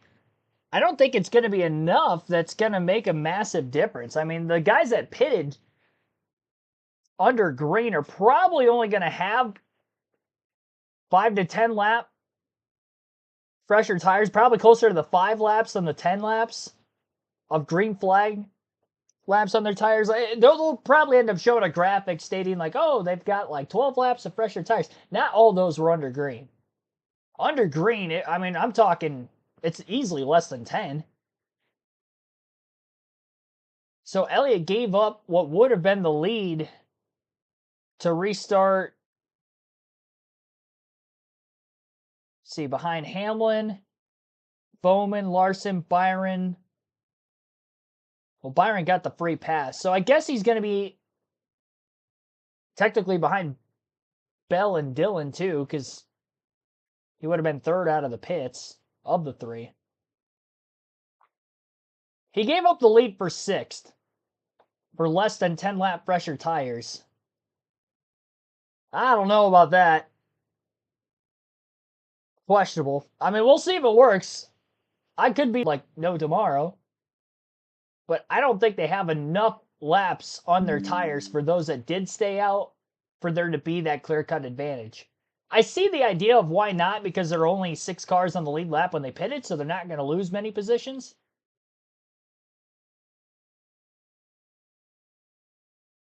Or is Denny Hamlin the only car that stayed out? Looking at our leaderboard, it looked like Hamlin was the only one that stayed out, so I apologize for that. Everybody on the lead lap pitted but the 11. Which I would assume that Larson Bowman hit pit road after everybody else and realized, hey, we can restart 5th or 6th place by pitting the lap after that on fresh tires. Let's take that instead of being on the disadvantage. Hamlin continues to stay out. Hamlin will lead, but he's got about 10 laps or less, more than likely less, older tires. William Byron at the pre-pass, you see him right there. What is he? 1, 2, 3, 4, looks like row 5 inside. That would only be tail end. So that shows you how many wave rounds we have, because everybody behind William Byron drove around the pace car to get either back on the lead lap or maybe 1 lap down. So it's very messy, but the race win right now is going to be determined between the 11 to 20, the 3 to 9, the 48 to 5. I think those 6 cars are your front 3 rows. They have the control of the race. The 9 came to pit road for two right side tires. The 5 and the 48 4 tires they have now. Okay, so Elliott only pitted for 2 tires then instead of 4. Hamlin has the oldest tires with all 4, but it's not by many laps. Green flag is in the air. Austin Dillon spins his tires on the restart from the outside of row 2. Hamlin's gone. He has the lead. Bell to 2nd. Elliott 3rd. Larson underneath of Dillon for 4th. And unfortunately for Bowman, he was boxed in behind the 3. Nowhere to go, so he loses a couple of positions. Gets in front of the wave-around car of Stenhouse. Austin Dillon and Kyle Larson still battle side by side for 4th. Dillon with a huge head of steam through turns 3 and 4. Not only clears Kyle Larson, but gets to the outside of Chase Elliott for 3rd as well. This race has absolutely flipped for the 3 car of Austin Dillon with that caution, because he was well outside the top 20 all day. And now he's got a reasonable shot at a top 5 if he can hold on for 56 more laps. And he's going for 3rd still on Elliott. Longer he gets held up, the more of a chance that Bell and Hamlin are going to be able to run away with this thing, and that's exactly what Hamlin needs if there's any sort of an advantage for the guys on fresher tires behind him. Clean air is going to be king, though, and that's what Denny Hamlin has. So it's about 13 lap older tires for Hamlin, but again, not all of those were under green. Let me actually see how many caution laps we had during that caution. Caution for weather was at lap 337. And the restart was 344. So 7 laps, 13. So 6 laps. Denny Hamlin has 6 lap older tires than everybody else. I don't think that that's going to do anything. The tire fall off over the course of an entire run, 60 to 70 laps, let's say, is only about a second and a half. It's not extreme like it would be at like a Darlington where you'd see like 2 to 3 seconds, Richmond, over the course of a full run. It's about a second and a half. So 6 laps, I think the fire off would be where you'd see the advantage for everybody that just pitted these first like 5 to 10 laps. But we're not seeing that right now with Hamlin having the clean air, and he's able to put his car basically wherever he wants it to because it handles well accordingly. He's got 0.6 to Bell. Elliott finally was able to get by Austin Dillon. Now Dillon goes up the track to block Larson. And Elliott in 3rd is about 2 points, my personal opinion. So him being in 3rd, he's not out of it by any means.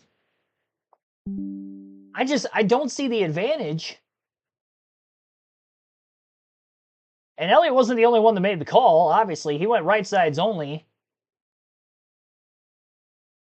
Larson and Bowman both pit as well. They could have been second and third with Hamlin. I don't know. It's a head scratcher for me, honestly. It really is. I picked Hamlin for the win though, so it makes me look like a genius if Denny wins, but I don't like the call. The fact that the 11 was the only one that ended up staying out is shocking to me. 6 laps? That's nothing. 6 laps? That's 6 miles of fresh tires. It's not a lengthy racetrack. Again, over the course of a full run, there could be a difference in pitting and making an extra lap on a guy that's got like 40, 50, 60 laps of fresh tires. You could be about a second and a half faster a lap, but on 6 laps, that's nothing. The only other question here for Denny Hamlin, in my personal opinion, again, is not the tire wear, but he did get passed by the 20 car earlier. Christopher Bell outright passed the 11 car. Can he do it again? He's got 48 laps to do it. And he probably wants to get it done before Chase Elliott has a chance. If Hamlin gets beat today, I don't think it's going to be the tire difference. I think it's going to be because the 29 are probably a little bit quicker than the 11. But they made their jobs a little harder because now they have to make the pass on a track that's been very difficult to pass on, especially with drivers at the front of the field. Christopher Bell putting a lot of pressure on Hamlin at the moment. It's how Denny Hamlin won last year, though, where he was basically in the lead, in control of things ahead of Kyle Larson.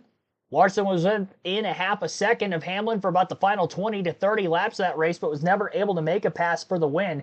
With as many laps as we have left, if we go green all the way to the finish, there will be lap traffic before the end. And I think that could be a huge detriment to Denny Hamlin if they were not able to keep up with the racetrack in Stage 3, because we saw him struggle with that in Stage 2. And that's where he got passed by Bell. He got passed by Bowman. Luckily here in Stage 3, he was able to get Bowman back.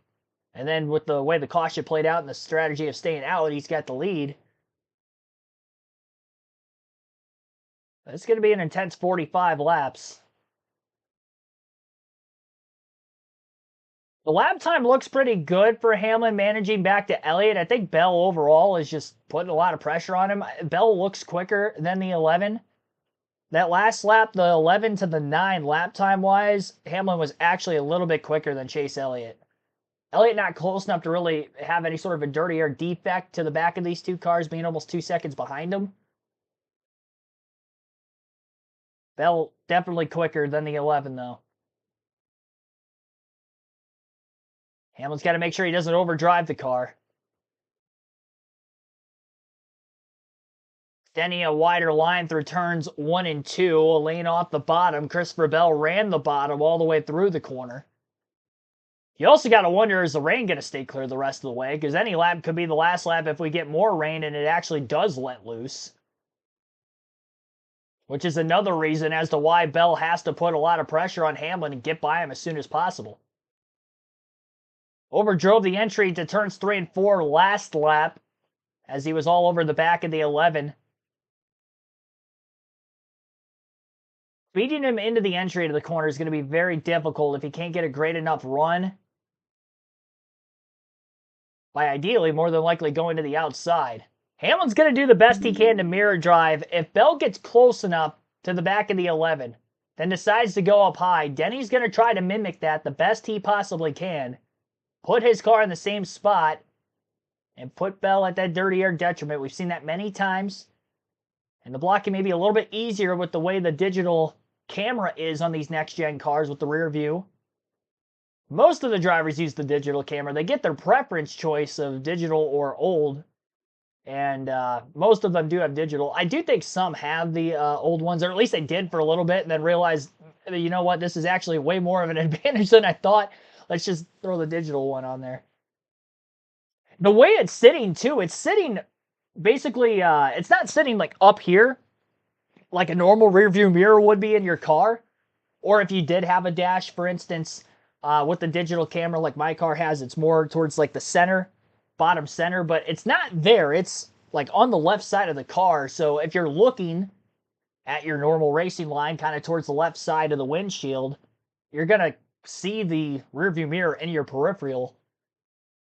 It is a lot easier to pull off blocks on tracks like Dover nowadays than what it used to be. Grip level in the corners is also obviously there. Bell can beat the 11 to the outside. That's going to be his best chance to try to make a pass. He's got to run after Hamlin into turn 1 this time.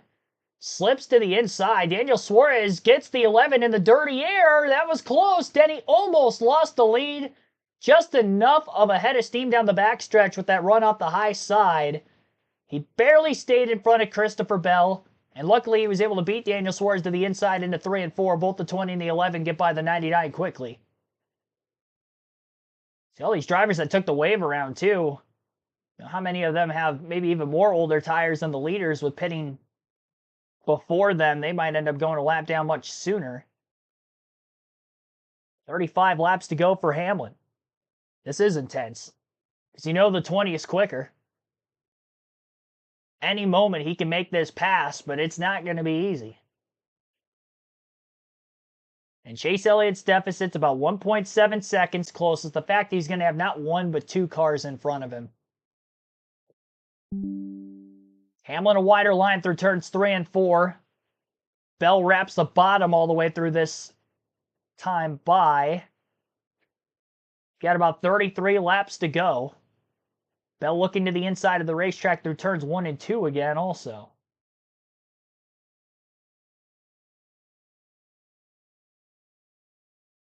Bell overshoots the entry down to the bottom of the racetrack. Drove it in too deep in the 11 on that bottom line. Did the same exact thing. But having the clean air to be able to do that, Hamlin's going to have more grip to pull this off. The only thing I don't want to see is the argument that Bell has the fresher tires. He should be able to just easily pass him, but the next gen car is so bad that he can't. That's not the reason he's faster right now. Bell does have a faster car, but it's not significantly enough quicker because I don't believe that there's enough of a tire advantage for him to help pull racing shop naturally. Whatever little bit of balance that has been better for the 20 than the 11 has been very minimal. Where Bell had the advantage of being out in front and the 11 of Denny Hamlin was not the leader, I think Bell would gradually drive away, but it wouldn't be by a lot. You also got to pass on Denny Hamlin for so long. Hamlin able to take care of his tires a little bit more. He's wrapping the bottom more often than not. Is Denny going to be able to start the pull away from Christopher Bell because of that? And that may allow for Chase Elliott to catch Bell a little bit quicker. Bell abuses his stuff trying to get by Hamlin. Chase Elliott gets to second, and then he would be essentially trying to do the same thing that Bell's doing at the end of the race. Would be the other theory of thinking there. Irritated by dirty air? The 11's the same way. We're going to see the 44, but then up the road, there's 3 more cars that I think if this runs to the finish, we're going to get to. Oh, the 11's back there again. It is. It's like an accordion. He cools and he attacks. First lap vehicle to see here, 44 J.J. Yaley. And as we watch these guys racing for the lead, the race within the race in-season challenge, you see it in the pylon. Reddick now and Clinton Gibbs by a couple of spots. And Dillon and Nemechek continue to go at it. They are both a lap down. That last time by, Chase Elliott just a tenth quicker. Larson, Bell, Hamlin pretty much the same lap time. Hamlin ran the top, and the 20 made ground on the bottom. Hamlin's got to commit to the top again. Still clear. I don't know if he can pass him on the bottom. Giving him the bottom allows him to close in. Yeah. Oh, now the 11 goes to the bottom, or closer to the bottom, He slides. kind of floated the entry that time. The one thing I think you don't want if you're Denny Hamlin is to let the 20. If you can, you want to just dirty the track up, keep him right here, right? 5 car lengths behind, struggling to make up that ground. But if he gets close enough, you definitely take the top of the racetrack, force that 20 to the bottom, because then the 20 won't be able to finish the corner, won't be able to make the pass. 25 to go. And you can also, I think you have to think about how these guys are teammates too. So there's going to be a lot more respect than you might see competitors give each other when they do, if they eventually get into a side-by-side battle. I would imagine their cars are probably very similar. It's not one's strong, one's probably stronger than the other. Still a long way to go. If we don't get the rain, this is still a lot of laps for Denny to try to make sure he's putting together good momentum. Don't find himself in bad air around these lap cars that might give that 20 car an opportunity to close quickly. Chase is closed in. He's about 1.25 seconds back. He was 2. It was 1.7. It was a second and a half. And as we look now at the Delta, 1.25 for Chase Elliott in third. Yeah, Chase 2 ticks quicker right there than the front two. And you see him popping into the corner right there. He is driving to the back bumper of that 20 car quickly. Top 2 Toyotas from Joe Gibbs Racing. Right behind them, 4 Chevys from Hendrick Motorsports. And then you got Austin Dillon, 22nd.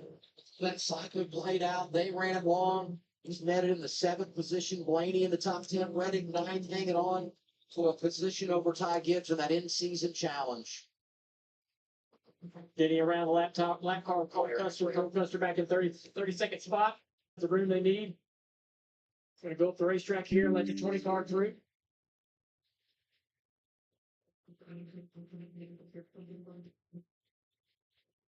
Another lap right there. Larson 2 tenths quicker than the front 3.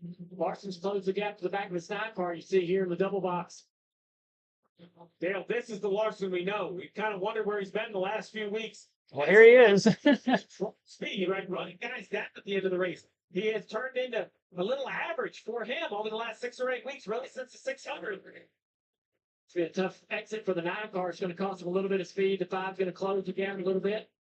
Still about a similar gap between the 20 and the leader, Denny Hamlin on the left. Now that same issue for the 9 is off turn 4, the same issue for the 5. Driving up off the corner underneath another car. You can't really finish the gas.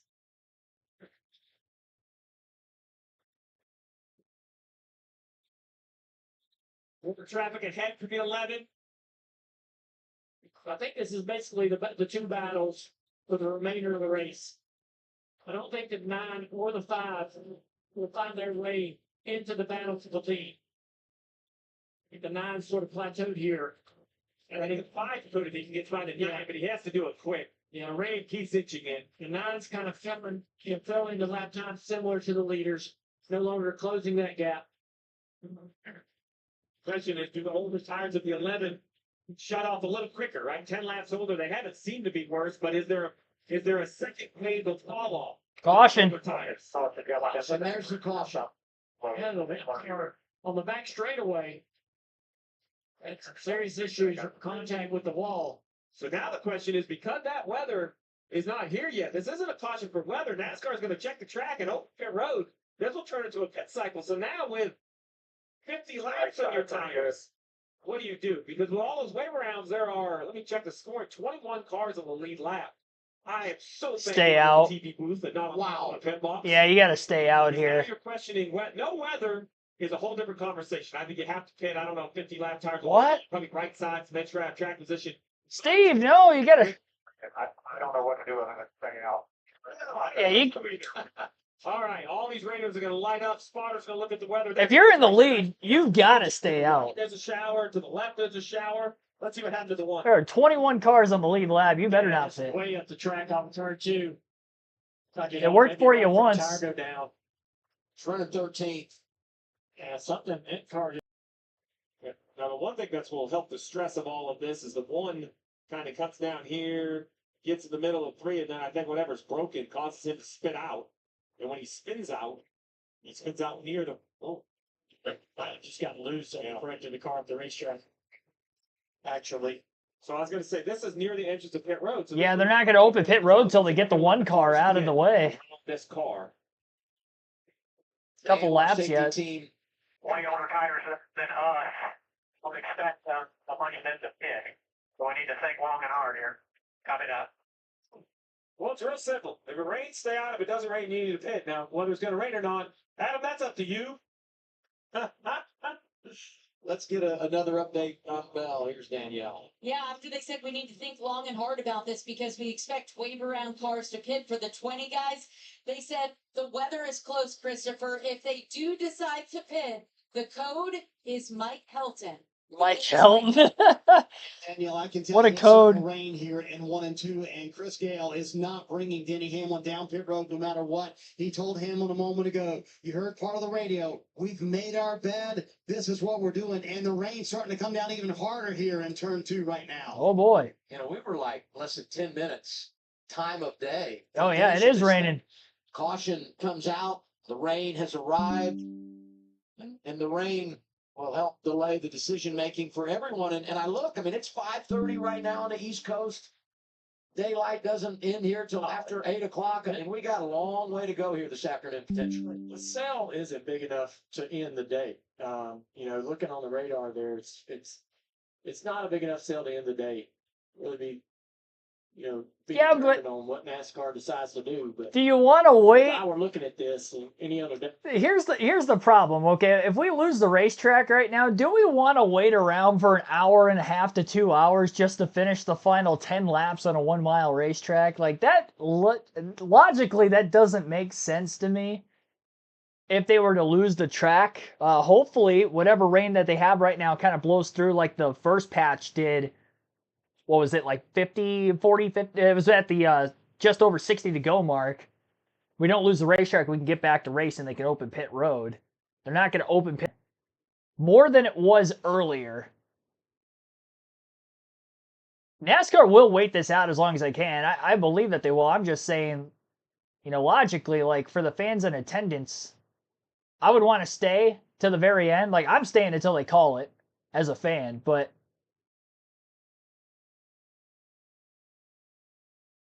for 10, I mean, by the time we get back to racing, we're talking. Whatever NASCAR decides, though, I mean, it's definitely a possibility. It's going to alter the finish of this race if they choose to wait this storm out. We have about 2.5 hours of daylight. Track takes about an hour to dry. We don't know exactly when it's going to stop raining.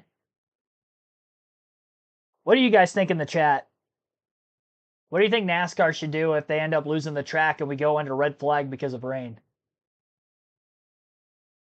Do you think that they should wait it out 90 minutes and then finish the final 10 laps, or do you think they should just call it? I'm not saying that for the sake of the stream, and it does look like they're going onto pit road this time, so we're going to have 13 laps to go when the field is parked at the front of pit road. We're going to go under a red flag condition.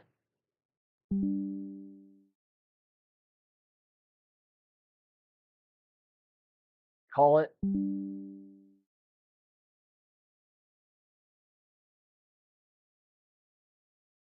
Yeah, let me know what you guys think NASCAR should do officiating wise, or what you think you would do in this situation if you were race control and we completely lose the racetrack.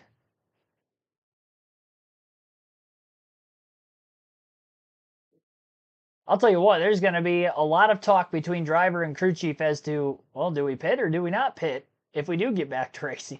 Because it's going to be a green racetrack, too, if we get back to racing with 10 laps to go. I mean, it will get nutty. That is for sure. If we had more laps left, then obviously I would consider, you know, getting back to green if we had the daylight to do so. But like I said, I mean, we have, by the time they would lift the red flag, we'd be at 13 to go. They probably wouldn't open pit road until 11 to go. We're talking about a restart with 7 or 8 laps left in the race.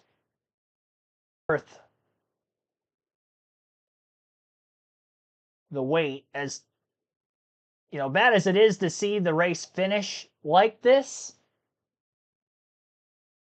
with just 14 laps to go,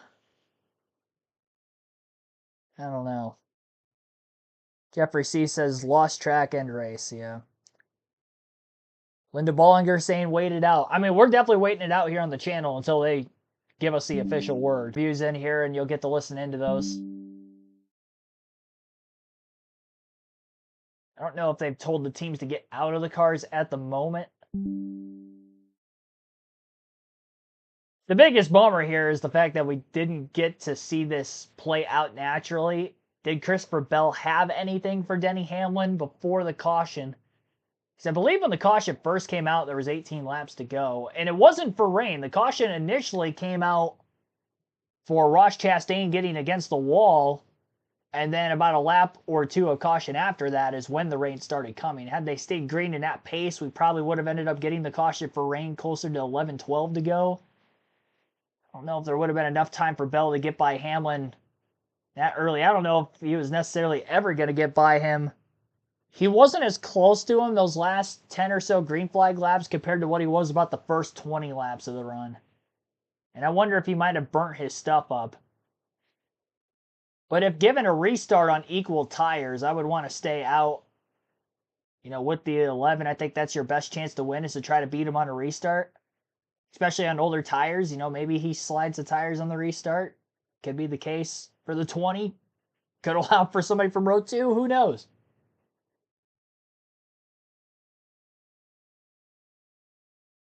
Go down a rabbit hole of how many different things could happen if we end up getting to racing. Yet again, Alpine fan, thanks for tuning in. Agree with Dean. Dean say, I think if they lose completely, depends on the length of the rain. Yeah, that's for sure.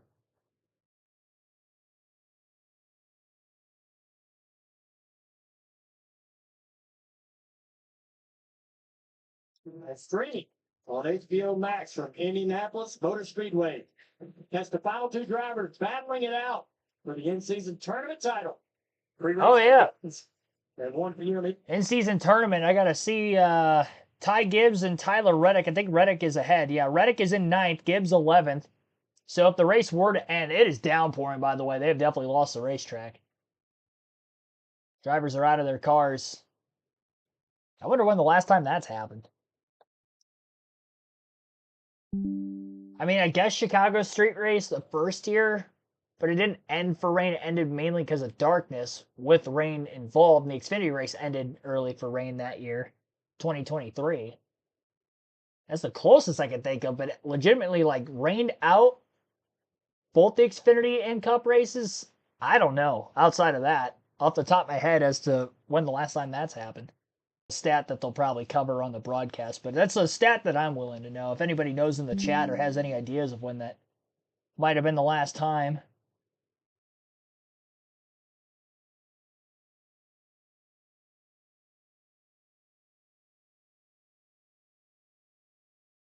This year, and 3 of them have never won in their Cup Series career. And latest weather update, things are looking good in the offing. Well, we got a good look right there at the sky. There's the rainbow. Yeah, a little bit. Well, the sun's out. We got the sun out, and it's raining. And as I tell my girls, that's what creates the rainbows, guys. And so it's, Wait a second. Did we just get a meteorological Yeah. lesson from this? well, I thought y'all were. I mean, Y'all were kind of his confidence is overflowing right now. y'all were surprised and curious as to why there was a rainbow in the sky. I want to straighten it out for you. We've all found the pot of gold. The trophy. Oh boy, Oh. moving it to the. Hey, you know where that trophy's going? It's going to the same place we got the trophy yesterday, and that's the Winston Cup Garage, where they settle. You know, when they have a rain delay, or I mean, you know, any kind of rain delay, or like they might move Victory Lane, and they move. John Hunter Nemechek, by the way, is only one position ahead of Ty Dillon. So Nemechek is ahead of Dillon, and again, Reddick 2 spots ahead of Gibbs on the in-season tournament challenge if the race were to finish. Here a moment ago as Denny Hamlin sheds the umbrella because the umbrella no longer needed, Mr. Weather Prognosticator Dale Jr. Yes, you're correct, and the sun has come out here, so this makes for a very interesting dilemma for NASCAR, Steve. You know, you could make an argument to call it. It's going to take a while to dry the racetrack. You can also make an argument, hey, it's sunny now. Why not go back green? Yeah, I think it comes down to how long. So here's what I think. A, how long do they think it'll take to dry it? B, is it as simple as drying, or will we have some weepers? There was a delay to the Xfinity Series race because the water ran across the front stretch. So those are the 2 big things. Then 3, what are we up against? Darkness? We're up against that. We're up against public services. You know, this is a gigantic crowd. NASCAR has to work with the local, you know, when are we allowed to let this crowd go, not go? what is the best thing for the fan base? So it's a big decision that I'm glad I'm not a part of. We're going to sit here and just wait for word. Let's get a word with Christopher Bell. Denny Hamlin. So, Christopher, I'm guessing that you hope that these sunny skies make way and NASCAR does not call this and you can go back racing. I mean, it's going to be wild whenever we go back. Tire strategy is going to be all over the map. And then there's no clear cut. I mean, you can pit for tires, and if everyone else stays out, you're going to lose. And if you stay out and everyone else pits, you're gonna lose that way too. So, yeah, I mean, I don't know. It's going to be very exciting whenever we go back green to see what the right call is, who makes it. I think that when we go back racing, Christopher, you have something, if you're on the same strategy as Denny Hamlin, coming on a restart. Well, I'll be honest with you. Whoever wins the restart is going to win the race. So I think if you stay out on old tires and you have someone right behind you on new tires, they might be able to get by you. But on equal tires with, 10 laps to go, I think whoever wins that restart is going to win the race. And I can promise you we all know that too. Christopher, interesting to see you leading over 60 laps early, and then we saw the solo spin, but you've gotten yourself back in position. What a wild day this has been.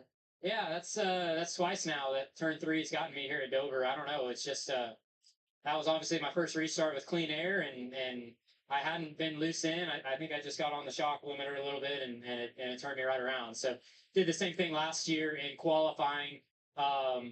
But yeah, I mean, we got it all back, caught that lucky yellow, and thankfully we're right back in the mix of it. So it's been a great day so far. Won a stage, got a lot of regular season playoff points. So we're regular season points and a playoff point, and hopefully we can finish this thing off. And love to compete for a win with my teammate. Yeah, we'll just see how it goes. We're looking at this surface, this new tire. You have the right shark fin on the car, which you haven't run yet at Dover. Did it just throw you through a loop, that combination, or what was happening here? Well, I mean, I would say it threw me for a loop, but I did the exact same thing last year qualifying. So it's just really finicky. You know, we're trying to run these cars as low to the ground as possible to create grip on the long run, and it gets dangerous. And whenever it comes up quick. Like I mean, my hands have been steady Eddie all day long. I don't know that I'd had very many corrections, and then all of a sudden. I'd never been in that situation with being on the front row, charging the outside of turn 3, and there she went. So, yeah, it's just it's a fine line. You're dancing with the devil. You're trying to make the car low and have grip on the long run. But then whenever you compress into that corner, you run the risk of spinning out. So normally you can feel it. I didn't feel it. I didn't know that I was close to having an issue, and it swapped ends on me. Just to go back and reiterate, if it's you and your teammate Denny Hamlin on a restart, you're confident that you will prevail. I mean, I don't know. We've seen all day that outside lane is the one that's going to win the start majority of the time. So it's going to have a lot to do with pit strategy, pit road execution, who can maximize their lights, maximize their in and out of the stall. Obviously, the guys changing tires. I think whoever gets the lead after the yellow coming into the box is going to be in the prime position, and they have to execute the restart. But once it gets single filed out, I think that'll be game over. We'll see if C-Bell can prevail with his 4th win of the season, Alan. An eventful day for Chase Elliott, up and down, likely the most dominant in terms of laps led. But let's talk about the current scenario. You're trying to chase down those leaders with 2 tires. What's that like on a day like this? I mean, we're learning so much. Yeah, it's been. I feel like I've had a really good Napa Chevy overall. Been really proud of the effort all day. A couple little hiccups here and there, but had a nice recovery to get back to the lead, and yeah, didn't want to see that caution. I was hoping I was settling in, for the last run of the day. So, but that's part of it. It's stuff it can change really fast. So, the same can be said right now, right? I mean, it's just changed yet again. So. We just need to be on top of whatever the right call is for us here when we go back. I don't think it'll be too long. It's already, back sunny again. So would love another crack at it. I feel like we've been right in the mix. So, yeah, we'll see. Talking about how fast things can change. There was a pit stop. There was an issue with the jack. That can end somebody's day in terms of competing for a win. It wasn't long until you were back there out front again. What does that say about your team, you, Alan, all of you?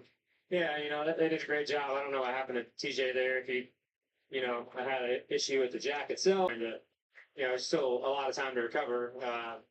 It's not all sunshine and rainbows all the time. So, you just have to deal with whatever comes your way, and we had had an issue come our way, and I feel like we've dealt with it well. So we just have to again, make the right call here, whatever that is, and try to be aggressive with whether you stay or pit or I think there's a lot of cars on the lead lap now. Probably only going to be 12, 15 laps to go by the time we get back green. So you're not talking about a lot of time. So just it should be fun. We'll see how it goes. You've been the leader. That's one way of handling and how the car runs. You've also been the chaser. How tough has that been to get up there and pass those cars? Yeah, it always gets tougher as the race goes on. I feel like, especially in these cars, you kind of get to the halfway break of these events, and the track just really locks down. And I feel like we kind of went through that transition, and then it kind of got overcast, and it really got bottom dominant there a little bit more than it had been earlier on in the event. So the track has changed a ton, and it's fixing to change a lot more. So we're just getting started. Chase Elliott's got some homework to do. Some of his biggest competition may be his own teammates. Danielle is with one of them. Yeah, that's right. Hendrick is running 3, 4, 5, 6 right now, and William Byron is 6. What a crazy sequence of weather events here, William. Yeah, it's definitely different, right? But I think it's clear right there, so we'll see. But yeah, for us, just been an okay day. We've just kind of been fighting the balance, fighting tight for most of the day. But yeah, we'll see if we get back going here. Do you think we've lost the track, William? When we go back, how green will the racing surface be? Yeah, it'll be super fresh and fast. I mean, obviously it's wet right now, but I don't know how long it'll take to dry. But yeah, it'll be quick and just be a big decision there. Whether you take tires or stay out. So it's gonna be interesting for sure if we get back going with probably 12 laps to go. Sure, They haven't even opened pit road yet. Yeah, I think the track's looks like it's gonna dry. It's clear over there. So we'll see. Bell's up front looking at his position on a restart, possibly with his teammate Denny Hamlin. If you line up behind a teammate on row 3, would you take, maybe depending on how pit stops go, do you like your chances if you're inside or outside row 3? It doesn't really matter. I mean, 6 is definitely preferred, but we probably won't get choice based on being 6. Usually the 5th place guy gets choice. So yeah, we'll just see how it goes and how it plays out and how all the strategy goes. All right, best of luck. Thank you. I liked what he said about the rain's going to cool the track down a ton. It's going to really drop the temperature out of the racetrack. And it's going to make this racetrack really fast. Old tires for staying out is a real possible call here. I think you're going to go a few laps and maybe if you're lucky, get restarted with 10 to go. So this is super unpopular when I say it, but people ask me all the time, what's the right call? Whatever you're okay with losing with. Because you heard it from both Bell. They know what's going to happen. It's going to be a split field. We saw it last week at Sonoma when SVG stayed out. So I would have decided already, I'm going to lose on old tires. I'm staying on the racetrack. There's zero chance I am taking my car in a winning situation in a series in which winning means the most. And there are playoff points. And how many chances you have, there's no chance of pitting, because when I look at the rundown, if you're Hamlin and you pit, Bell stays out, or Elliott. Or how about, there's no way that Austin Dillon from 7th is pitting. If he can start on the front row, he has to win. Yeah. And you look back there at McDowell, Gregson, Keselowski. There are too many people too desperate. I think you're lining up at best row 4 on new tires. I agree with you. Inside 10 to go, I'm going to lose on old tires. Yeah, stay out, restart on the outside, controlling the restart on the outside, far off into the corner. You're going to have a lot of grip, cool racetrack. You even got a shot at another yellow flag to eat away at even some more laps before this thing's finished. And we've heard from the NASCAR tower, Elton Sawyer has let me know that they are absolutely committed to driving this racetrack. They think they're hoping 35, 40-ish minutes.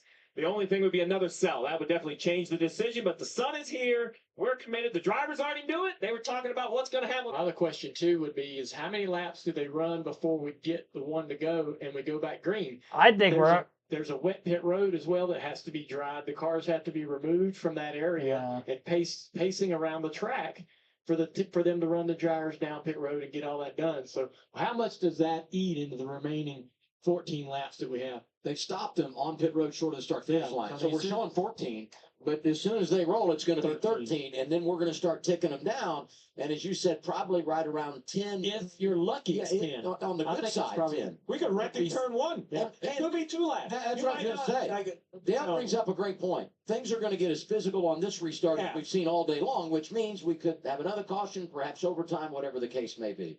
What do you have for us, Marty? I am sure the news that they are definitely going to try and drive the track, probably not good for Denny Hamlin. He kind of shrugs it off. So how chaotic have that last run been, Denny, and the weather coming in and your teammate on pressure tires? Was all that to process? Yeah, I would assume I would rather just done green without the brake. But yeah, we'll definitely go back. We'll change the suit because I know that I don't know. We'll see, but obviously the Progressive Toyota has been pretty strong all day. Top 3 car. Just that unfortunate timing in there with that caution, and certainly allow the guys to have a little fresher tires. But it felt like we were holding them off there pretty solid, and felt like it was about to start stretching there at that point. But we'll finish this thing out as soon as we get it dry and go get this race. You're going to change the suit because you've soaked through this one. How difficult were the conditions behind the wheel today? You and I were joking before. This might. I considered, but it just I don't know. I just don't run them, don't need them, and felt like now I just I'm more wet. Well, I mean I sweat a little bit today, but overall I just want to feel fresh for these last 14 laps. So since NASCAR is going to try and get the track dry here, you just chatted with Chris Gale for a moment. Pit or no pit? A lot of cars on the lead lap now. Well, guess we'll see. All right, then I want to ask you about Ty Dillon. Is he off the Christmas card list? I mean, that was twice today. He kind of was in front of you, and you got pretty frustrated. Yeah, I mean he's battling for 24th and to win his matchup again. So yeah, I get it. That and the lucky dog and all that stuff. So that's just me not thinking about his big picture, which I really don't care. So yeah, it all worked out, but certainly it was kind of inopportune time there, and it cost us the lead and then that spot. But we got it back and no problem. All right, we're going to let Denny Hamlin change the suit. And Junior, I like that analogy. It's going to feel like personally he has 4 fresh tires for this restart whenever it comes for Denny Hamlin. Yeah, I like that. I like that idea is to, try to put yourself in a situation where you feel like you mentally will be the toughest to go out there because you're going to have to be tough when this thing gets going again. Got to step up. There's a bit of irony in what we're seeing here. They took the trophy to the rain room in anticipation this could be it. But when they took it over, they were carrying it. They said, we're going to restart this race, get the trophy back to victory lane. And the guy said, if I'm carrying it this time, I'm putting it in the cart. So they got him a cart, and here they are, soaking wet, trophy going to victory lane. And one of these drivers is going to meet it there shortly. You're watching NASCAR on TNT. Miles the Monster is the coolest trophy in NASCAR. I need to get a replica or something. It's my favorite trophy in NASCAR. Might not be as prestigious as some of the others, but it's my personal favorite. I can put one of my die casts in it. I'd rotate that like every week. There's a card thing in Miles' hand.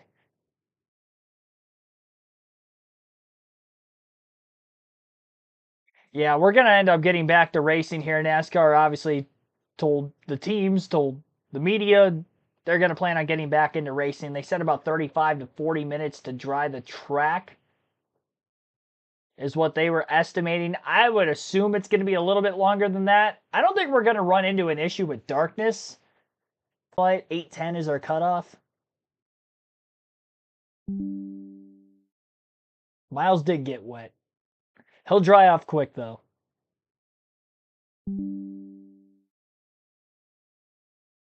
Yeah, it's going to be between Denny Hamlin and Christopher Bell on the restart. It's really up in the air because it's going to be old tires.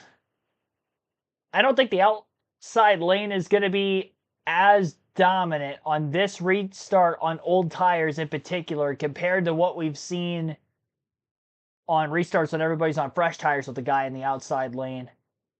I mean, look back at Chase Elliott, for instance, off the initial start when the track was green, just like we're going to have, and that was on fresh tires, and he did not win that battle with Chase Briscoe. Briscoe beat him, led the first 13 laps, and then Chase Elliott got by. If you're Denny Hamlin, I would imagine you have to take the outside. But, like I said, I don't think it's going to be as preferred. Bell will have a fighting chance down low in the bottom. When that Hamlin holds on to win this thing, but I feel like with the way this rain delay's played out, I would not be shocked if he gets beat on this restart.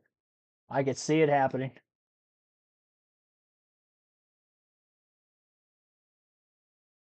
I picked SVG to win all those road course races of the last 5. I'm going back into my stats to see how many weeks I've predicted the winner this season. I believe I'm at 8 on the season. This would be number 9 if Hamlin holds on. The most I've had in a single year is 10, so we're getting there.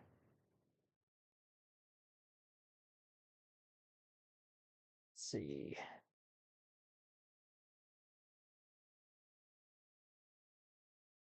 Having a tough time trying to find my stat sheet.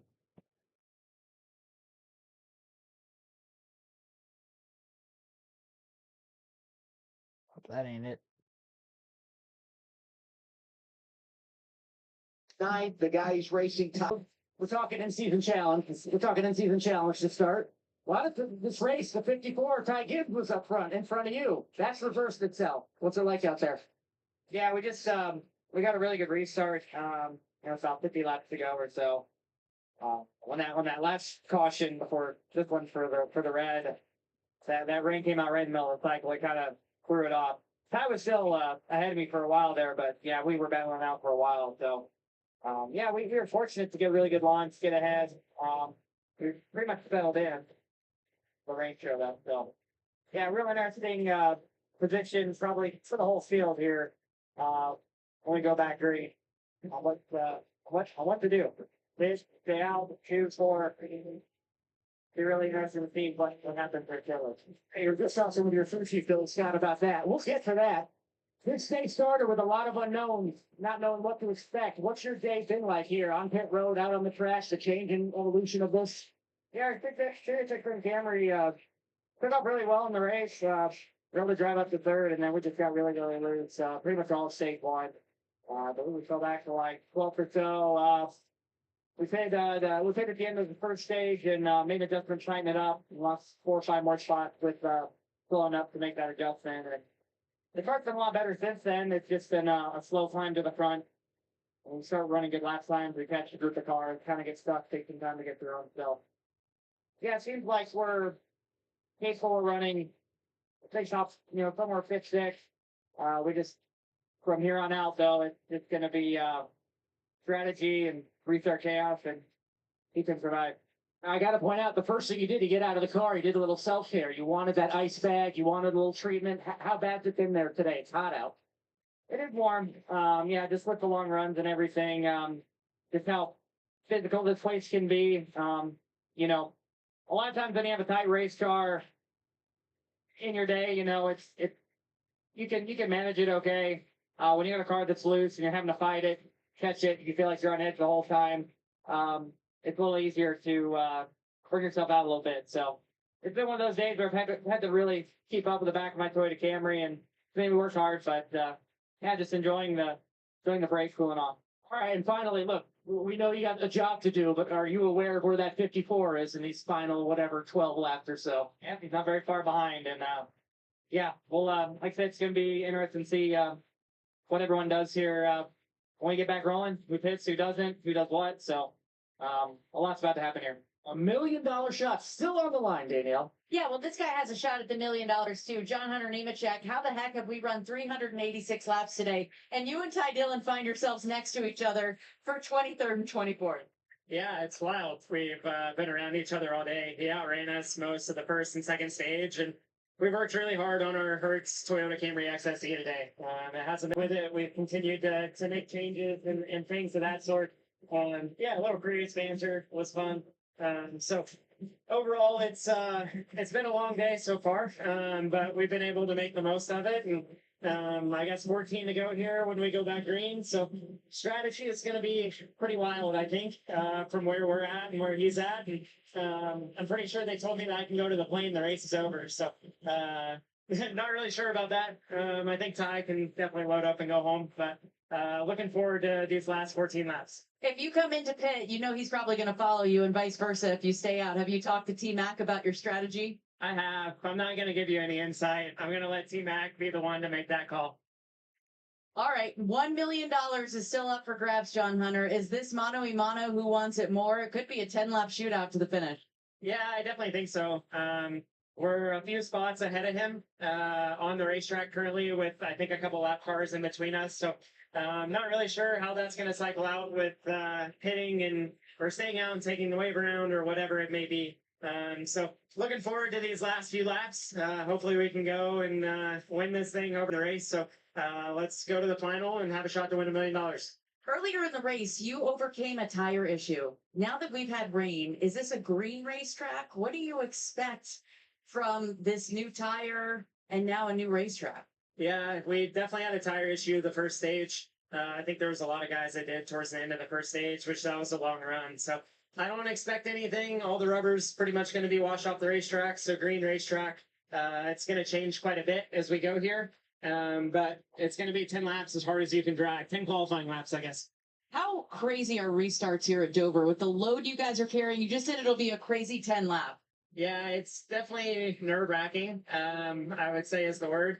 Getting into the corners here, you're shipping it off in there. All the aero effects that we kind of fight in intermediate tracks apply really big here as far as getting tight behind cars or loose, offset to the right. So it's, you have to be critical on the placement of your car on these restarts and trying to get through the chaos. But normally when you have late race cautions like this, they bring more late race cautions. So hopefully we can stay out of the mess if that does happen and be there at the end. How aggressive will you get with Ty Dillon? Are you prepared for contact? And what if there is contact with you two? I'm not going to say anything. I mean, we're racing for $1 million. I don't know. We'll see. Well, we'll see what John Hunter's willing to do. Right now, he and Ty Dillon still in the semifinals, Alan.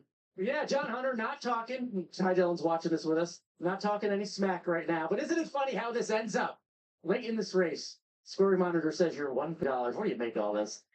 We've been battling all day. I hope everybody's enjoyed it. Our Seabass Camaro it's been solid. It's just been so tough to pass. You know, we just struggling to keep track position in front of the 42 where we were early.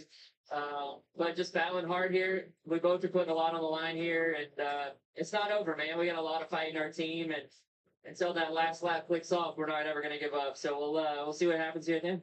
Talk about not happy maybe with how you raced him, how hard it was to get the 11 by the 10 car. What do you make of that doing on your own agenda and knowing everyone's scenario out there? It's just different right now. The 42 was behind us, and we were the lucky dog right there. So I had to fight as much as I could to try to stay in front of the 11 and try to separate space. And if caution comes out, we put a whole lap on the 42. So that changes our whole day. I get it that it's probably frustrating to him, but I got to do my thing. And it's just funny how these things work out, man. You know, like one week you're the hero, and next week they're all frustrated with you. So I'm just going to keep being me. We're going to fight hard and keep digging. Look, contact. Who knows what's coming? You want to talk smack? We gave John Hunter the chance. He passed. How about you? It's all respect, but it kind of goes out the window here the last couple laps. And John Hunter's done a great job. Their team's done a good job. But like I said, it's not over yet. We saw the message Ty sent in one of the final corners last week in Sonoma. We'll see what happens in Dover, Marty. Let's chat with Chase Briscoe. Started up front today in the second position and in 10th right now. I don't know how to summarize your day. You led 13 laps. You had a problem on pit road. I mean, it's been an up and down day for the 19 team. Yeah, it's been we've just been kind of 5th place to 10th place car all day. We're good, but we just need that a little bit more to be as good as, you know, honestly, our teammates in the 9 cars. So, yeah, unfortunate deal there on pit road. We were just really short on fuel, so, you know, cost us 6 or 7 spots there on that green flag stop. But, yeah, it's going to be interesting here at the end to see what guys do. There's obviously a lot of guys that need to get a win, and we're in this weird spot where we can get, you know, another spot in the points. So, yeah, the strategies are going to be interesting here at the end. I do not envy James, but yeah, our best first shot story has been good. I mean, we definitely need a little bit more, but see what we got here at the end. You're also in a very unique spot because you could clearly do something very contrarian to what the leaders do here on this pit stop. Would you be willing to stay out if everyone comes down pit road or something like that? Yeah, I mean, I definitely think if you can get the front row, you try to take that, you know, especially knowing that you have McDowell behind you, you know, Noah's back there. Them guys are going to must win, so they're probably going to stay out as well. And if you get a buffer, then that changes everything. So, Yeah, I think you're definitely see guys stay out if they can get the front row. If not, it's just a matter of maybe take 2 or 4. So it will definitely be interesting here at the end. We just talked to a couple of in-season challenge guys who are still alive. Do you notice that they are racing off maybe a little harder than they normally would out there, all 4 of them? Yeah, I know. I was like, man, what in the world? Like, why are we doing this? But now it makes sense why they were running each other so hard. So yeah, it's cool. You know, just another element to the race, and you know, it's pretty ironic that at the end of this race, you know, they're side by side, and then you know, Ty and Reddick are one spot apart too. So yeah, it's going to be a lot of fun here at the end. Real quick, I want to ask you about the conditions today. Denny went back to his fuss to put on a brand new suit. He soaked through it. He doesn't wear a cool shirt normally, but I mean, it's been 100 and brand new suit. He soaked through it. He doesn't wear a cool shirt normally, but I mean, it's been 140 and 40 inside the car. How different? I thought about actually going back and doing the same thing. It's been so soaked right now, but yeah, honestly, it's been fun. We've been slipping and sliding around. We don't race here in the middle of the summer hardly at all, so yeah, it's fun when you can slide around. It's certainly hot in the race car, but it hasn't been as hot. I feel like because I've been up front. If I was running 25th or something, it would probably feel really really hot. But yeah, it's been a lot of fun, and obviously had a good crowd here today too with the heat. So yeah, it's been a fun weekend. Chase Briscoe sitting in 10th right now as we wait for the track to dry, Adam. Yeah, you know, I think about Chase Briscoe not out of it today, but he'd love to be in the hunt next weekend in Indianapolis, his home track. They're drying things out here at Dover. We hope to be back green shortly on TNT.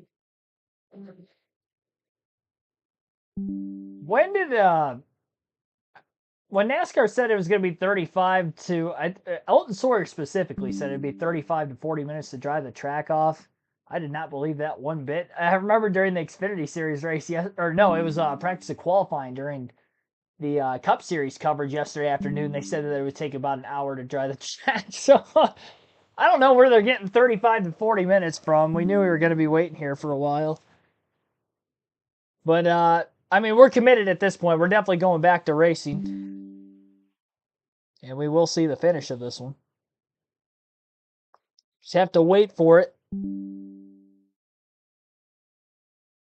I couldn't tell you exactly how much longer they have. I don't know exactly when they started drying the track, time-wise. Still 2 hours of daylight left.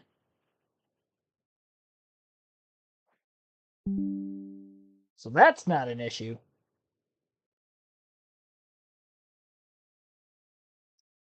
Big Lobsters from New Hampshire. Yeah, that's not a trophy, but it is cool. Especially if you're a seafood connoisseur. Sure, bringing home a lobster would be awesome.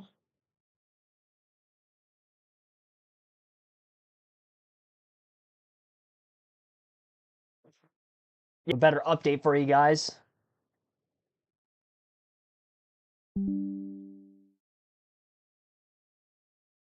Is that your doorbell ringing? Something's ringing? Oh, I realized the desktop audio was on the whole time. I didn't know you guys could hear that the entire time. Till just now. I'm glad you pointed that out. No, it was a notification. Keeps popping up when I'm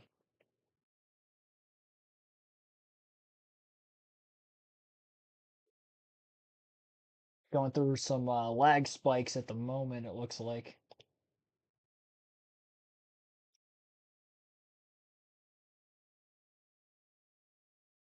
That's probably always on, and I've never realized it till just now. And the track, rains came, so the red flag is out.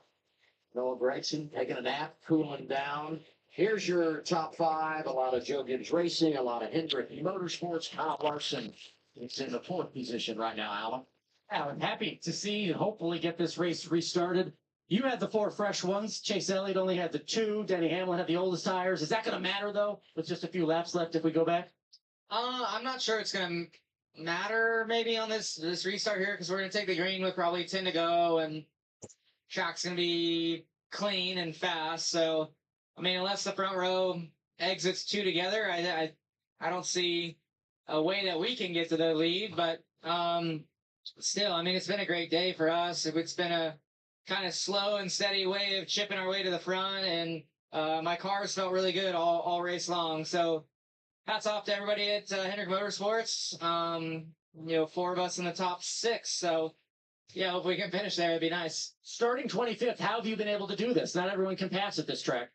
Yeah, I mean, it's just, you kind of just, I've been able to like get decent restarts and get a car or two and then settle in. And then my car's been really good on the long runs, and I can run the bottom better than some of the people in front of me, and was able to kind of just, like I said, methodically move forward. The green flag pit cycles have really, worked out in our favor. So we've just executed really to this point. So, yeah, I would have liked to just seen it go green to the end there. I felt like Chase and I were getting ready to have a good battle, and, now it could get a little crazy, but we'll see. Overall, I'm happy with how the day's gone, and it's been a good one to kind of, have so far. Yeah, you mentioned it. Look, by 5 standards, something of a slump, right, in the summer. How do you put that behind you? How have you been able to perform at this level?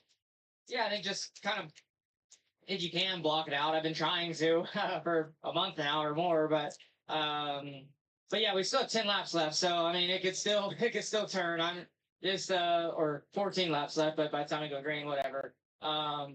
Yeah, so I don't know. Just try to execute this next restart, and if we can get a few cars in front of us, great. If not, just try to get the best finish we can. All right, Kyle Larson, realistic. Good day here. He had a good day on the dirt in El Toro the last few days. Might be a great weekend for him, Shannon. Yes, Alan, you heard him say trying to block everything out the way that the last couple of weeks have gone. He's also trying to probably block out the heat right now. Block that sun out right now. Yeah. Block out. I want to go where Noah was, just laid up there with the fan on me.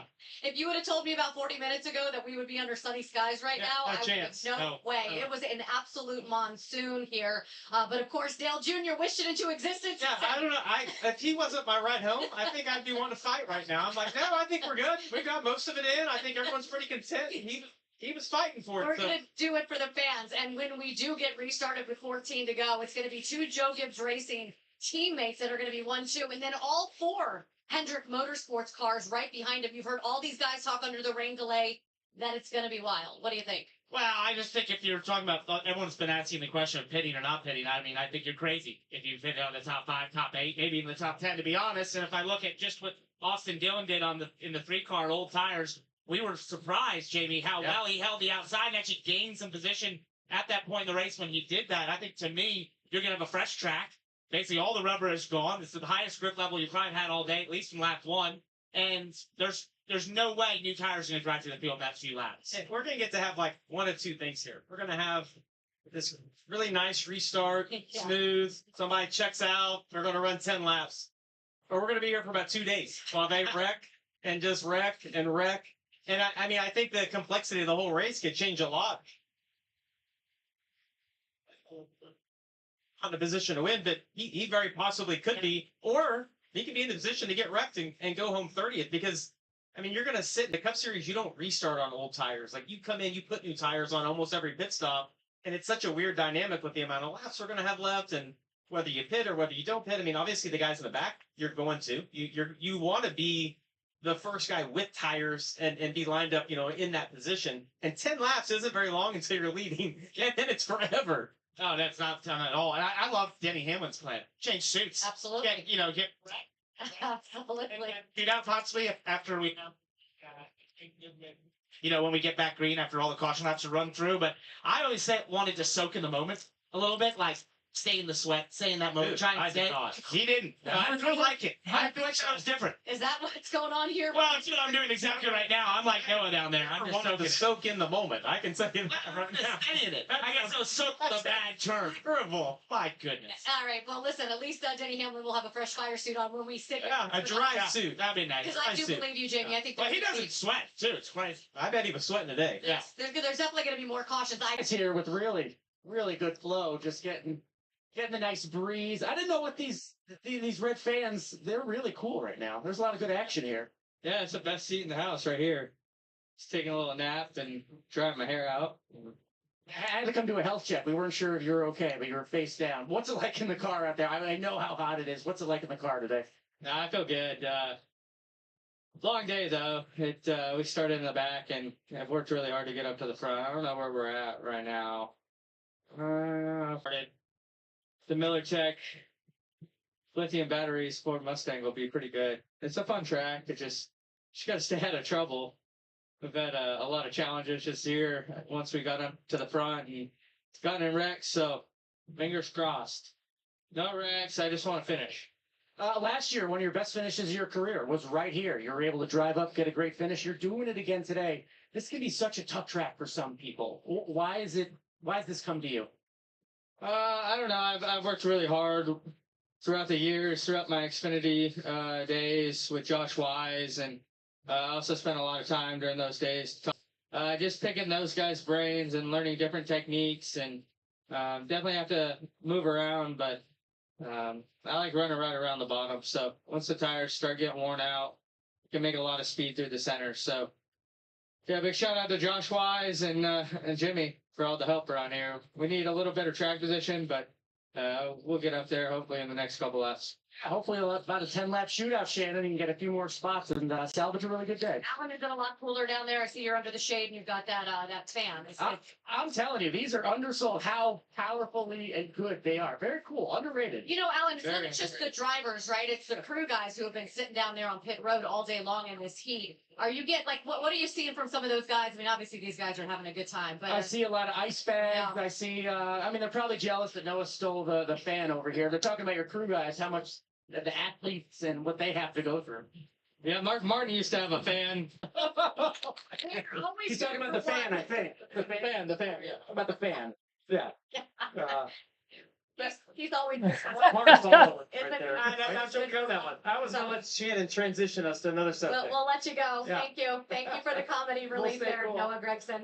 We're going to get you to a race recap because we've been under this red flag for just about 40 minutes. We've got 14 laps to go. Chase Elliott did start on the front row. He had the pole because of the NASCAR rule book with practicing qualifying rained out. He led a ton of laps but had issues early. It started with Shane Van Gisbergen. Yeah, it seemed like he had a tire going down Shannon. They had to come in, hit on the green, lost multiple laps. This was going to be early on in this race. And he was pretty quick at 19, couldn't hold him off there for sure. And I feel like at the end of the stage, he just looked really decent.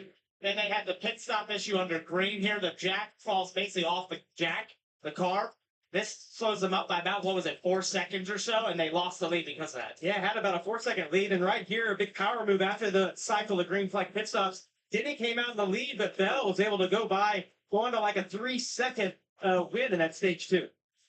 You see these two guys, they're battling for that $1 million in the in-season challenge. Ty Dillon has just been such a breath of fresh air for this entire thing. He's been so fun to watch. And you saw him move Alex Bowman out of the way 1 week ago at Sonoma. So you know that he's going to do, oh, goodness, them fighting. That was a moment. Them fighting Sure. It's right there. A moment. That's a good way of saying that, yeah. But those guys are running super close to each other. They all have. It's been we talked about how good of a matchup it has been, and you see right here, a little friendly contact.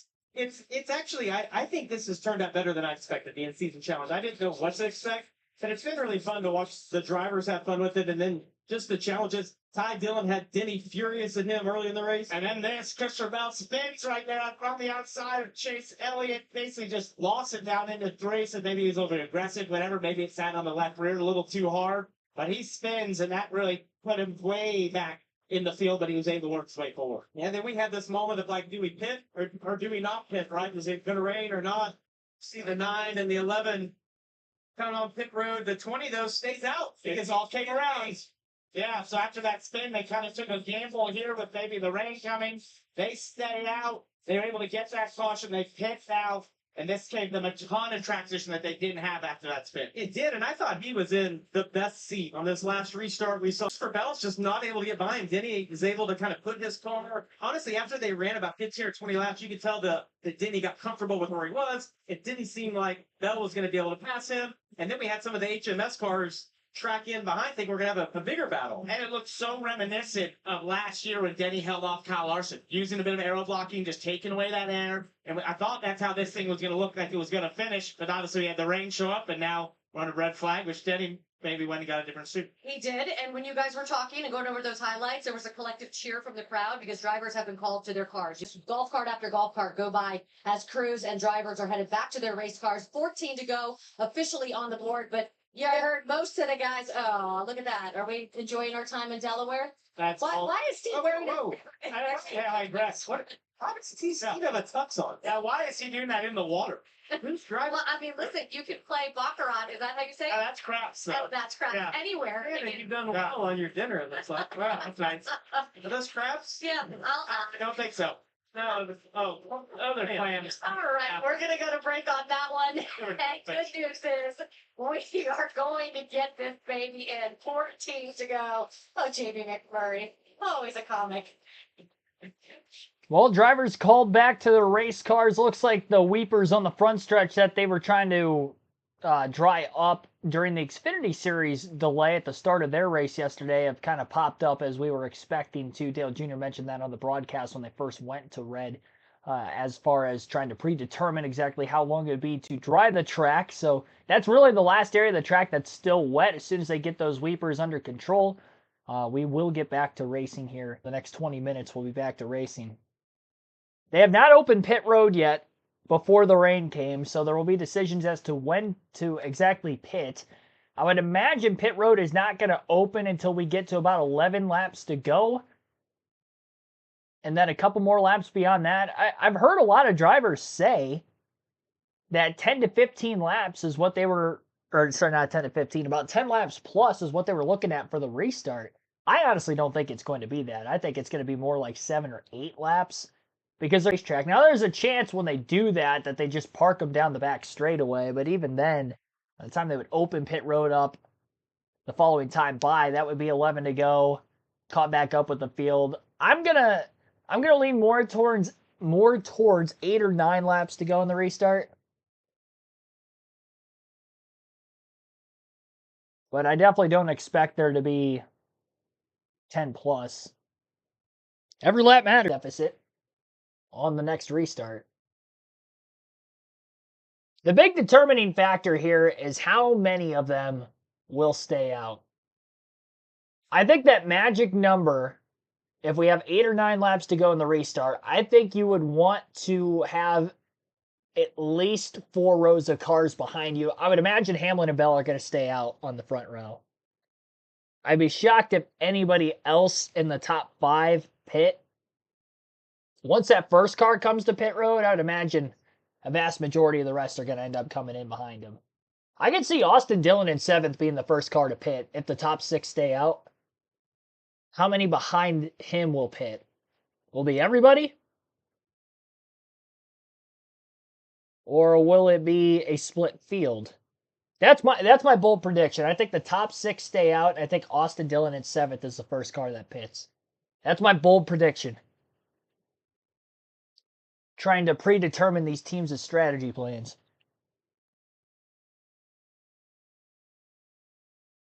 More boring race than Sonoma Raceway last week.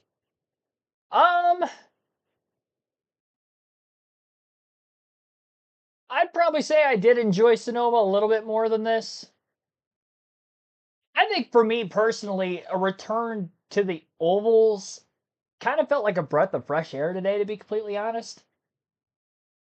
I don't have as many negative takeaways from this race, I guess, as what a lot of people are probably going to have. On it, at least. Like the first half of this race in particular, I was like, man, it's just good to see cars turning left again. It's kind of how I felt. As the race has played on, yeah, dirty air becomes, I mean, it's a problem. We saw this with the Dover race last year, too. Hamlin and Larson. This year it was Hamlin and Bell as far as the finish goes. It's hard to pass. Hard to pass. Hopefully we get that more horsepower sooner rather than later. Let Larson stay out. I have Bowman and Byron. Bowman might stay out, but Byron's for sure pitting. There's no way I think Byron lines up in 6th. Steve Letard says Byron's going to pit. Or what you need for the rest of the year, right, Dale? We've had this conversation, and I like what Adam was saying, or excuse me, Adam.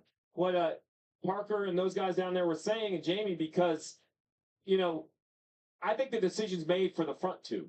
But then it's like, what do you do? How far back do you want to start on old tires? And what's on the line? I think last week at Sonoma, we saw more stay out than I thought, and I think it's going to be that way again. Yeah, I don't like this. I mean, you don't have the rain delay, but you had that like yellow.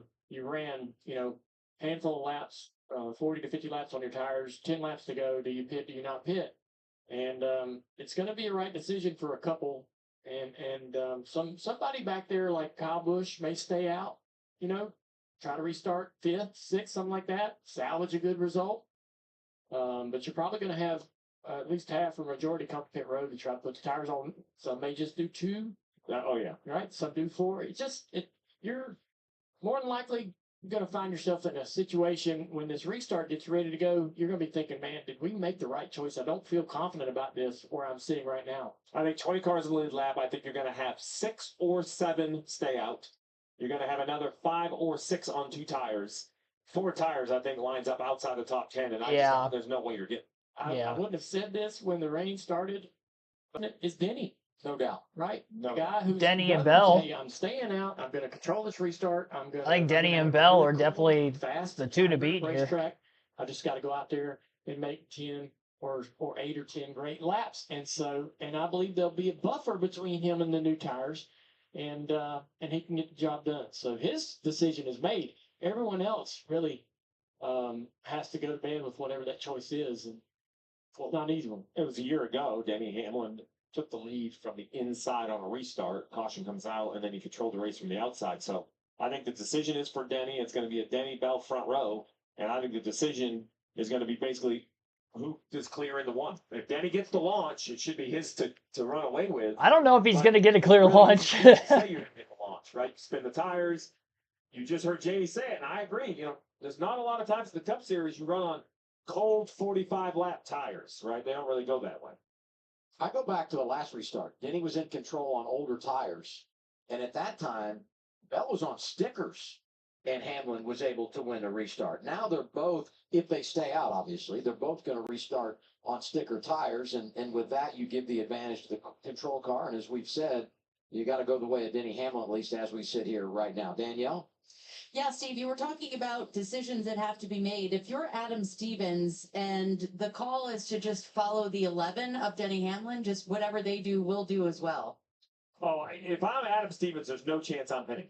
Because I'm Nope. either the leader in the 11 pits, or I'm front row. And I would just, you were on the front row. When I look at the running order, I can make, if everybody starts to pit behind you, then to your point, a Busch, a Bowman, there's guys back there, Wallace, who's in 12th. If he can restart in top 4, he can jump 6 guys. He's not coming to pit road. We saw it last week when SVG stayed out. I thought the 19 should have pitted at Sonoma. I was absolutely wrong because 9 guys stayed behind it. Chase Elliott barely got there on new tires last week. So, and I'm not thinking we're going to get 10 green. I think there's a pretty good chance we could have another yellow. I've seen it a million times too. You put new tires on in these scenarios. It's late in the day. I mean, this couldn't be a better situation for the old tire. You put those new tires on and they just do not drive through the field. And we've seen how hard it is to pass today. So I don't know. I think you got to stay out on the racetrack. How about this? The winner is on old tires. Yeah. I don't know who that is. That's what I would bet. But I don't believe new tires can win this race. But I look as we start handicapping how many are going to come down pit road. Top 4 have a win. And then you go to 5th, right? And Alex Bowman, he doesn't have a win, but you think about what they have done today to help their cause in relation to the cut line. He's gained almost 30 points to the cut today at plus 59. There's no way you run the risk of you can't win minus 43. He has to do something contrarian. Right? Like 43 is not going to get it. You're going to have to try to win a race or make a big chunk. So for him, and then you go look at, you got Zane Smith, Keselowski. Keselowski has said for weeks now, some monthly, he's back there at 15. So I think it's going to be a real mix of decisions. I think Kyle Busch is in a tough spot because 43, most would say, history would say, must win if he's going to make it into the playoffs. But a lot can change when you look at the races that we've got coming. And so you can't afford to fall any further below the cut line if you're going to get in on points. But as you said, at some point, you got to make a tough decision, a little bit of a Hail Mary, see if you can make something happen. And it's about time to figure out what everybody is going to do. The pontification is about to end because the cars are... Pontification. I love that word. I need to start using that more. Thank you, Adam. First time by. Well, they've got a lot of trucks back here, Steve, that are going to pass through pit road right over the top of where the cars were back here in 3 and 4. A lot of trucks sitting over there to make that pass. And then I think we're good to go. We got one that won't crank. That's going to hurt us a little bit. A couple of them won't crank, it looks like. Red flag was 56 minutes. So everybody here at Dover doing an outstanding job of getting this track. 56. NASCAR said 35 to 40. I knew it was going to be an hour. Absolutely. Coming off this They were just trying to get people not to tune away. right there. I think we have one car we have to push off on pit road right here in front of us. Denny's probably sitting there going, this is well below pace speed, in my opinion. I believe we should be going faster than this. Oh, yeah. I think we're coming back to an open pit road. We can get Busher back in his position. Because he had to get pushed off. Now, look, he has every right to get, when NASCAR red flags you, they're going to help you get refired again. Yeah, they basically got field stop now off of turn 2. Pace car. It's hard to hit the sweet spot if you're NASCAR and when to lift the red, when to send them off, and how to manage that, because there's always a few little items to button up on the track. You don't know exactly how long that's going to take. I mean, if you're Denny Hamlin, you're sitting here saying, why are we stopped? We pulled off the racetrack, we lifted the red flag, we're under yellow flag, right? If he doesn't win this race, he might come back to this one and go, man, There's 2 more laps we could have burned off. yeah, why did we stop on the track? That's something that maybe unprecedented. But we're getting closer and closer to having this done as we do this pass down pit road. Marty. Hey, Junior, so Denny knew they were going to, quote, pause. NASCAR told all the teams, we're going to pull you off pit road, and we're going to pause in turn 2 because you see where the cars are lined up, Junior, that cleaned up. So that's why all those trucks right now are trying to clean up that outside lane. So Hamlin knew, Chris Lambert told him as spotter, hey, we're going to pause in turn 2 until they get that cleaned up, trying to maximize the laps here, and then we'll roll once pit road is ready. Well, the last thing you want to do is leave something undone and have Watch like all this wait just for like the top 5 not to change and end up finishing in the same spot they were running anyway. Either that's going to happen or all hell's going to break loose. Since we're stopped over here, I would No in between. in the flag stand as opposed to the yellow flag. And once we got everything clear, so I'm of the opinion they either need a red flag or a roll. Yeah. Can't stop under yellow. It's one or the other. Yeah. Kind of how I would do it too, but. And again, if I'm Denny, I may know that information, but I don't know that I love the fact that, we're not going to click under the red flag and you started thinking about your decision. You budgeted at least a couple of more laps under caution before we return to the green flag, right? Right. I love the games on pit road too. There's every team has tires on the wall. Of course they They're do. warming up. Oh yeah. Which if you're a crew chief, a pit crew member, you should just assume you're pitting. You just do, the play's getting ready to get called in by the head coach. You're going to have to execute the play. Backup quarterback. You got to be ready to go in on the next play, right? That's it. Drew Bledsoe goes down. Tom Brady can make a career. You just never know when it's going to happen. Just slid that right in. I did. We got Rainbow to my left. I had to throw the Tom Brady. We got the scientists giving us weather stuff. Big 12 college football coming to the Turner family, and that works this fall. Nice plug, Adam. You like that, didn't you? Well, I mean, in case anyone's wondering, Steve is from New England, and he is a Patriots fan, just so you know. And Adam, where are you from? I'm from Indianapolis. Next week. Boy, what a rivalry it was. Cars are rolling, and there were some weepers over at the end of the back straightaway underneath the Exalta overpass at turn 3 that they were working on. And the cars are getting ready to go through that area. So we get a good look at if that particular part of the track is good to go. Pit road light is green. There it is. So then he's going to see that right there. Probably make a comment to ask NASCAR to take a look at it. A comment or 2 or 3. Right? Yeah, I mean anything to kick off a lap or 2. It's the way you got to play the game. Close pit road. Still got a couple trucks leaving the apron of turn 1 and 2 where pit exit is to not hit the open pit road. Yeah, I figured they were going to open it with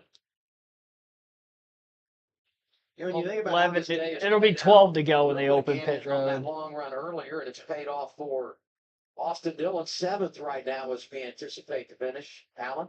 Yeah, having a great day and trying to maintain that. Look, they're not the Hendrick cars. They're not the Gibbs car with all the speed. So there's a lot of talk on the radio. What they should do about this pit strategy. They're running through all their computer programs trying to simulate what may happen if they pit. With 4 new tires, they think the best they can do is get back to about 11.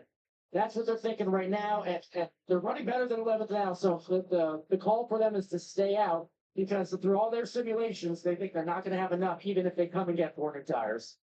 To make things more complicated, we show you the flagman vigorously waving the closed flag because the pit light is malfunctioning.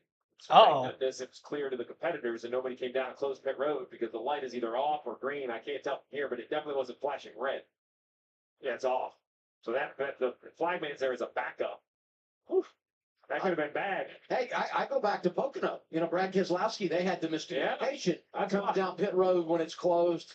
Major negative impact on them. William Byron radio, he's 6th right now. I think we will line up 12 or 13.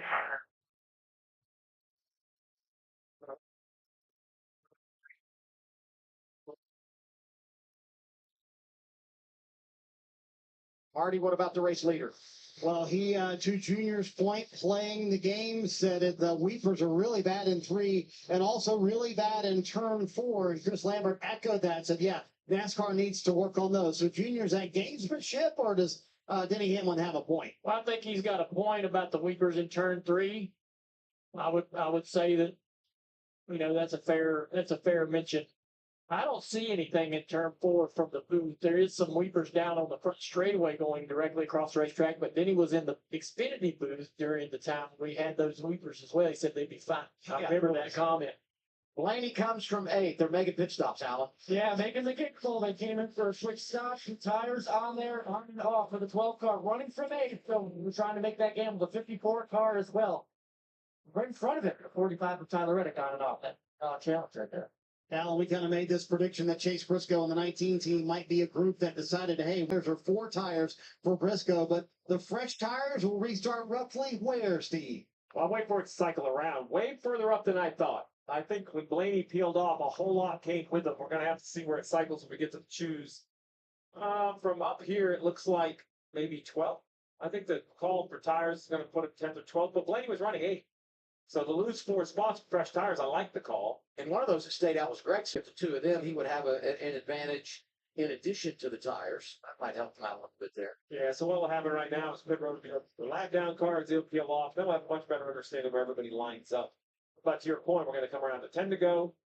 We're going to restart with probably 8 to go. Yeah. Top 7 for sure stayed out. And I talk about the top 7, not as they run now, but as they were running prior. So new tires will come to the choose 9.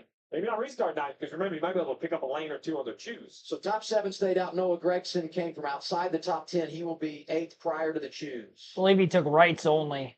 Let's Gregson. hear from our pit reporters and begin things off with Alan Devon. Well, Kyle Larson started this race. I was close. I said that Austin Dillon would be the first to pit in 7th. Ryan Blaney was the first to pit in 8th instead. So 8th on back, all came in. Top 7 will have old tires. Honestly, I thought more cars were going to maybe stay out. I'd still like to think Hamlin and Bell are in the best spot. We also don't know if we're going to catch another caution because I can easily see having another yellow 10th, 11th pick up on the drivers and old tires on the restart before the caution comes out is going to dictate whether they could get them on the next restart or not. If we were to see a crash at some point, which I would not doubt that there could be. See if the field gets 1 to go this time. If they do, we'll have 8 laps to go in the restart. Denny Hamlin, again, is our race leader. Top 7 cars stayed out. Denny Hamlin will be the leader. Christopher Bell 2nd. Chase Elliott 3rd. Kyle Larson 4th. Alex Bowman 5th. William Byron 6th. Austin Dillon at 7th. Noah Gregson took right side tires only. That's why he won the race out of the pits. He's in 8th. 4 tires for Tyler Reddick on back. So Reddick in 9th. Chase Briscoe 10th. Ryan Blaney 11th. And Ty Gibbs in 12th.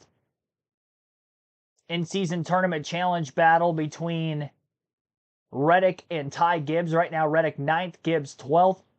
And then between Ty Dillon and John Hunter Nemechek. Nemechek is 22nd, Ty Dillon 24th, and they are both 1 lap down. And they're the first cars that are lap down, so if we Getting set for the restart here at Dover Motor Speedway. Denny Hamlin and Christopher Bell will be the battle for the race win. Hamlin on the outside of row 1, Bell on the inside. Gregson's outside row 4 with those fresh right side tires, and then row 5 is where Chase Briscoe and Tyler Reddick will be running. Briscoe on the top, Reddick on the bottom. I don't think the Weepers on the front stretch are really going to do much here. What will the fire-off be between Hamlin and Bell on these old tires? Will any of them have a slip-up? We'll have 8 laps to go. Green flag is going to be in the air. We're back underway. Hamlin gets a pretty decent launch. Christopher Bell slides his rear tires but hangs on side by side with the 11 as they race down towards turn 1. Bell with a nose out in front of the 11 of Hamlin. Bell slides the rear tires down to the bottom lane just a little bit, and Denny's got his nose out in front, half a car length clear. Bell side drives heavily on that left rear corner panel entering turn 3. Hamlin and Bell are still side by side for the lead as they head for the exit of turn 4. Larson! Gregson hits hard against the inside wall, same for William Byron, as they crash trying to miss the wreck in front of them. 7 laps to go. Bell was going for broke for the second time. He spins out while being side by side for the lead on a restart today. But this time, he is not going to be able to recover.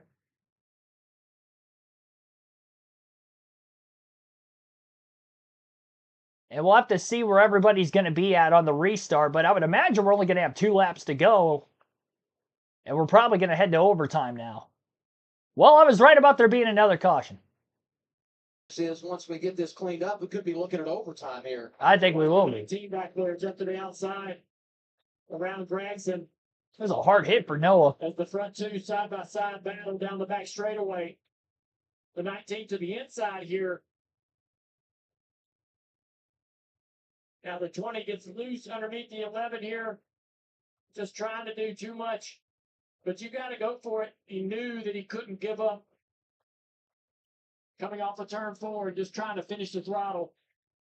Lots of power, a lot of steering wheel. Back combination for a car that has already spun out once into turn 3 today.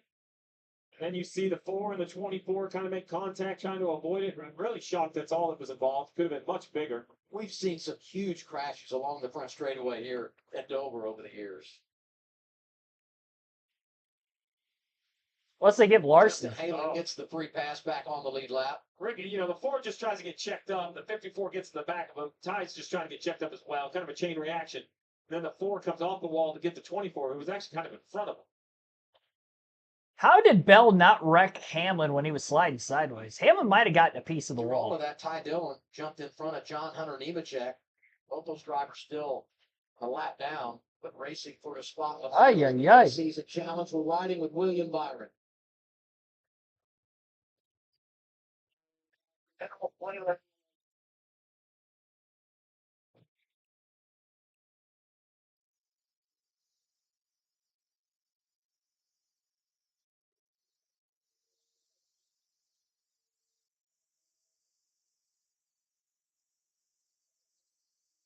Here to get out of the gas and keep it out of the wall. Hell of a job driving that thing.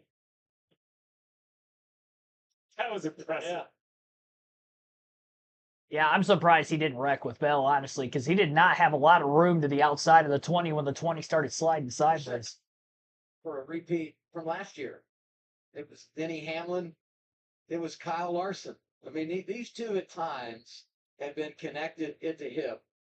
And you think about what they've done this season. Both drivers have won 3 times in 2025.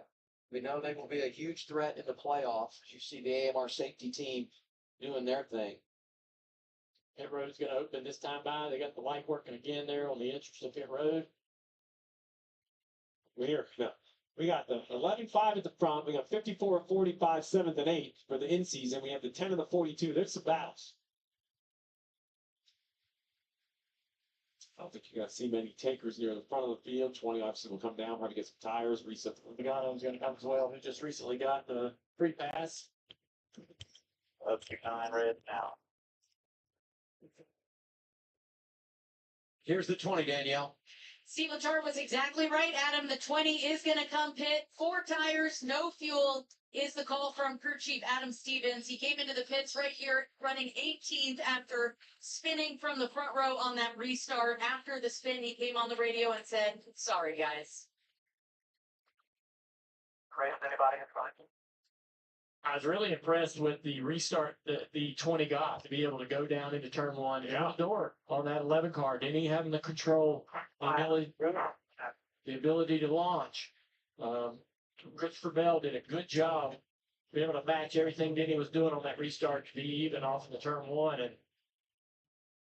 Well, I think we've seen why that pass is so hard all day, right? The 20, if that went 50 to go, he would have just been easier back up throttle and would have been passed off the corner by the 11. But that's not really an option, right? He just gets in the gas, carrying the speed required to try to win this race. And the rear grip just wasn't there. I wonder what he learned from. Yeah, Briscoe in fourth is going to be the first one on fresh tires. I think he's going to be the one to beat here. He was my sleeper pick for the win today. Just throwing that out there. I didn't think this would be the way he'd be able to get it done late. Bubba Wallace in sixth also has fresh tires. Ty Gibbs in seventh has 4 fresh tires. Of those on old tires at the front of the field, it would be Hamlin in first, Larson second, Elliott third. I would imagine Briscoe's probably going to have the inside of row 2. I would imagine Chase is going to take the outside of row 2. But either way, row 2 with fresh tires, I think Chase Briscoe's in a great spot here. Had we stayed green those last several laps, I don't know that he would have made that deficit up. But with one of the cars that were in front of him wrecking, Byron, I believe, might have been in front of him as well. But still, he's in a great spot. Had it stayed green, I don't think he has as much of a chance to get through the 3 cars in front of him. But now he can pick one of them off on the restart, maybe 2, depending on what line he's going to be in.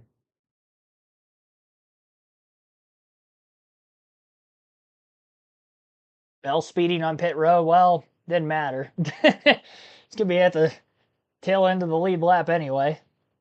Scored in 20th after the spin. I don't think Ty Dillon nor John Hunter Nemechek got the free pass, so they're still a lap down in 21st and 22nd for the battle for the in-season tournament. And then Ty Gibbs and Tyler Reddick 7th and 8th, with Gibbs ahead of Reddick. So both separated by 1 position on the in-season tournament battles as they come to an overtime restart at Dover to advance to the finals next week and a chance at $1 million at Indianapolis. Race for the win, obviously, on the line here with 2 to go at Dover. And what was a fairly tame race has just been flipped upside down with the late rain shower that we had in the final incident. And now an overtime restart with 2 to go. Briscoe is on the outside of row 2. I really like his opportunity here. He's got a great shot to get to second by the time they get off of turn 2. And I think Hamlin's a sitting duck. I think Briscoe's the one to beat here on this restart. I really do. Unless Hamlin spins the tires and he gets boxed in, I think Briscoe's the guy to beat. And this extra caution has absolutely hurt Kyle Larson and Denny Hamlin, who will be on the front row this time around. Lights are out on the pace car. And the pace car heads to pit road. All right, Hamlin and Larson, this could get ugly. Because these two might not race with the utmost respect for one another. We'll see. Green flag back in the air. Hamlin gets a great push from Briscoe. And that's going to get the 11 going into forward momentum. Briscoe's trying to get clear of anybody as soon as he can so he can have an open room to run to try to go after the win. Briscoe to second. And he has Hamlin all alone in front of him. Crash back straightaway. I would imagine that's going to lead to a caution. Caution flag is out. We're going to do this all over again. Hamlin did not get to the white flag. And we're going to have a second overtime restart. And now it's Briscoe versus Hamlin on the front row. Briscoe obviously on fresher tires, but Hamlin will get the ability to launch first.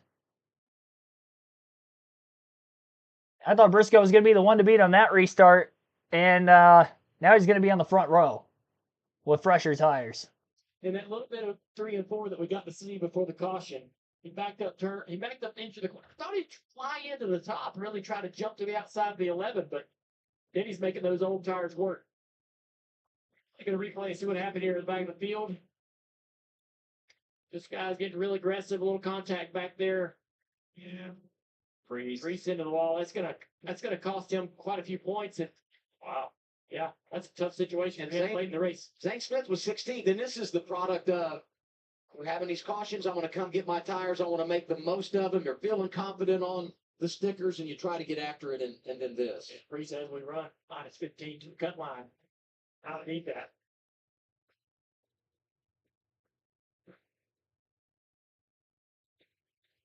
It gets so narrow down that back straightaway when cars are bouncing off the outside wall, bouncing off the inside wall. I feel so lucky to be able to get through something like that. Eventually is the key word. Are they coming down in front of you? Do you need to go right, left? You know they're moving left. Well, all right, we got the 11 of Hamlin. 19 of Briscoe now. I will say a couple of heat cycles probably has taken a little bit of speed out of the 19 tire, but we heard about the request to move the fuel switch. And this adds more laps to the finish of the race. Otherwise, they weren't too concerned about it. But yeah, I mean, their last pit stop was well within the window, but remember, their goal was to finish these things about on empty for total weight. Too, with the banking of the track and picking up and all that good stuff, you got to make sure you got to have fuel in the pickup and through the line, not have any problems there. Hey, breaking news, Ty Dillon gets the free pass here. Oh, that's huge. On the lead lap, Nemechek remains a lap down. That means So, we don't know how this is going to play out. We can give us the caution. I didn't tell you this, though. He's going to be tail end behind on the lap down cars. He's not racing anyone. If Ty Dillon engages and gets in a wreck, that he's not understanding the situation. I would have my mitts on. Y'all go ahead. I'll be there in about a quarter mile. I'll be behind. Finish a half a lap behind It's everybody. unbelievable. He's done it. I mean, Done it again. Now, I will say, though, Nemechek will be in the free pass position once we go green. So we get another quick caution. Nemechek could get the free pass and join Ty Dillon on the lead lap. But as of now, things look really, really good for Ty Dillon. oh, yeah. He's cruising around there. Big smile on his face, I'm sure. Things look good for Gibbs, too. I mean, he's 5th. Reddick is 10th. And let's get back to how this all went down. These two have been duking it out all afternoon. That's the 10. The tan car on the bottom, 42 of John Hunter up top. You got Ricky Stenhouse kind of in the middle. Just a great move by Ty Dillon around the bottom. Gets that position. The 32 seed, and he's a white flag away from going to Indianapolis, where he's won in the Xfinity Series, from winning and having a chance to compete for one. And there's no chance as the 32 seed that he's not going to be like the Cinderella favorite, right? I mean, it doesn't matter whether it's against Gibbs or Reddick. If he can advance. Ty Dillon t-shirts will sell out this week. No, I'm telling you, well, with one less, we had John Hunter tear it up. This has been some kind of day. You know what I mean? Every week we go and do this, and you're just never quite sure what you're going to see. And 1 week just seems to top the one we had before. Yeah, it's such a normal race, Dover race going, and then we went to the rain and the overtime, and here we are. Another 10 minutes of no rain, and this thing would have been all done, and we would have said pretty normal day at the office, and it's been anything but. Brian Priest continues to circle the racetrack. Still on the lead lap, back in 19th. Danielle? We're here with Chase Briscoe's crew chief, James Small. James, this is why you get paid the big bucks, and so does your driver. What do you tell him? Pressing decision here. So, yeah, one more to go here, hopefully, and hopefully we can get past the 11. Best of luck. Thank you. Adam? You know, it was funny, under the red flag, Denny said, I'm going to go change my driver's suit. I'm going to make sure I am fresh and ready to go. Briscoe's like, I don't know what I'm going to do. That's a decent idea. I don't know if we have a chance. Kind of an aw shucks. And here he is. I won't say in the driver's seat because he's not the control car, but we've talked about the tire situation. Could he get win number 2 with his team today? That's going to be a big test for Hamlin right here. See, Larson chooses the top third. Yeah. And Larson's going to have to give Denny Hamlin a massive push for Hamlin to have a chance to try to clear Briscoe. If he clears him, then Hamlin's got a shot. But if Briscoe's side by side with him, even halfway through the first turn, I don't see any chance that Denny Hamlin holds on to win this race. And I think this is Chase Briscoe's race to lose on the front row with about 50 lap fresher tires than those around him. I know these guys have been through a couple heat cycles now, but he's got 50 laps on his tires. I mentioned they didn't matter much when it was 6 laps, but 50, yeah, I don't know about that. That's it's quite a bit. Obviously, Briscoe's able to take care of a couple spots each restart at a time, and now he's up to second. Next highest in the running order with those on fresh tires will be Gibbs and Wallace, 5th and 6th. So Bowman in fourth, still on old tires, and then obviously Hamlin the leader, Larson third. Larson will be on the outside. Actually, Gibbs will be outside of row 3 on the restart. Wallace outside row 4. Bowman, Elliott inside of rows 2 and 3 behind Briscoe, who was a lone guy to kind of get through these guys on the old one. Again, our second overtime restart at that. Green flag in the air. Great launch by Hamlin. Briscoe spun his tires getting through the restart zone on the inside lane as he leans on Hamlin on the front stretch as they head for turn 1. He did not want to let that 11 car get clear, and up off the exit of turn 2, Hamlin is going to do whatever he can to stay to the outside, and he does. Great job by Hamlin for a half a lap, but how much longer can he hold on? Chase Briscoe down on the bottom. You would think he's got an advantage, but off of turn 4, Hamlin still holds door to door. And they're side by side for the lead as they make contact at the line. Denny Hamlin is clear. What a pass by Hamlin, and now he blocks Briscoe as Briscoe overdrives 1 and 2 in the dirty air. Unbelievable restart on old tires. Denny Hamlin is going to do the unthinkable as he comes through 3 and 4, and he holds off Chase Briscoe. He had to have the restart of a lifetime, and he got it. Job well done there. That was shocking, to say the least. Denny Hamlin wins it. At Dover, boy, did he have to earn it on that one. How did he hold on? Obviously, the cut for Hamlin to clear on entry into 1 on the white flag lap, but the fact that he was able to charge the outside on those older tires and stay with the 19 for a full lap before he was able to pull clear. I mean, you're not going to really see a better restart than that. That is unbelievable.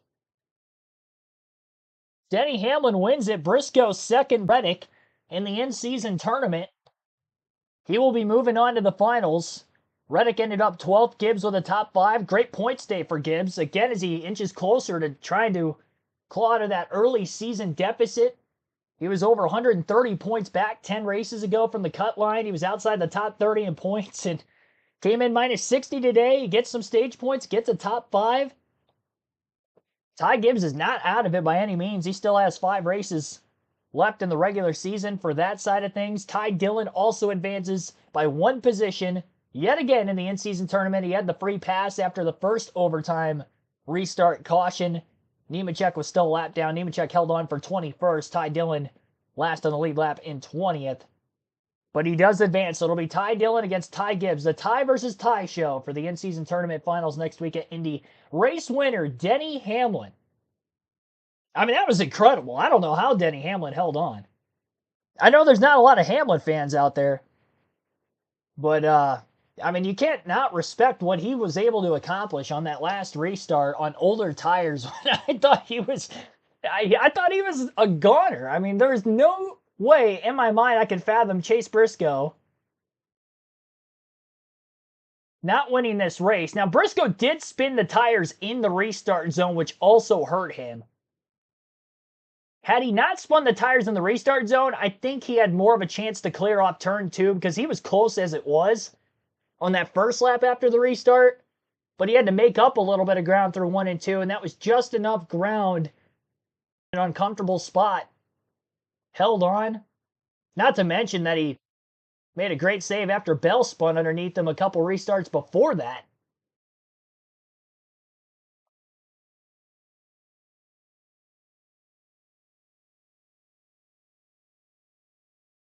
And here is your race winner, Denny Hamlin. We'll go through the rest of the finishing results here when we get out.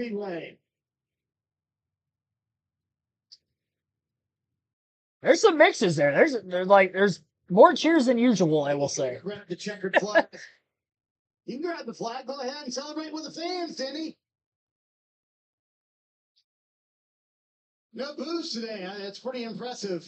I don't know about You no said booze. the hard way. Why was this one hard? Well, yeah, things are going pretty well there before the rain, and then obviously had to endure a few restarts there. But yeah, it was tough. Those guys gave me a run for it, no doubt about it. But this whole Progressive Toyota team just did amazing. Done an amazing job. You know, winning here in Dover is super special to me. This is a place that I've not been very good at.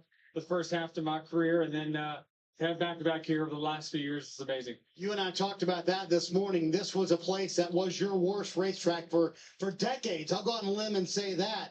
Is there any racetrack you worked harder on to get better at than Dover? Well, I just studied some of the greats here. I was very fortunate to have Martin Truex as a teammate. Jimmy Johnson, watching him win 10 times here.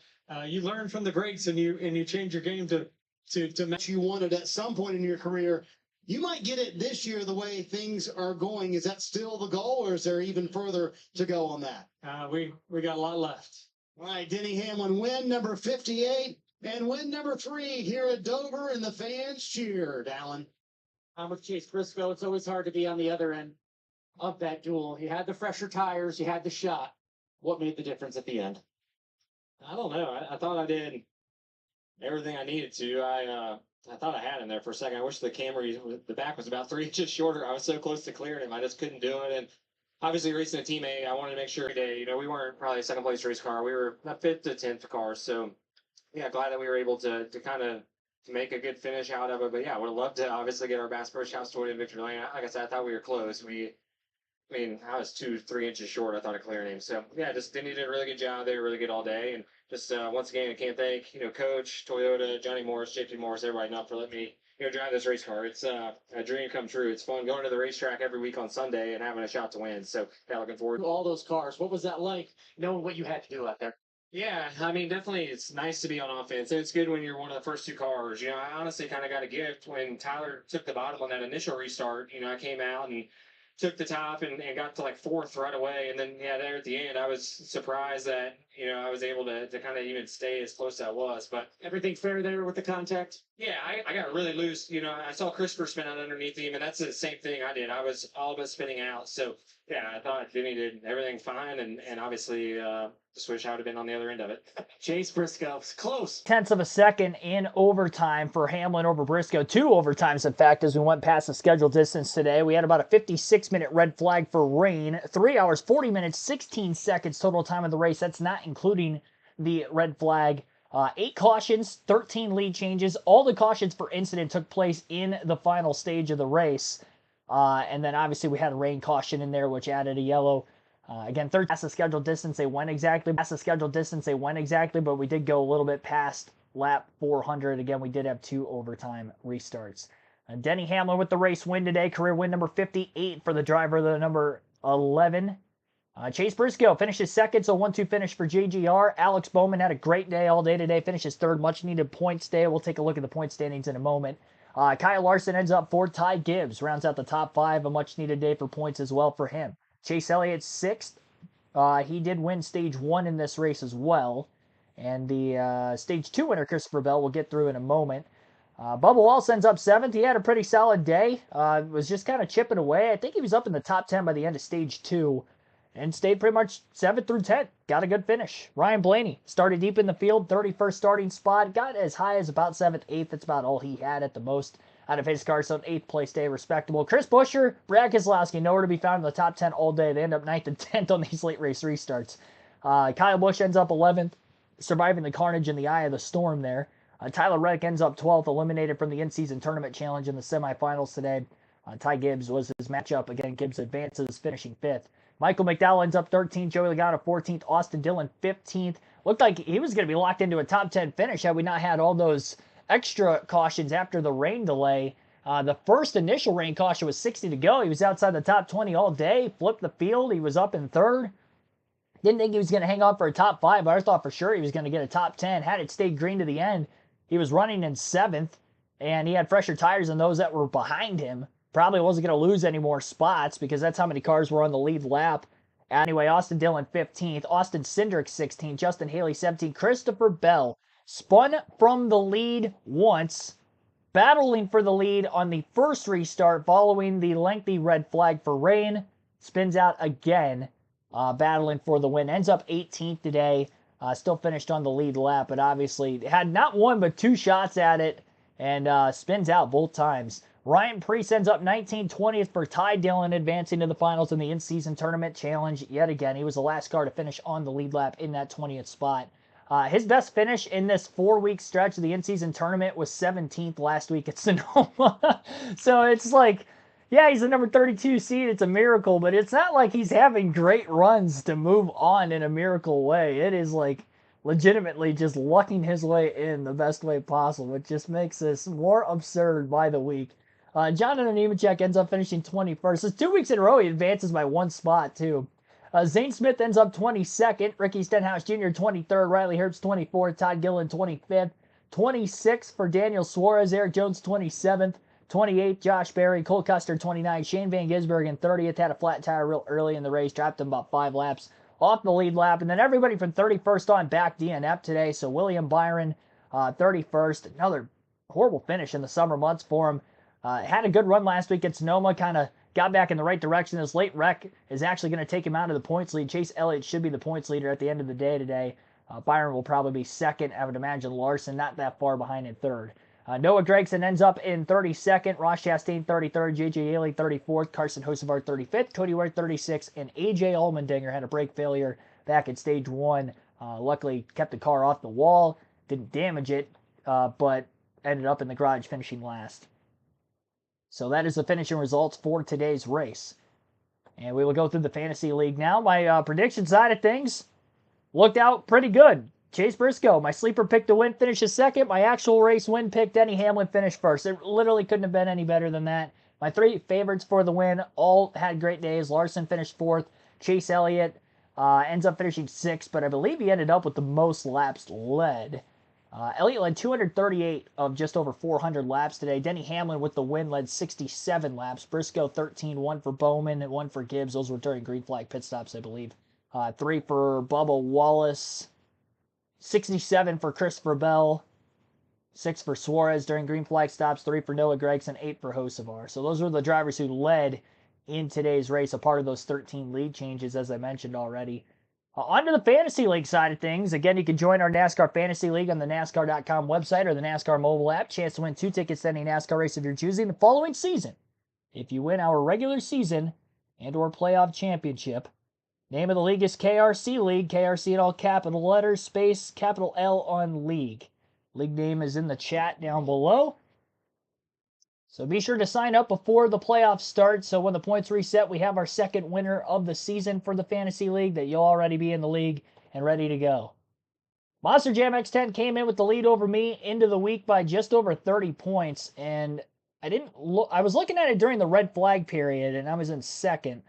And I still ended up second because we didn't see a lot of change at the very front of the leaderboard, at least for those that were on my fantasy team. They all had good days. Outside of Christopher Bell spinning, he was the only one not to have a good finish. I had Hamlin, who won the race. Chase Elliott, who scored the 3rd most points today with a stage win, ends up finishing 6th. Chase Briscoe, runner-up. Kyle Larson, top 5. And Bell at least had a lot of stage points before his 2 spins today. So, yeah, pretty good for me. I'll take that. 237 points. CRN Corona, though, wins this week with 239 points. So one up me by 2 points. P-Chat Motorsports, 234, finishes in 3rd. The Plow V3 in 4th. Hercules Harrigan tied for 4th with 228, as well as, again, 228 for the Plow V3. Our points leader coming into the week, Monster Jam X10 with 199, ends up 13th. I think, let's see here, that's a 38-point gain for me. I think it was a 37-odd point, somewhere around there, deficit. It's going to be very tight. No, I was closer to 60 back, so I was 60 back, 38 gain. We're going to be 22 points back. So Monster Jam X10 does hold on to his points lead, but it narrows up quite a bit from 60 to a 22-point lead with 5 races to go. All right, well, that's all I've got for today's race. Be sure to hit the like button if you haven't done so yet. Subscribe for more NASCAR content. I'll try to get the finish uploaded onto the channel tonight, hopefully. I wasn't able to get that uploaded until the following day last week, so hopefully I can get that uploaded here soon because it was an interesting one, to say the least. Denny Hamlin. Thanks for everybody tuning in on this Sunday afternoon. Last thing we have to do now is go over the start times for next weekend. So let me get that up on my phone real quick and check to see.